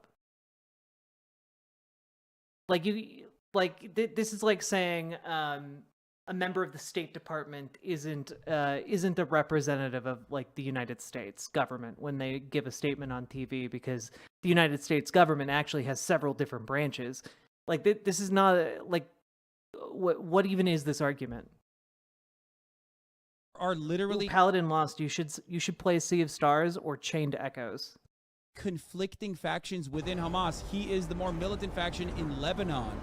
Like, I'm not even defending these guys, but at least like this is not a defense of Hamas in any capacity. But you have to parse through this. Of course he speaks for one faction, is what I'm trying to say. So when they are even divided amongst themselves,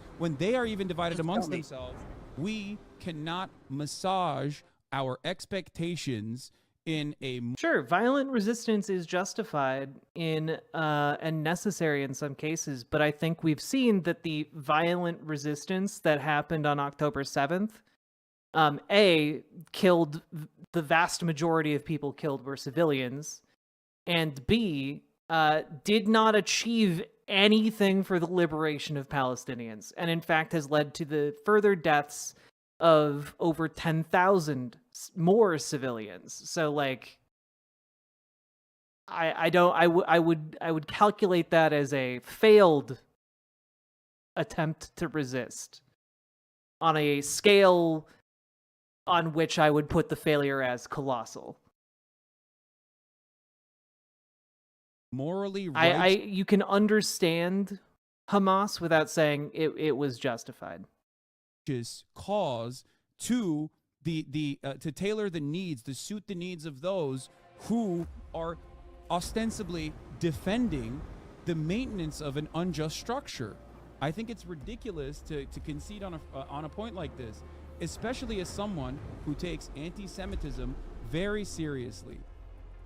I don't think that it's appropriate. Mark Lamont Hill was literally fired from CNN a couple of years prior for saying, from the river to the sea, Palestine will be free at the... Chat, is that true? Was Mark Lamont Hill fired for saying from the river to the sea, Palestine will be free. No, it's actually not true.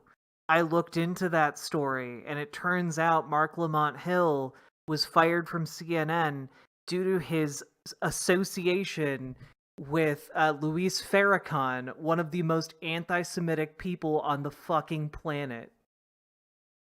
Like, he was fired because Luis Farrakhan was selling albums with a picture of the two of them on it. Like, and I mean, like, come on now. Goodness. We've gone over it. I have a video of it on my channel. Go watch that. The end of his speech at the UN. This man is a scholar. This man is a. I mean, if it's not about results, if it's about feels over reals, I reject that as a reason for killing people. I reject that as a justifiable reason to kill someone. Like, I don't think you can kill you have the right to kill someone just because you're really angry at them. I reject that. I would argue that if you have to kill someone, you need to get tangible results out of that, because that is an incredibly huge decision you are making. And all I would say is, again, you can understand the actions of Hamas, but I would be real careful about justifying the actions of a fundamentalist, reactionary death cult that killed over 1,000 civilians. I would say, for example, I think you can understand the set of circumstances that led to 9/11 without saying 9/11 was such a great thing. It was such a radical act of revolution against the United States. Like, I think you can understand, like, the set of historical circumstances without saying, and that's why it was actually okay. You know, I think there's a big difference between those things.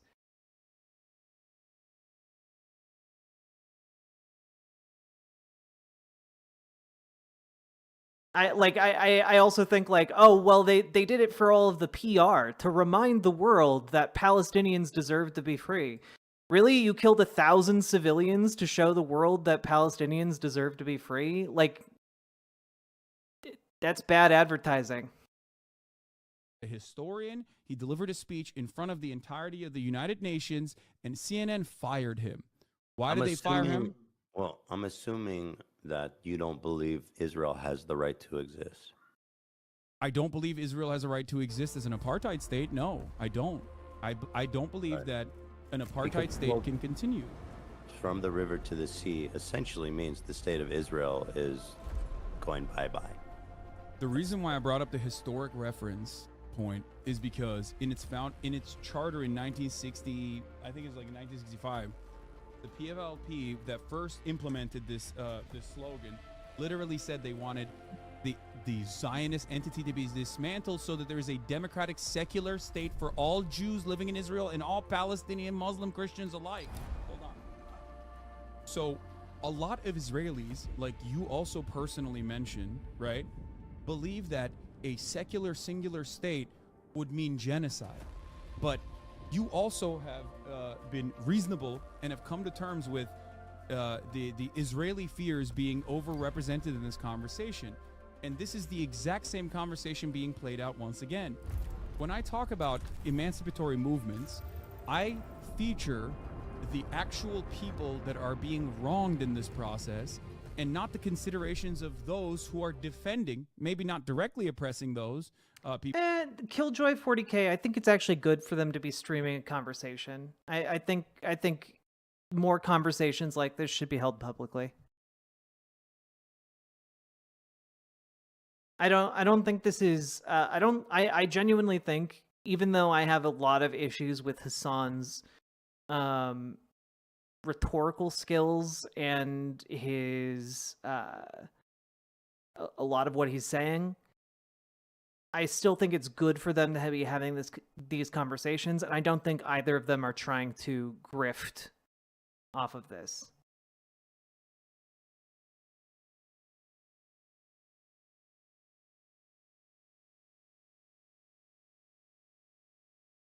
I mean, but Motoku, you could also say that about anything. You could say that about like going out and shooting a random stranger, right? You could be like, well, you see, I think humans are fundamentally bad, and by taking one human out, I think we might see many positive effects. And you go out, you take a gun, you kill a random passerby, and then you say, but you see, you just don't know what the positive effects of that were, because not enough time has passed. Like that logic just doesn't play out. Wasn't Luis Farrakhan the guy who associated with the literal KKK? Yes. People who are asking for a just cause, that are morally on the right side, but those who are defending those who are wronging them. I don't care about the considerations of people who defend Israel in that situation. The Palestinians are the ones being wronged, which I agree with. Yeah. Then they can't be. Then they can use that phrase with. They can use phrases with impunity about Israel. I mean, if they said, kill all the Jews, then no, of course not. That's not a phrase that they can use with impunity. What if they said Israel shouldn't exist? Israel shouldn't exist? Israel shouldn't exist. It depends. It depends contextually. It's entirely it's entirely about whether or not it is contextual. Yeah, I kind of use that example, GamerG. Because there's unironically a TikTok trend right now of saying, of like going over Osama bin Laden's letter to America and being like, yes, 9/11 was good actually. Yeah, I don't really have a desire to go over it, but that's a thing that's happening, and that's why I use that example.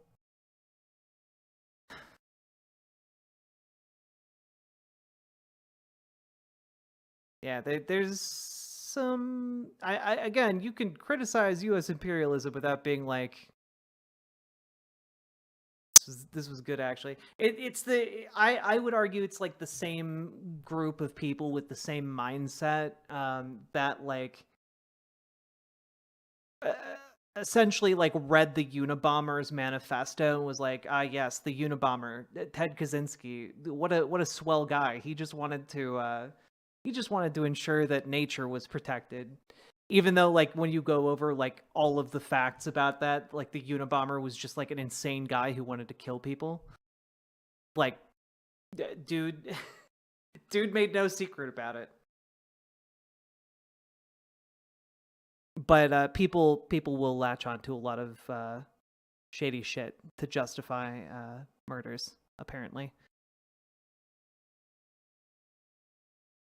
Yeah, I just found out today, like someone, not today, but like yesterday, someone relatively close to me almost died on 9/11.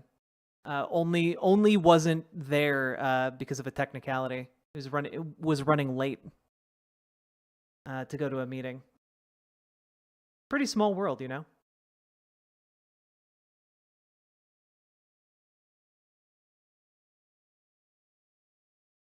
Appropriate. It's like the fucking OK sign. Nazis use it, you know what I mean? But contextually speaking, if you hit the fucking OK sign, that doesn't mean you're a Nazi. If someone is talking about Israel cannot exist within the framework that it currently exists, then yes. How many people are talking about it like that though? Like I know you are, and in like your political circles and stuff, people do talk about that. But when someone out, just in the world says Israel shouldn't exist, I wouldn't assume their intentions are always pure. Precisely why I said context is appropriate. Context is right, but in most contexts, is important. No, I don't think in most context. I don't agree with that. It's like saying America doesn't. If you say America shouldn't exist in the way that it does, is like when I say it, it's different. I'm an American citizen. When you and I can say it easily, doesn't have any weight. There's no terrorist group trying to fucking kill Americans. But anyway, I'm just telling you the Jewish perspective. That's why people don't. No, when they hear first of all, no, you're not telling me the Jewish perspective. You're telling me. I am. No, Ethan, you can't say it's just the Jewish perspective when. I'm telling you because Jews, I know they're talking about Israel, but when Jews around the world hear someone say Israel shouldn't exist from the river to the sea, which is how it's interpreted, they see that, again, I keep bringing this up, they see it as a genocide. Okay. And there the are, suggestion that it there is are a stupid. ton of white people who think Black Lives Matter means fuck all whites and only Black Lives Matter. That doesn't change the reality behind the slogan, and that doesn't change the morality behind the activism. And the same goes for Palestinian emancipation. Just because people who are in defense of Israel, people who are defending Israel and its continuation of an apartheid regime because the opposite makes them feel like it's going to be genocidal, doesn't change the reality of the slogan behind it and doesn't change the morality behind the actions. Aw. I am in support of So good to see Palestinians. you, friendo. I'm in support of Harry, all thank you people for living gifting freely. Chainsaw a I'm in sub. support Bro, of I am permanent too. security. really Stop putting these appreciate it. fucking words in my mouth like I don't. The way you set that up is fucked up, and that's why people get so angry. No, I'm not putting words I'm in your mouth, literally, but you're putting words in I'm your mouth. explaining to you why people find it offensive. That's it. I'm not. You know what I mean? I'm telling you how people interpret that, and like when people double down on it and they use it, and people, it's offensive to the vast majority of Jews. I'm telling you, despite how many you know that you could fit into a room that agree with you. This is going to literally, like, I'm telling you, I don't know why you won't listen to me. I'm trying to, as your friend, I'm seriously urging you to reconsider your position, because if you are, I'm literally just explaining why people find it offensive. What is my position exactly that is a problem? What's my position that's a problem? Your position comes along with the false conflation that this slogan is harmful to Jewish people. A slogan that is otherwise not harmful to Jewish people can be used in an anti-Semitic fashion. A slogan Jewish people believe it is harmful to them. But that doesn't change the reality of the slogan or the fact that there are plenty of Jewish people who are in support of Palestinian emancipation who use it. It's a slogan at the end of the day for a morally righteous cause. You're not gonna convince Jewish people that. It doesn't matter. I don't care about convincing Jewish people. But first of all, I care about convincing whoever will actually listen and try to understand from a charitable perspective what I'm trying to say. But ultimately, yes, I am not going to move on this position because people are uncomfortable by this slogan, considering what the slogan actually is. There's no reason to concede. There are certain things that I find completely unacceptable. There are reasons. I mean, if you wrote from the river to the sea, terrorist groups use it, and so like there are reasons. Whether you agree with them or not you're justified Hamas to says disagree. free Palestine as well. Does that mean free Palestine means eradication of Jews? It's in their charter too. No, it doesn't mean that. Okay, what's the difference then? I mean, obviously the context matters, right? Some people mean it that way. That's what I said. That's what I said. Right, but well, so free Palestine in it. That was really disorienting to listen to the video game and their argument. Yeah, no, I would say that generally this conversation was productive up until like an hour and a half into this video, and when the conversation shifted to the semantics of this chant, I think it became very, very anecdote Andy. You know, they're just being like, well, this group of people used it in a positive way. Well, this group of people used it in a negative way. And it just goes back and forth and back and forth and back and forth. And this is not useful. It's not actually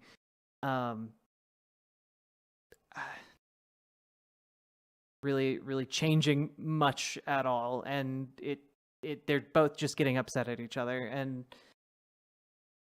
it's frustrating.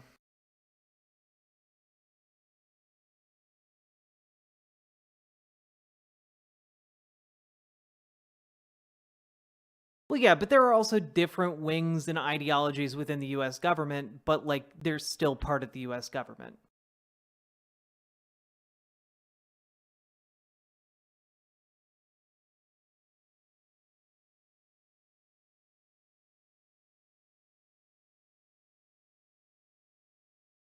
But again, I would just say, like, hey,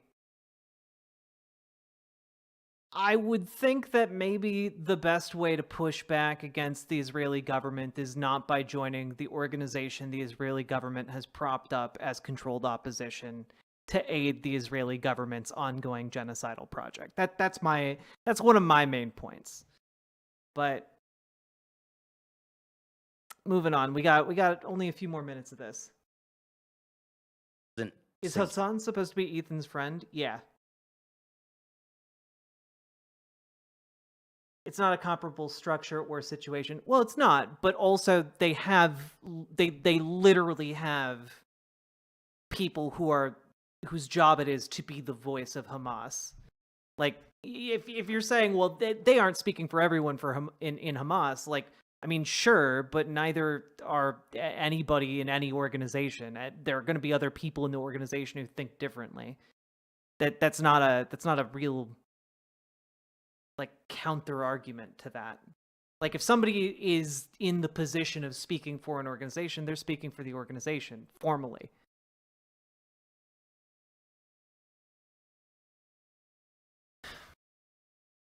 I mean, yeah, but not everyone there even knows that history. Well, sure. All I'm saying is, like, it is a theocratic death cult, and it's understandable why people join it. Because once, like, you know, the state of Israel's killing your family and people you know, like, yeah, you're gonna want to do something about that.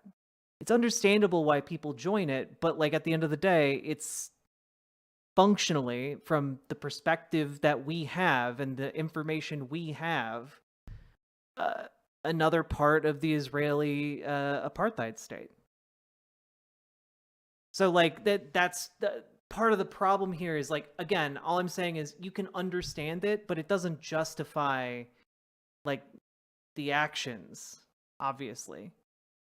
And there's a difference between justification and understanding.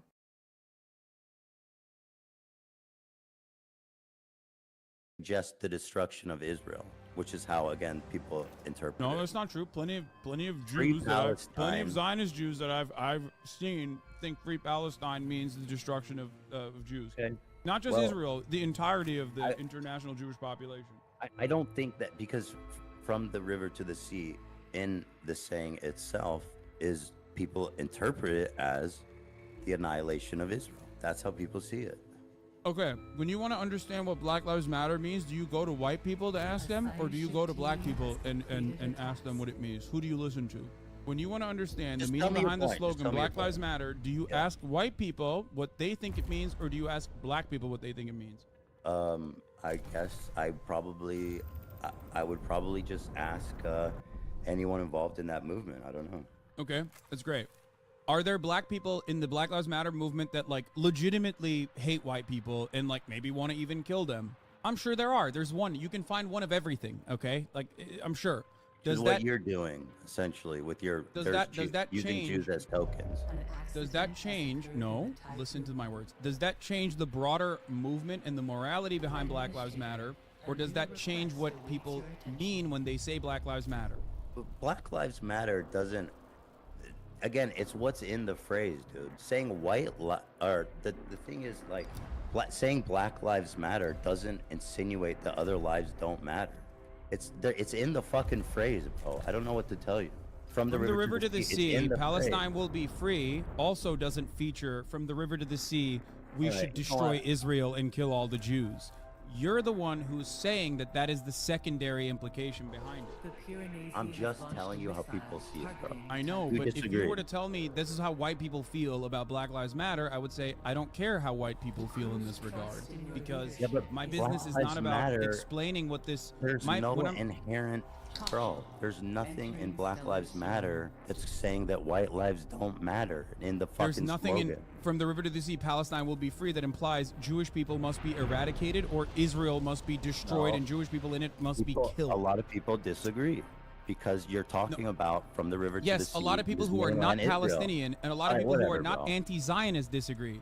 Anti-Zionists, on the other hand, don't agree, and they are the ones who are using the slogan. So why would I'm asking you, if I'm not going to ask a white person who is against Black Lives Matter, why would what they feel about this slogan? Why would I go to in the broadest Well, majority, Zionists, both Jewish and Christian, why would I ask them what they think about a Zionist, anti-Zionist slogan? I already explained it, but you don't want to hear me. I understand your analysis. I don't want to. I'm literally just explaining how people feel about it. For the record, I understand the analysis, right? That it's not anti-Israel or anti-Semitic. I understand. And I agree with his analysis, actually. I do. I'm explaining why Jewish people around the world find it offensive.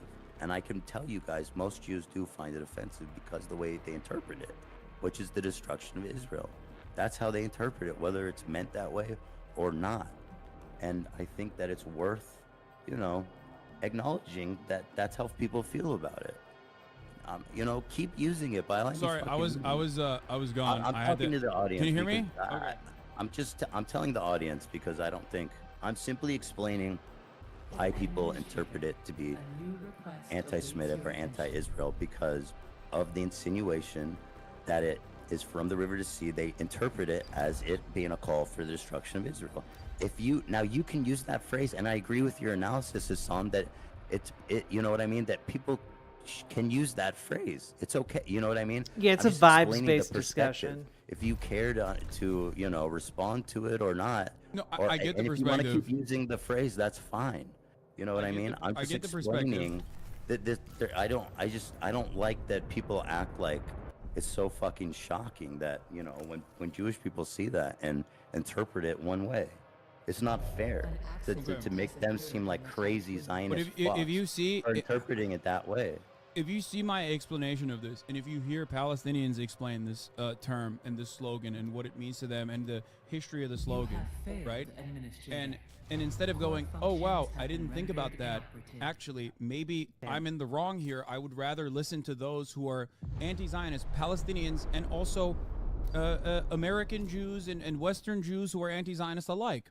I haven't played it yet, Killjoy. If they all have this kind of perspective overall, then if you are also on the side of the emancipation of Palestinians, don't you think that the better thing to do here would be to educate people to ensure that there's not any further Ethan, I think, is looking for like a personal acknowledgement. I think that's what Ethan is looking for here and is just not getting it. Misunderstandings on the front, because that's the reason why I make this statement. That's the reason why I try to educate people when there's a sea of counterfactuals and counter narratives that simply claim unconditionally that this is like anti-Semitic. Anti-Semitic people can use this. I do agree. I disagree that it's unconditionally anti-Semitic. But do you understand why some people might find that a scary phrase to hear around the world? The world. But okay, people also think. I know, but people also think Free Palestine is a scary phrase. Bro, so you acknowledge that Jews around the world, you can understand why they would see that and can think of it as a scary phrase to them. That would make them uncomfortable. Yes, just like Black Lives Matter can be an uncomfortable phrase for people, but it doesn't change my mentality around the phrase. And if someone asks me, okay, whatever, bro. I don't know what to tell you. Whatever. That's not whatever. That's very important. We're just talking in circles. We've already talked about this shit. I know, but it's important because I don't want you to think that I'm like cynically or in a weird way, just like being like, no, anti-Semitism is like totally fine actually with this one phrase. But what you won't make any fucking concessions, and it's crazy. Like I make so many fucking concessions to you all the time from my heart, and I listen and I fucking try to move towards your side every time we talk, and I do. But when I fucking try to explain to you, and you even sit here and you understand that, Yeah, I think that there are some people who care most about signaling that they're right.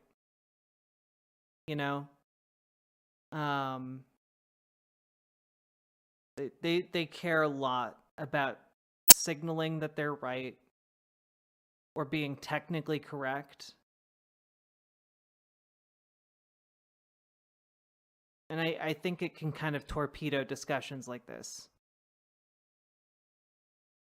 So why Jewish people around the world might find that phrase scary to them. You won't fucking even admit. Well, now you did that I asked you, but you think it's fucking silly. You don't want to hear anything I have to say, and you don't want to concede a single fucking point. And it's not that fun to talk to you about it when it's like that. I'm just trying to like connect a fucking bridge at all between I do understand it. You can use that phrase. I'm not even disagreeing. But like if we're trying to actually like make bridges and fucking understand each other, you not being able to even concede why Jews around the world could interpret that way seems, like it's not productive at all. But I do understand it, which is why I try to work against this counter narrative, this counterfactual. I try. Why? Sometimes it's like it feels like there are weird cuts in this video. Man. I mean, Killjoy, I think it's fine to stream this.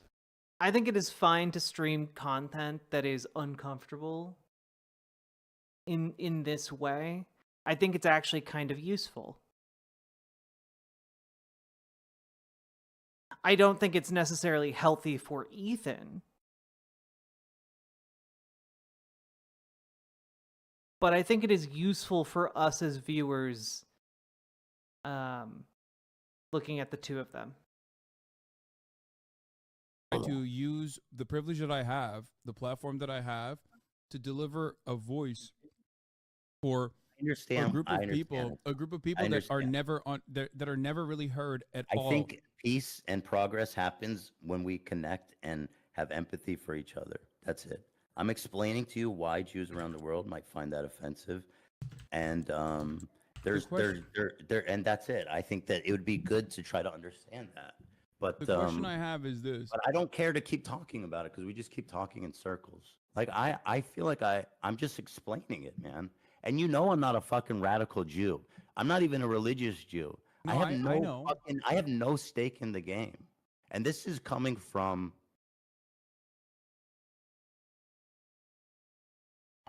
I know. Dude. It doesn't really seem like Hassan. Jesus.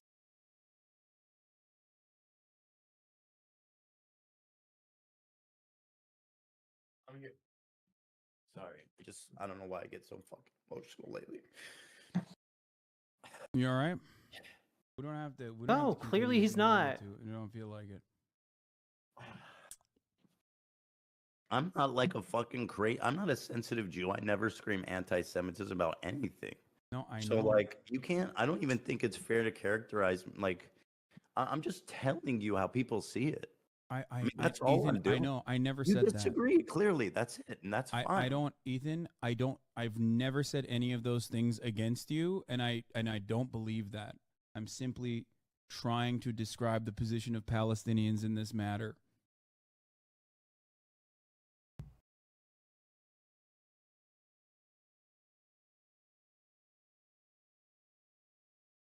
I feel like you could do that while also like letting your friend know that you understand him, dude. Like Ethan agrees with you on like all of these issues. Dude.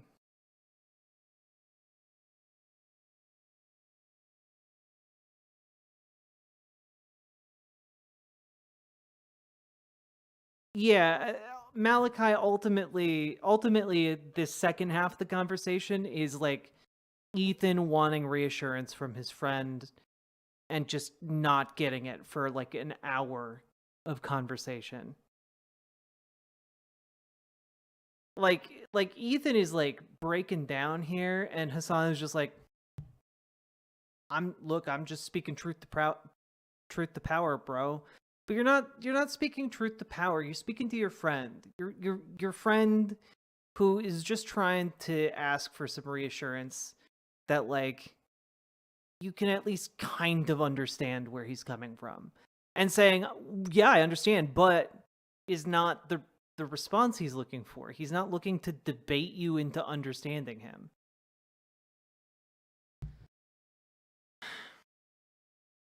Like, I'm autistic as hell, and I can read what's happening here. On this front. And, You've done that, and I Palestinian, understand, bro. Anti-Zionist as a whole. I understand. I've listened to you. I agree. I'm sorry. I don't want to fight. I think this is like, I mean, it sucks, and I'm sorry that I made you feel a certain way. I'm sorry that my community made you feel a certain way. No, it's fucked up. I don't want you to. I think you're a good person. Just understand that people don't know the empathy that you have, and they simply see, similar talking points that they've heard from others that don't demonstrate that same empathy that you do when you're delivering their perspective here. Does that make sense? Yeah, I mean, I'm just trying to have a conversation about it. I'm just trying to be honest and open and I agree. I respect it, which is why I wanted to have this conversation to begin with. I hope you don't think that I'm like, harboring resentment or trying to get my fucking community to hate you. I'm working in the exact. I mean, I feel like he doesn't do a whole lot to try and curb that, but yeah. Like the opposite direction. Well, I don't think your mods have a very vested interest in aligning their goals with yours. I'll talk to them about it as well. But as far as like a two-state solution goes, I think or a one-state solution goes, like even having that conversation alone implies that you're not a Zionist. So I don't know why. Dude, I literally conceded to you that the one state might make more sense. That's actually how I heard about this, was seeing all of the god-awful tweets from his mods and other fans just saying the most deranged things about Ethan. Yeah. Like, I mean, it's institutional. The Ethan derangement is institutional in Hassan's community. It's crazy, bro.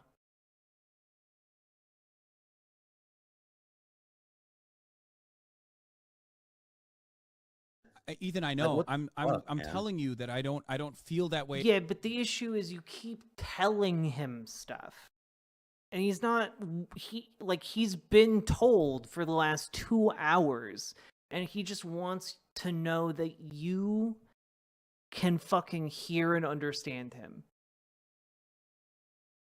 Like, and you just continuing to tell him stuff that he already agrees with is not actually helping. Anyway, I'm not coming from it from that perspective at all. All right, I do have to go. I mean, I don't know I don't know if this was productive or anything really at all. My sense of this is that I'm going to probably deeply regret having this conversation, but that's what it is. Yeah, I'm going to guess that is the case. Just out of curiosity.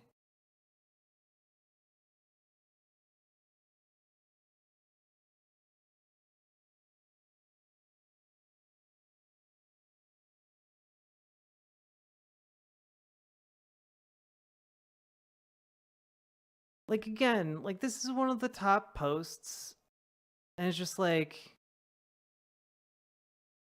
as a Native American and Native Hawaiian woman whose great-grandparents were in boarding schools, this idea that Zionist Jewish people's generational trauma is so great that it basically paralyzes them from stopping the genocide they themselves are endorsing, celebrating, or even apathetic about is sincerely mind-boggling to me as a grown woman who has personally dealt with and witnessed generational trauma my entire life.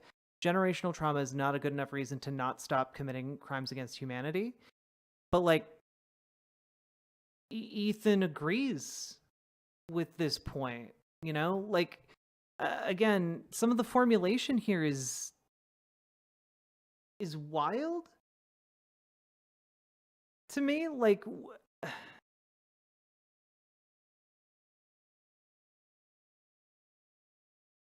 this top comment is actually good. I'd love to see a show with an Irish person well versed in the peace process. That'd be cool. Ethan is an empathetic person. It's clear there's a huge disconnect between what he knows to be real and what his beliefs are. Again, he believes all of the same things that Hassan put forward in the video that we just watched. The one thing he was like, hey, I think it's kind of messed up maybe that some terrorist groups use From the River to the Sea, and also like some of the pro-Palestinian protesters use that same phrase. I think that might be kind of fucked up. And like that was the one point of disagreement. Like, oh, true, she didn't say it was specifically about Ethan, but like this entire video is 2.5 hours of them talking, so I would assume it's probably somehow tangentially about Ethan.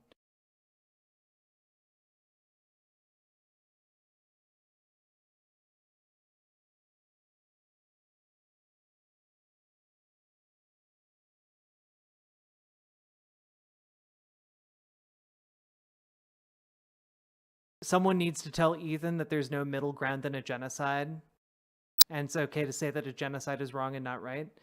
Except that Ethan has said that multiple times. Yeah, again, Ethan, I don't like when people call me a Zionist. Also, Ethan sees Israel as synonymous with Judaism. Yeah, I wouldn't want to engage with this community either.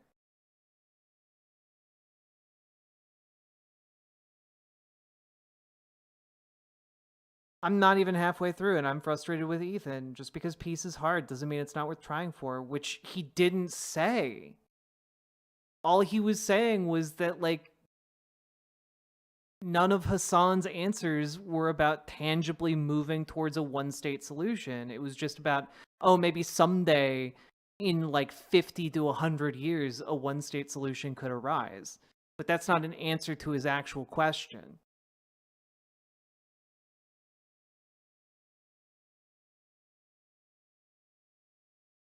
I hope Ethan realizes that him saying he's being pragmatic doesn't automatically make his position pragmatic. Yeah.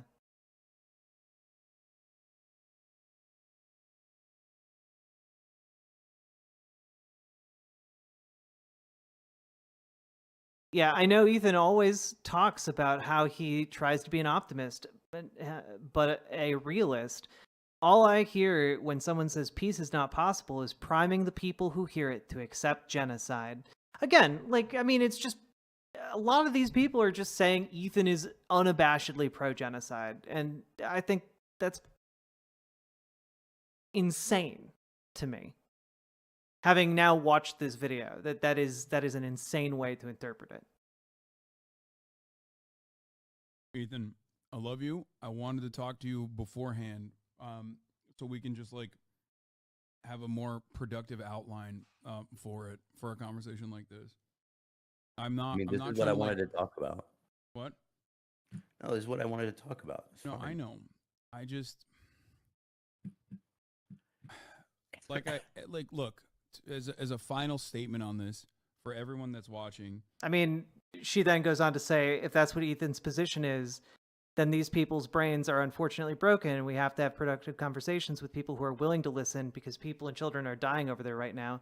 I don't know isn't cutting it anymore, Ethan. It isn't helpful, and we are well past this. Move out of the way, for the love of God. I mean, I think it's pretty clear she's talking about Ethan. I think that's pretty clear. Ethan is not a bad person. He's not a Zionist. I mean, sure seems like your audience thinks he is on both accounts. He is delivering the perspective of a person that has lived in Israel. Yelling at Ethan is not going to be productive in this situation or appropriate in this situation. Don't you think it's like if you're trying to reconcile between two different groups of people, don't you, even if one group is wrong, let's say, do you think it's at least even a little important to try to understand their perspective? 100%. No, okay. I do. I talk about the importance of building a broad. I talk about the importance of building a broad movement all the time. And in order to engage in coalition building, you have to be conciliatory, you have to be understanding, you have to be empathetic, lead by empathy. Like if you want to call me Israel. Yeah, let me put it this way. I think you can make some educated guesses based on how people are responding to this video without unrolling the whole comment. But yeah.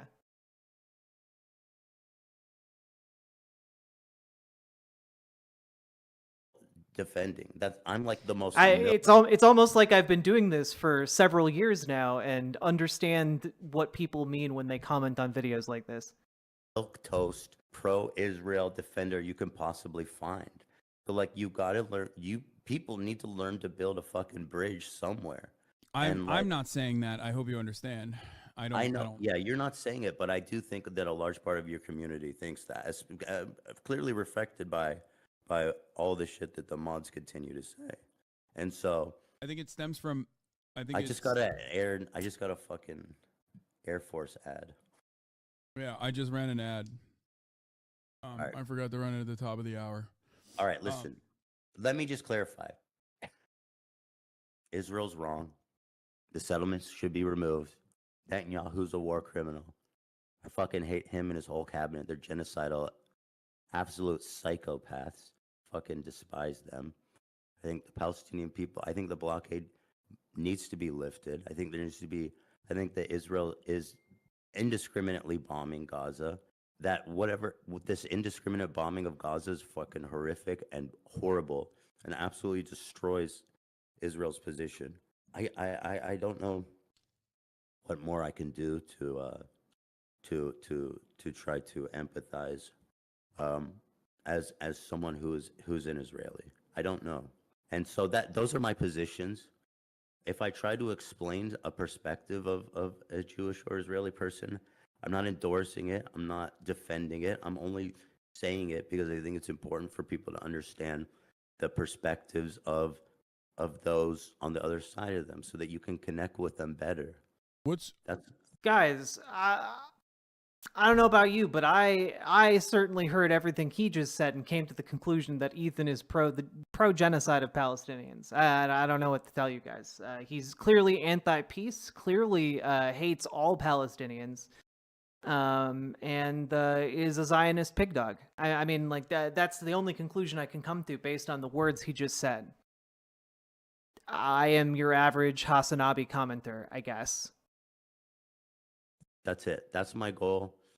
And what could the pro-Palestinian side do better? I think that's a good question to ask you. Like as far as its own advocacy, I don't mean this like cynically. I'll answer it. Again, I hate to speak so broadly about the whole movement, but in general, I've seen, and what I'm seeing now is just like a really vitriol, like there's zero empathy or tolerance or desire to hear the perspective that I'm doing. Killjoy, yes, indeed, he did. And so much so, there's not only a lack of empathy, there's a downright, an outright hatred for it. I mean, I feel like a lot of people can't differentiate between like real Zionist, propagandist, psychotic fucking freaks, and then someone like me who's a secular, modern, fucking unreligious, and concerned Jewish person, Israeli, that's concerned about what's happening to the Palestinian people. And so I think that people, again, I can't speak to the whole movement at broad, but I can talk about what I'm seeing in your community with your mods and such, is that there's it's so quick to condemnation. It's so quick to interpret the worst faith possible.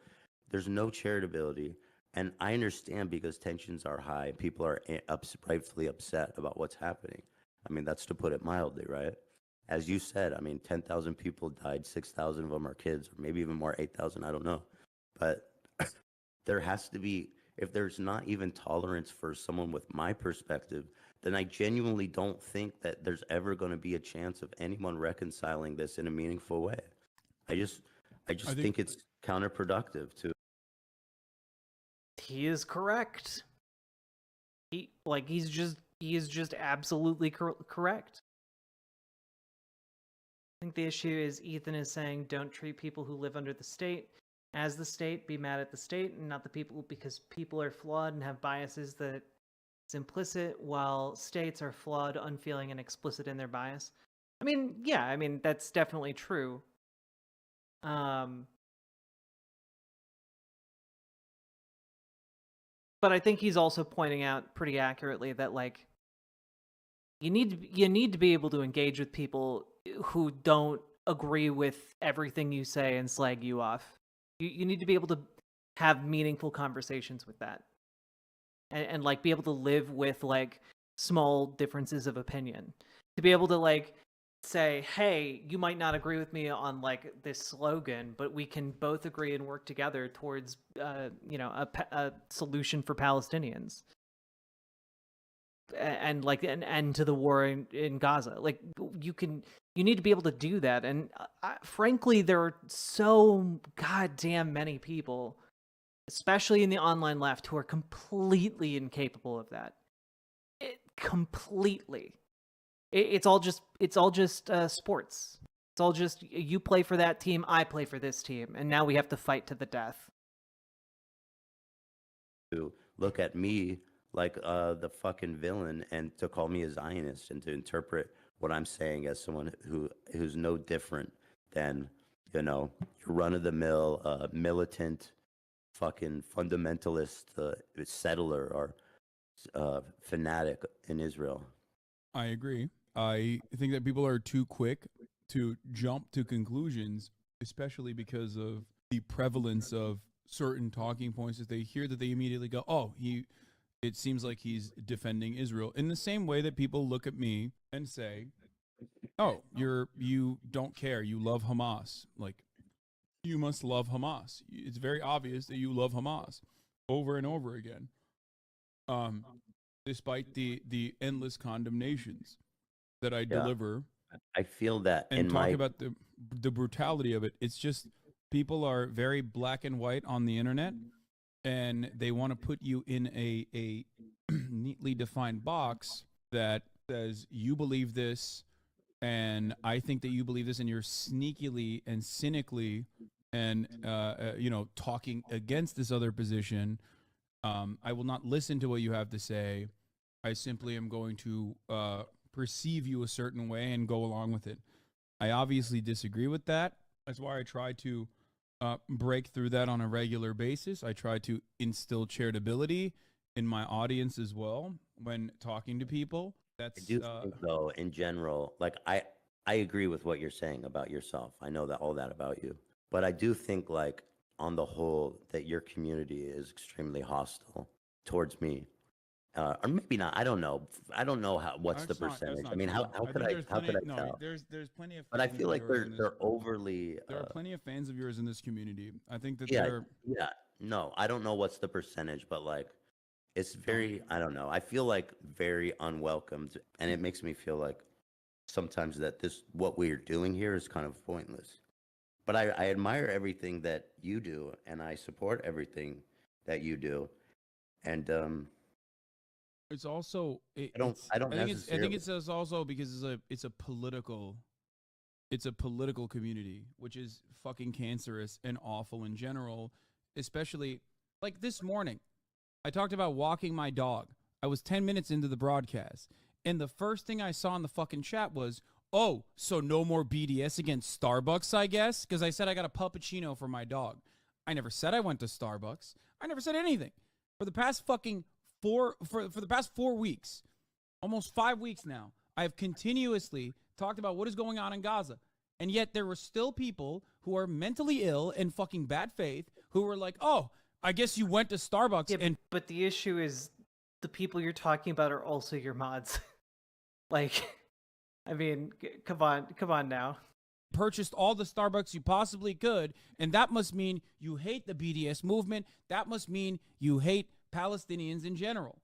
So this shit happens to me all the fucking time too. It's part and parcel of like being, unfortunately, in the political realm, especially when it's like an environment that is ultimately very emotional, that people, people do the two awful worst things you could do. We're marrying parasocial attitudes that are already unhealthy with.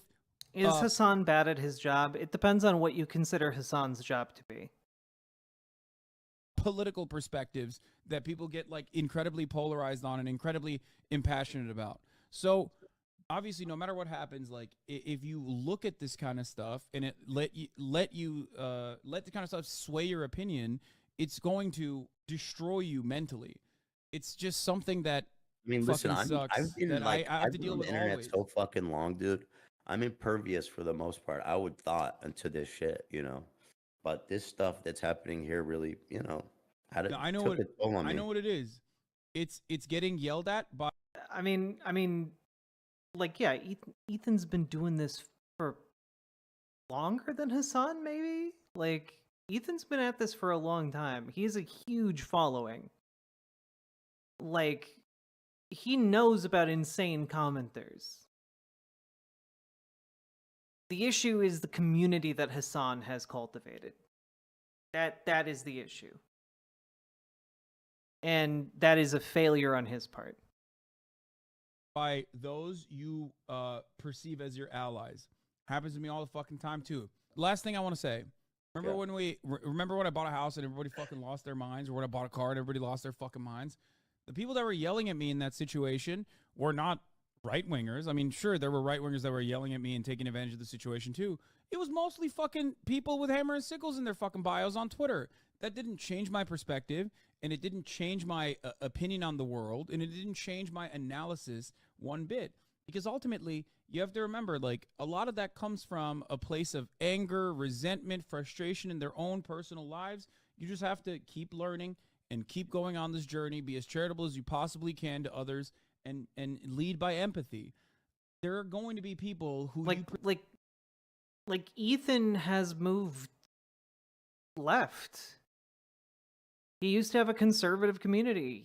He purged the worst offenders and moved left. Like, he's aware of how to curate his community, and it's not a skill that Hassan has.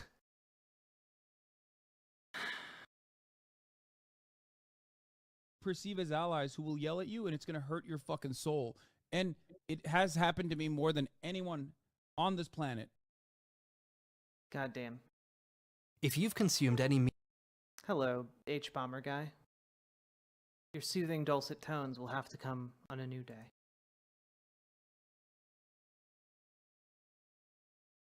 The call is coming from inside the Hassan house.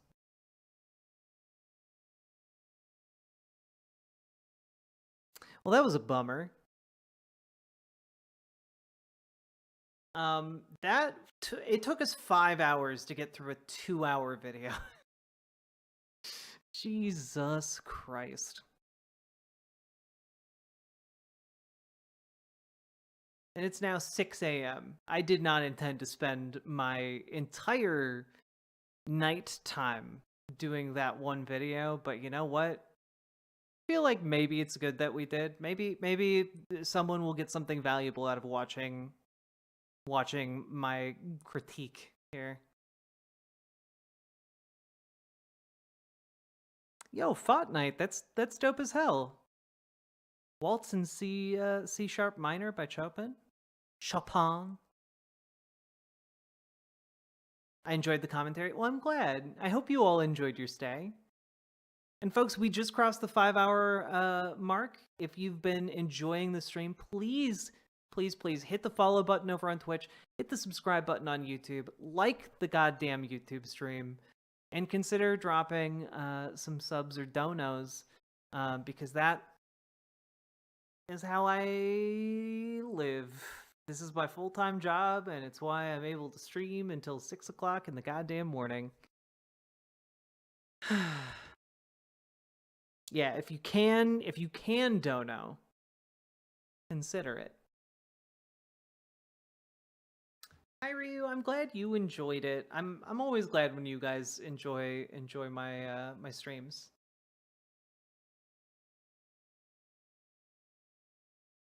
How y'all feeling?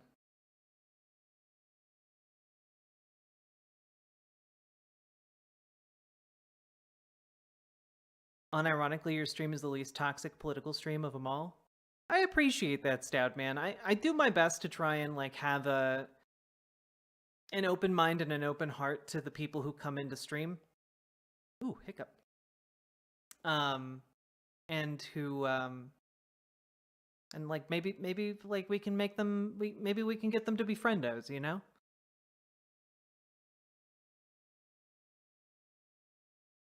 Looking forward to listening to the VOD while doing chores. Aw, thanks, Fenry. I think we need to increase the toxicity to drive in viewers. Honestly, toxicity does drive viewership. Like that is why Haas and Jackson Hinkle got big, and like most conservatives get big, and some lefties get big. We need to start some beef. I don't like beef. You know, I would rather just do good content than like beef. Jack is the only community I've not had people come out with the most outlandish things other than chuds who stumble in here. True. True. I think maybe it's because I'm focused on actually doing something and like getting you guys to get involved in politics and like actually affecting change and like letting you guys know you can do things and not just like passively accept rhetoric from me. I think that makes a difference, you know? I fell asleep temporarily and their voices turned into disembodied old men speaking incomprehensibly and it was very trippy. Oh, I'm sorry, Dylan.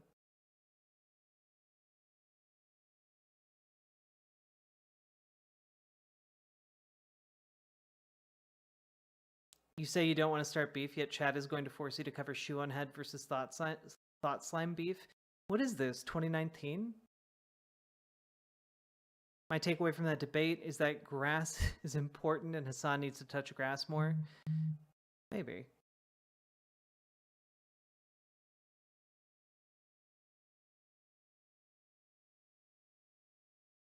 Get on Facebook, annoy your county commissioner? Unironically, yes. No, it's this year. The year 2019, yes. Clarice wants you in bed. This is true. She had me in bed earlier, too.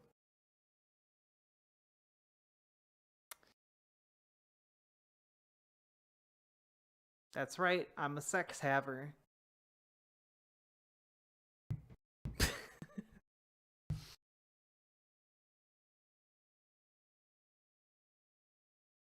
Ooh la la.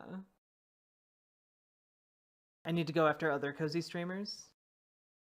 Like Tina2, Josie Rose, Doodle. True. That'd be nice. I need to get back on the friendship arc.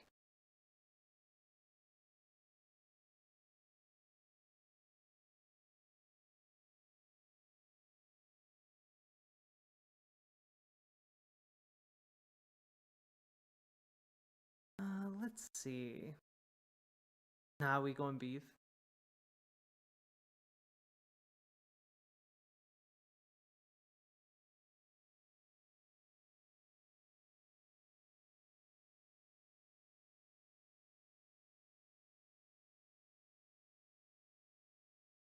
Friendship arc is best arc.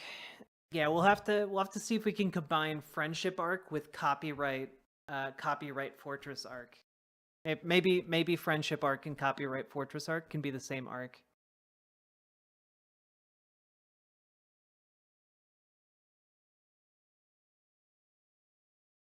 You and Doodle should have a debate war in Thunder War Death Marketplace of Ideas. Do what? Say something that will rile Doodleburb's feathers.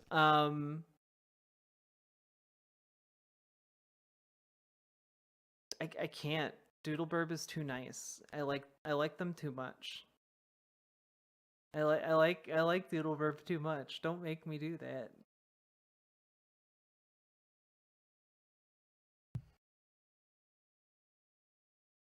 Every day, watching some of Jack's chosen brain rot reminds me why I choose not to get into streaming politics. It's so brain dead with the big people. It really is. Yeah, we'll do some more debunks, I think, when I stream tomorrow. Doodleburb is friend, not food. Yeah.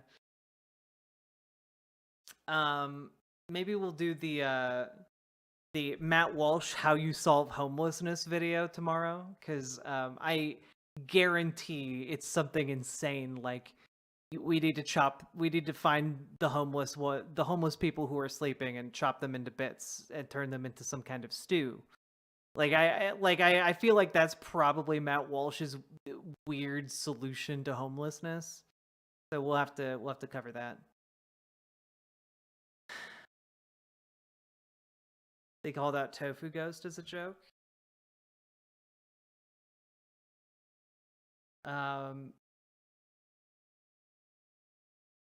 Doodleburb is Doodleburb more like Poodleburb. Got him. There we go.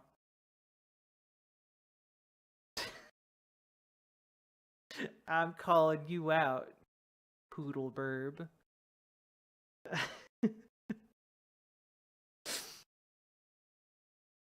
Hold on, let me clip. I'm so tired. Just throw some donos at me and let me sleep. How dare you? Oh, I'm sorry. Damn, got riggedy wrecked.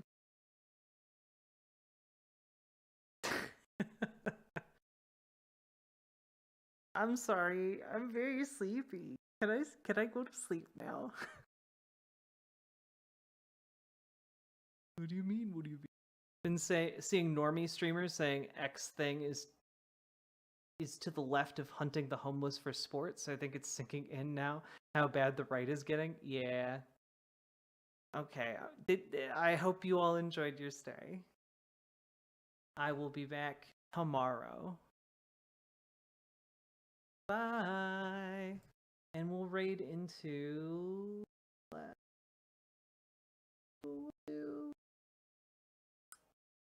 do left flank vets.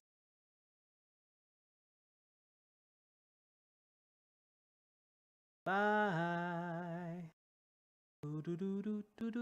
Boom.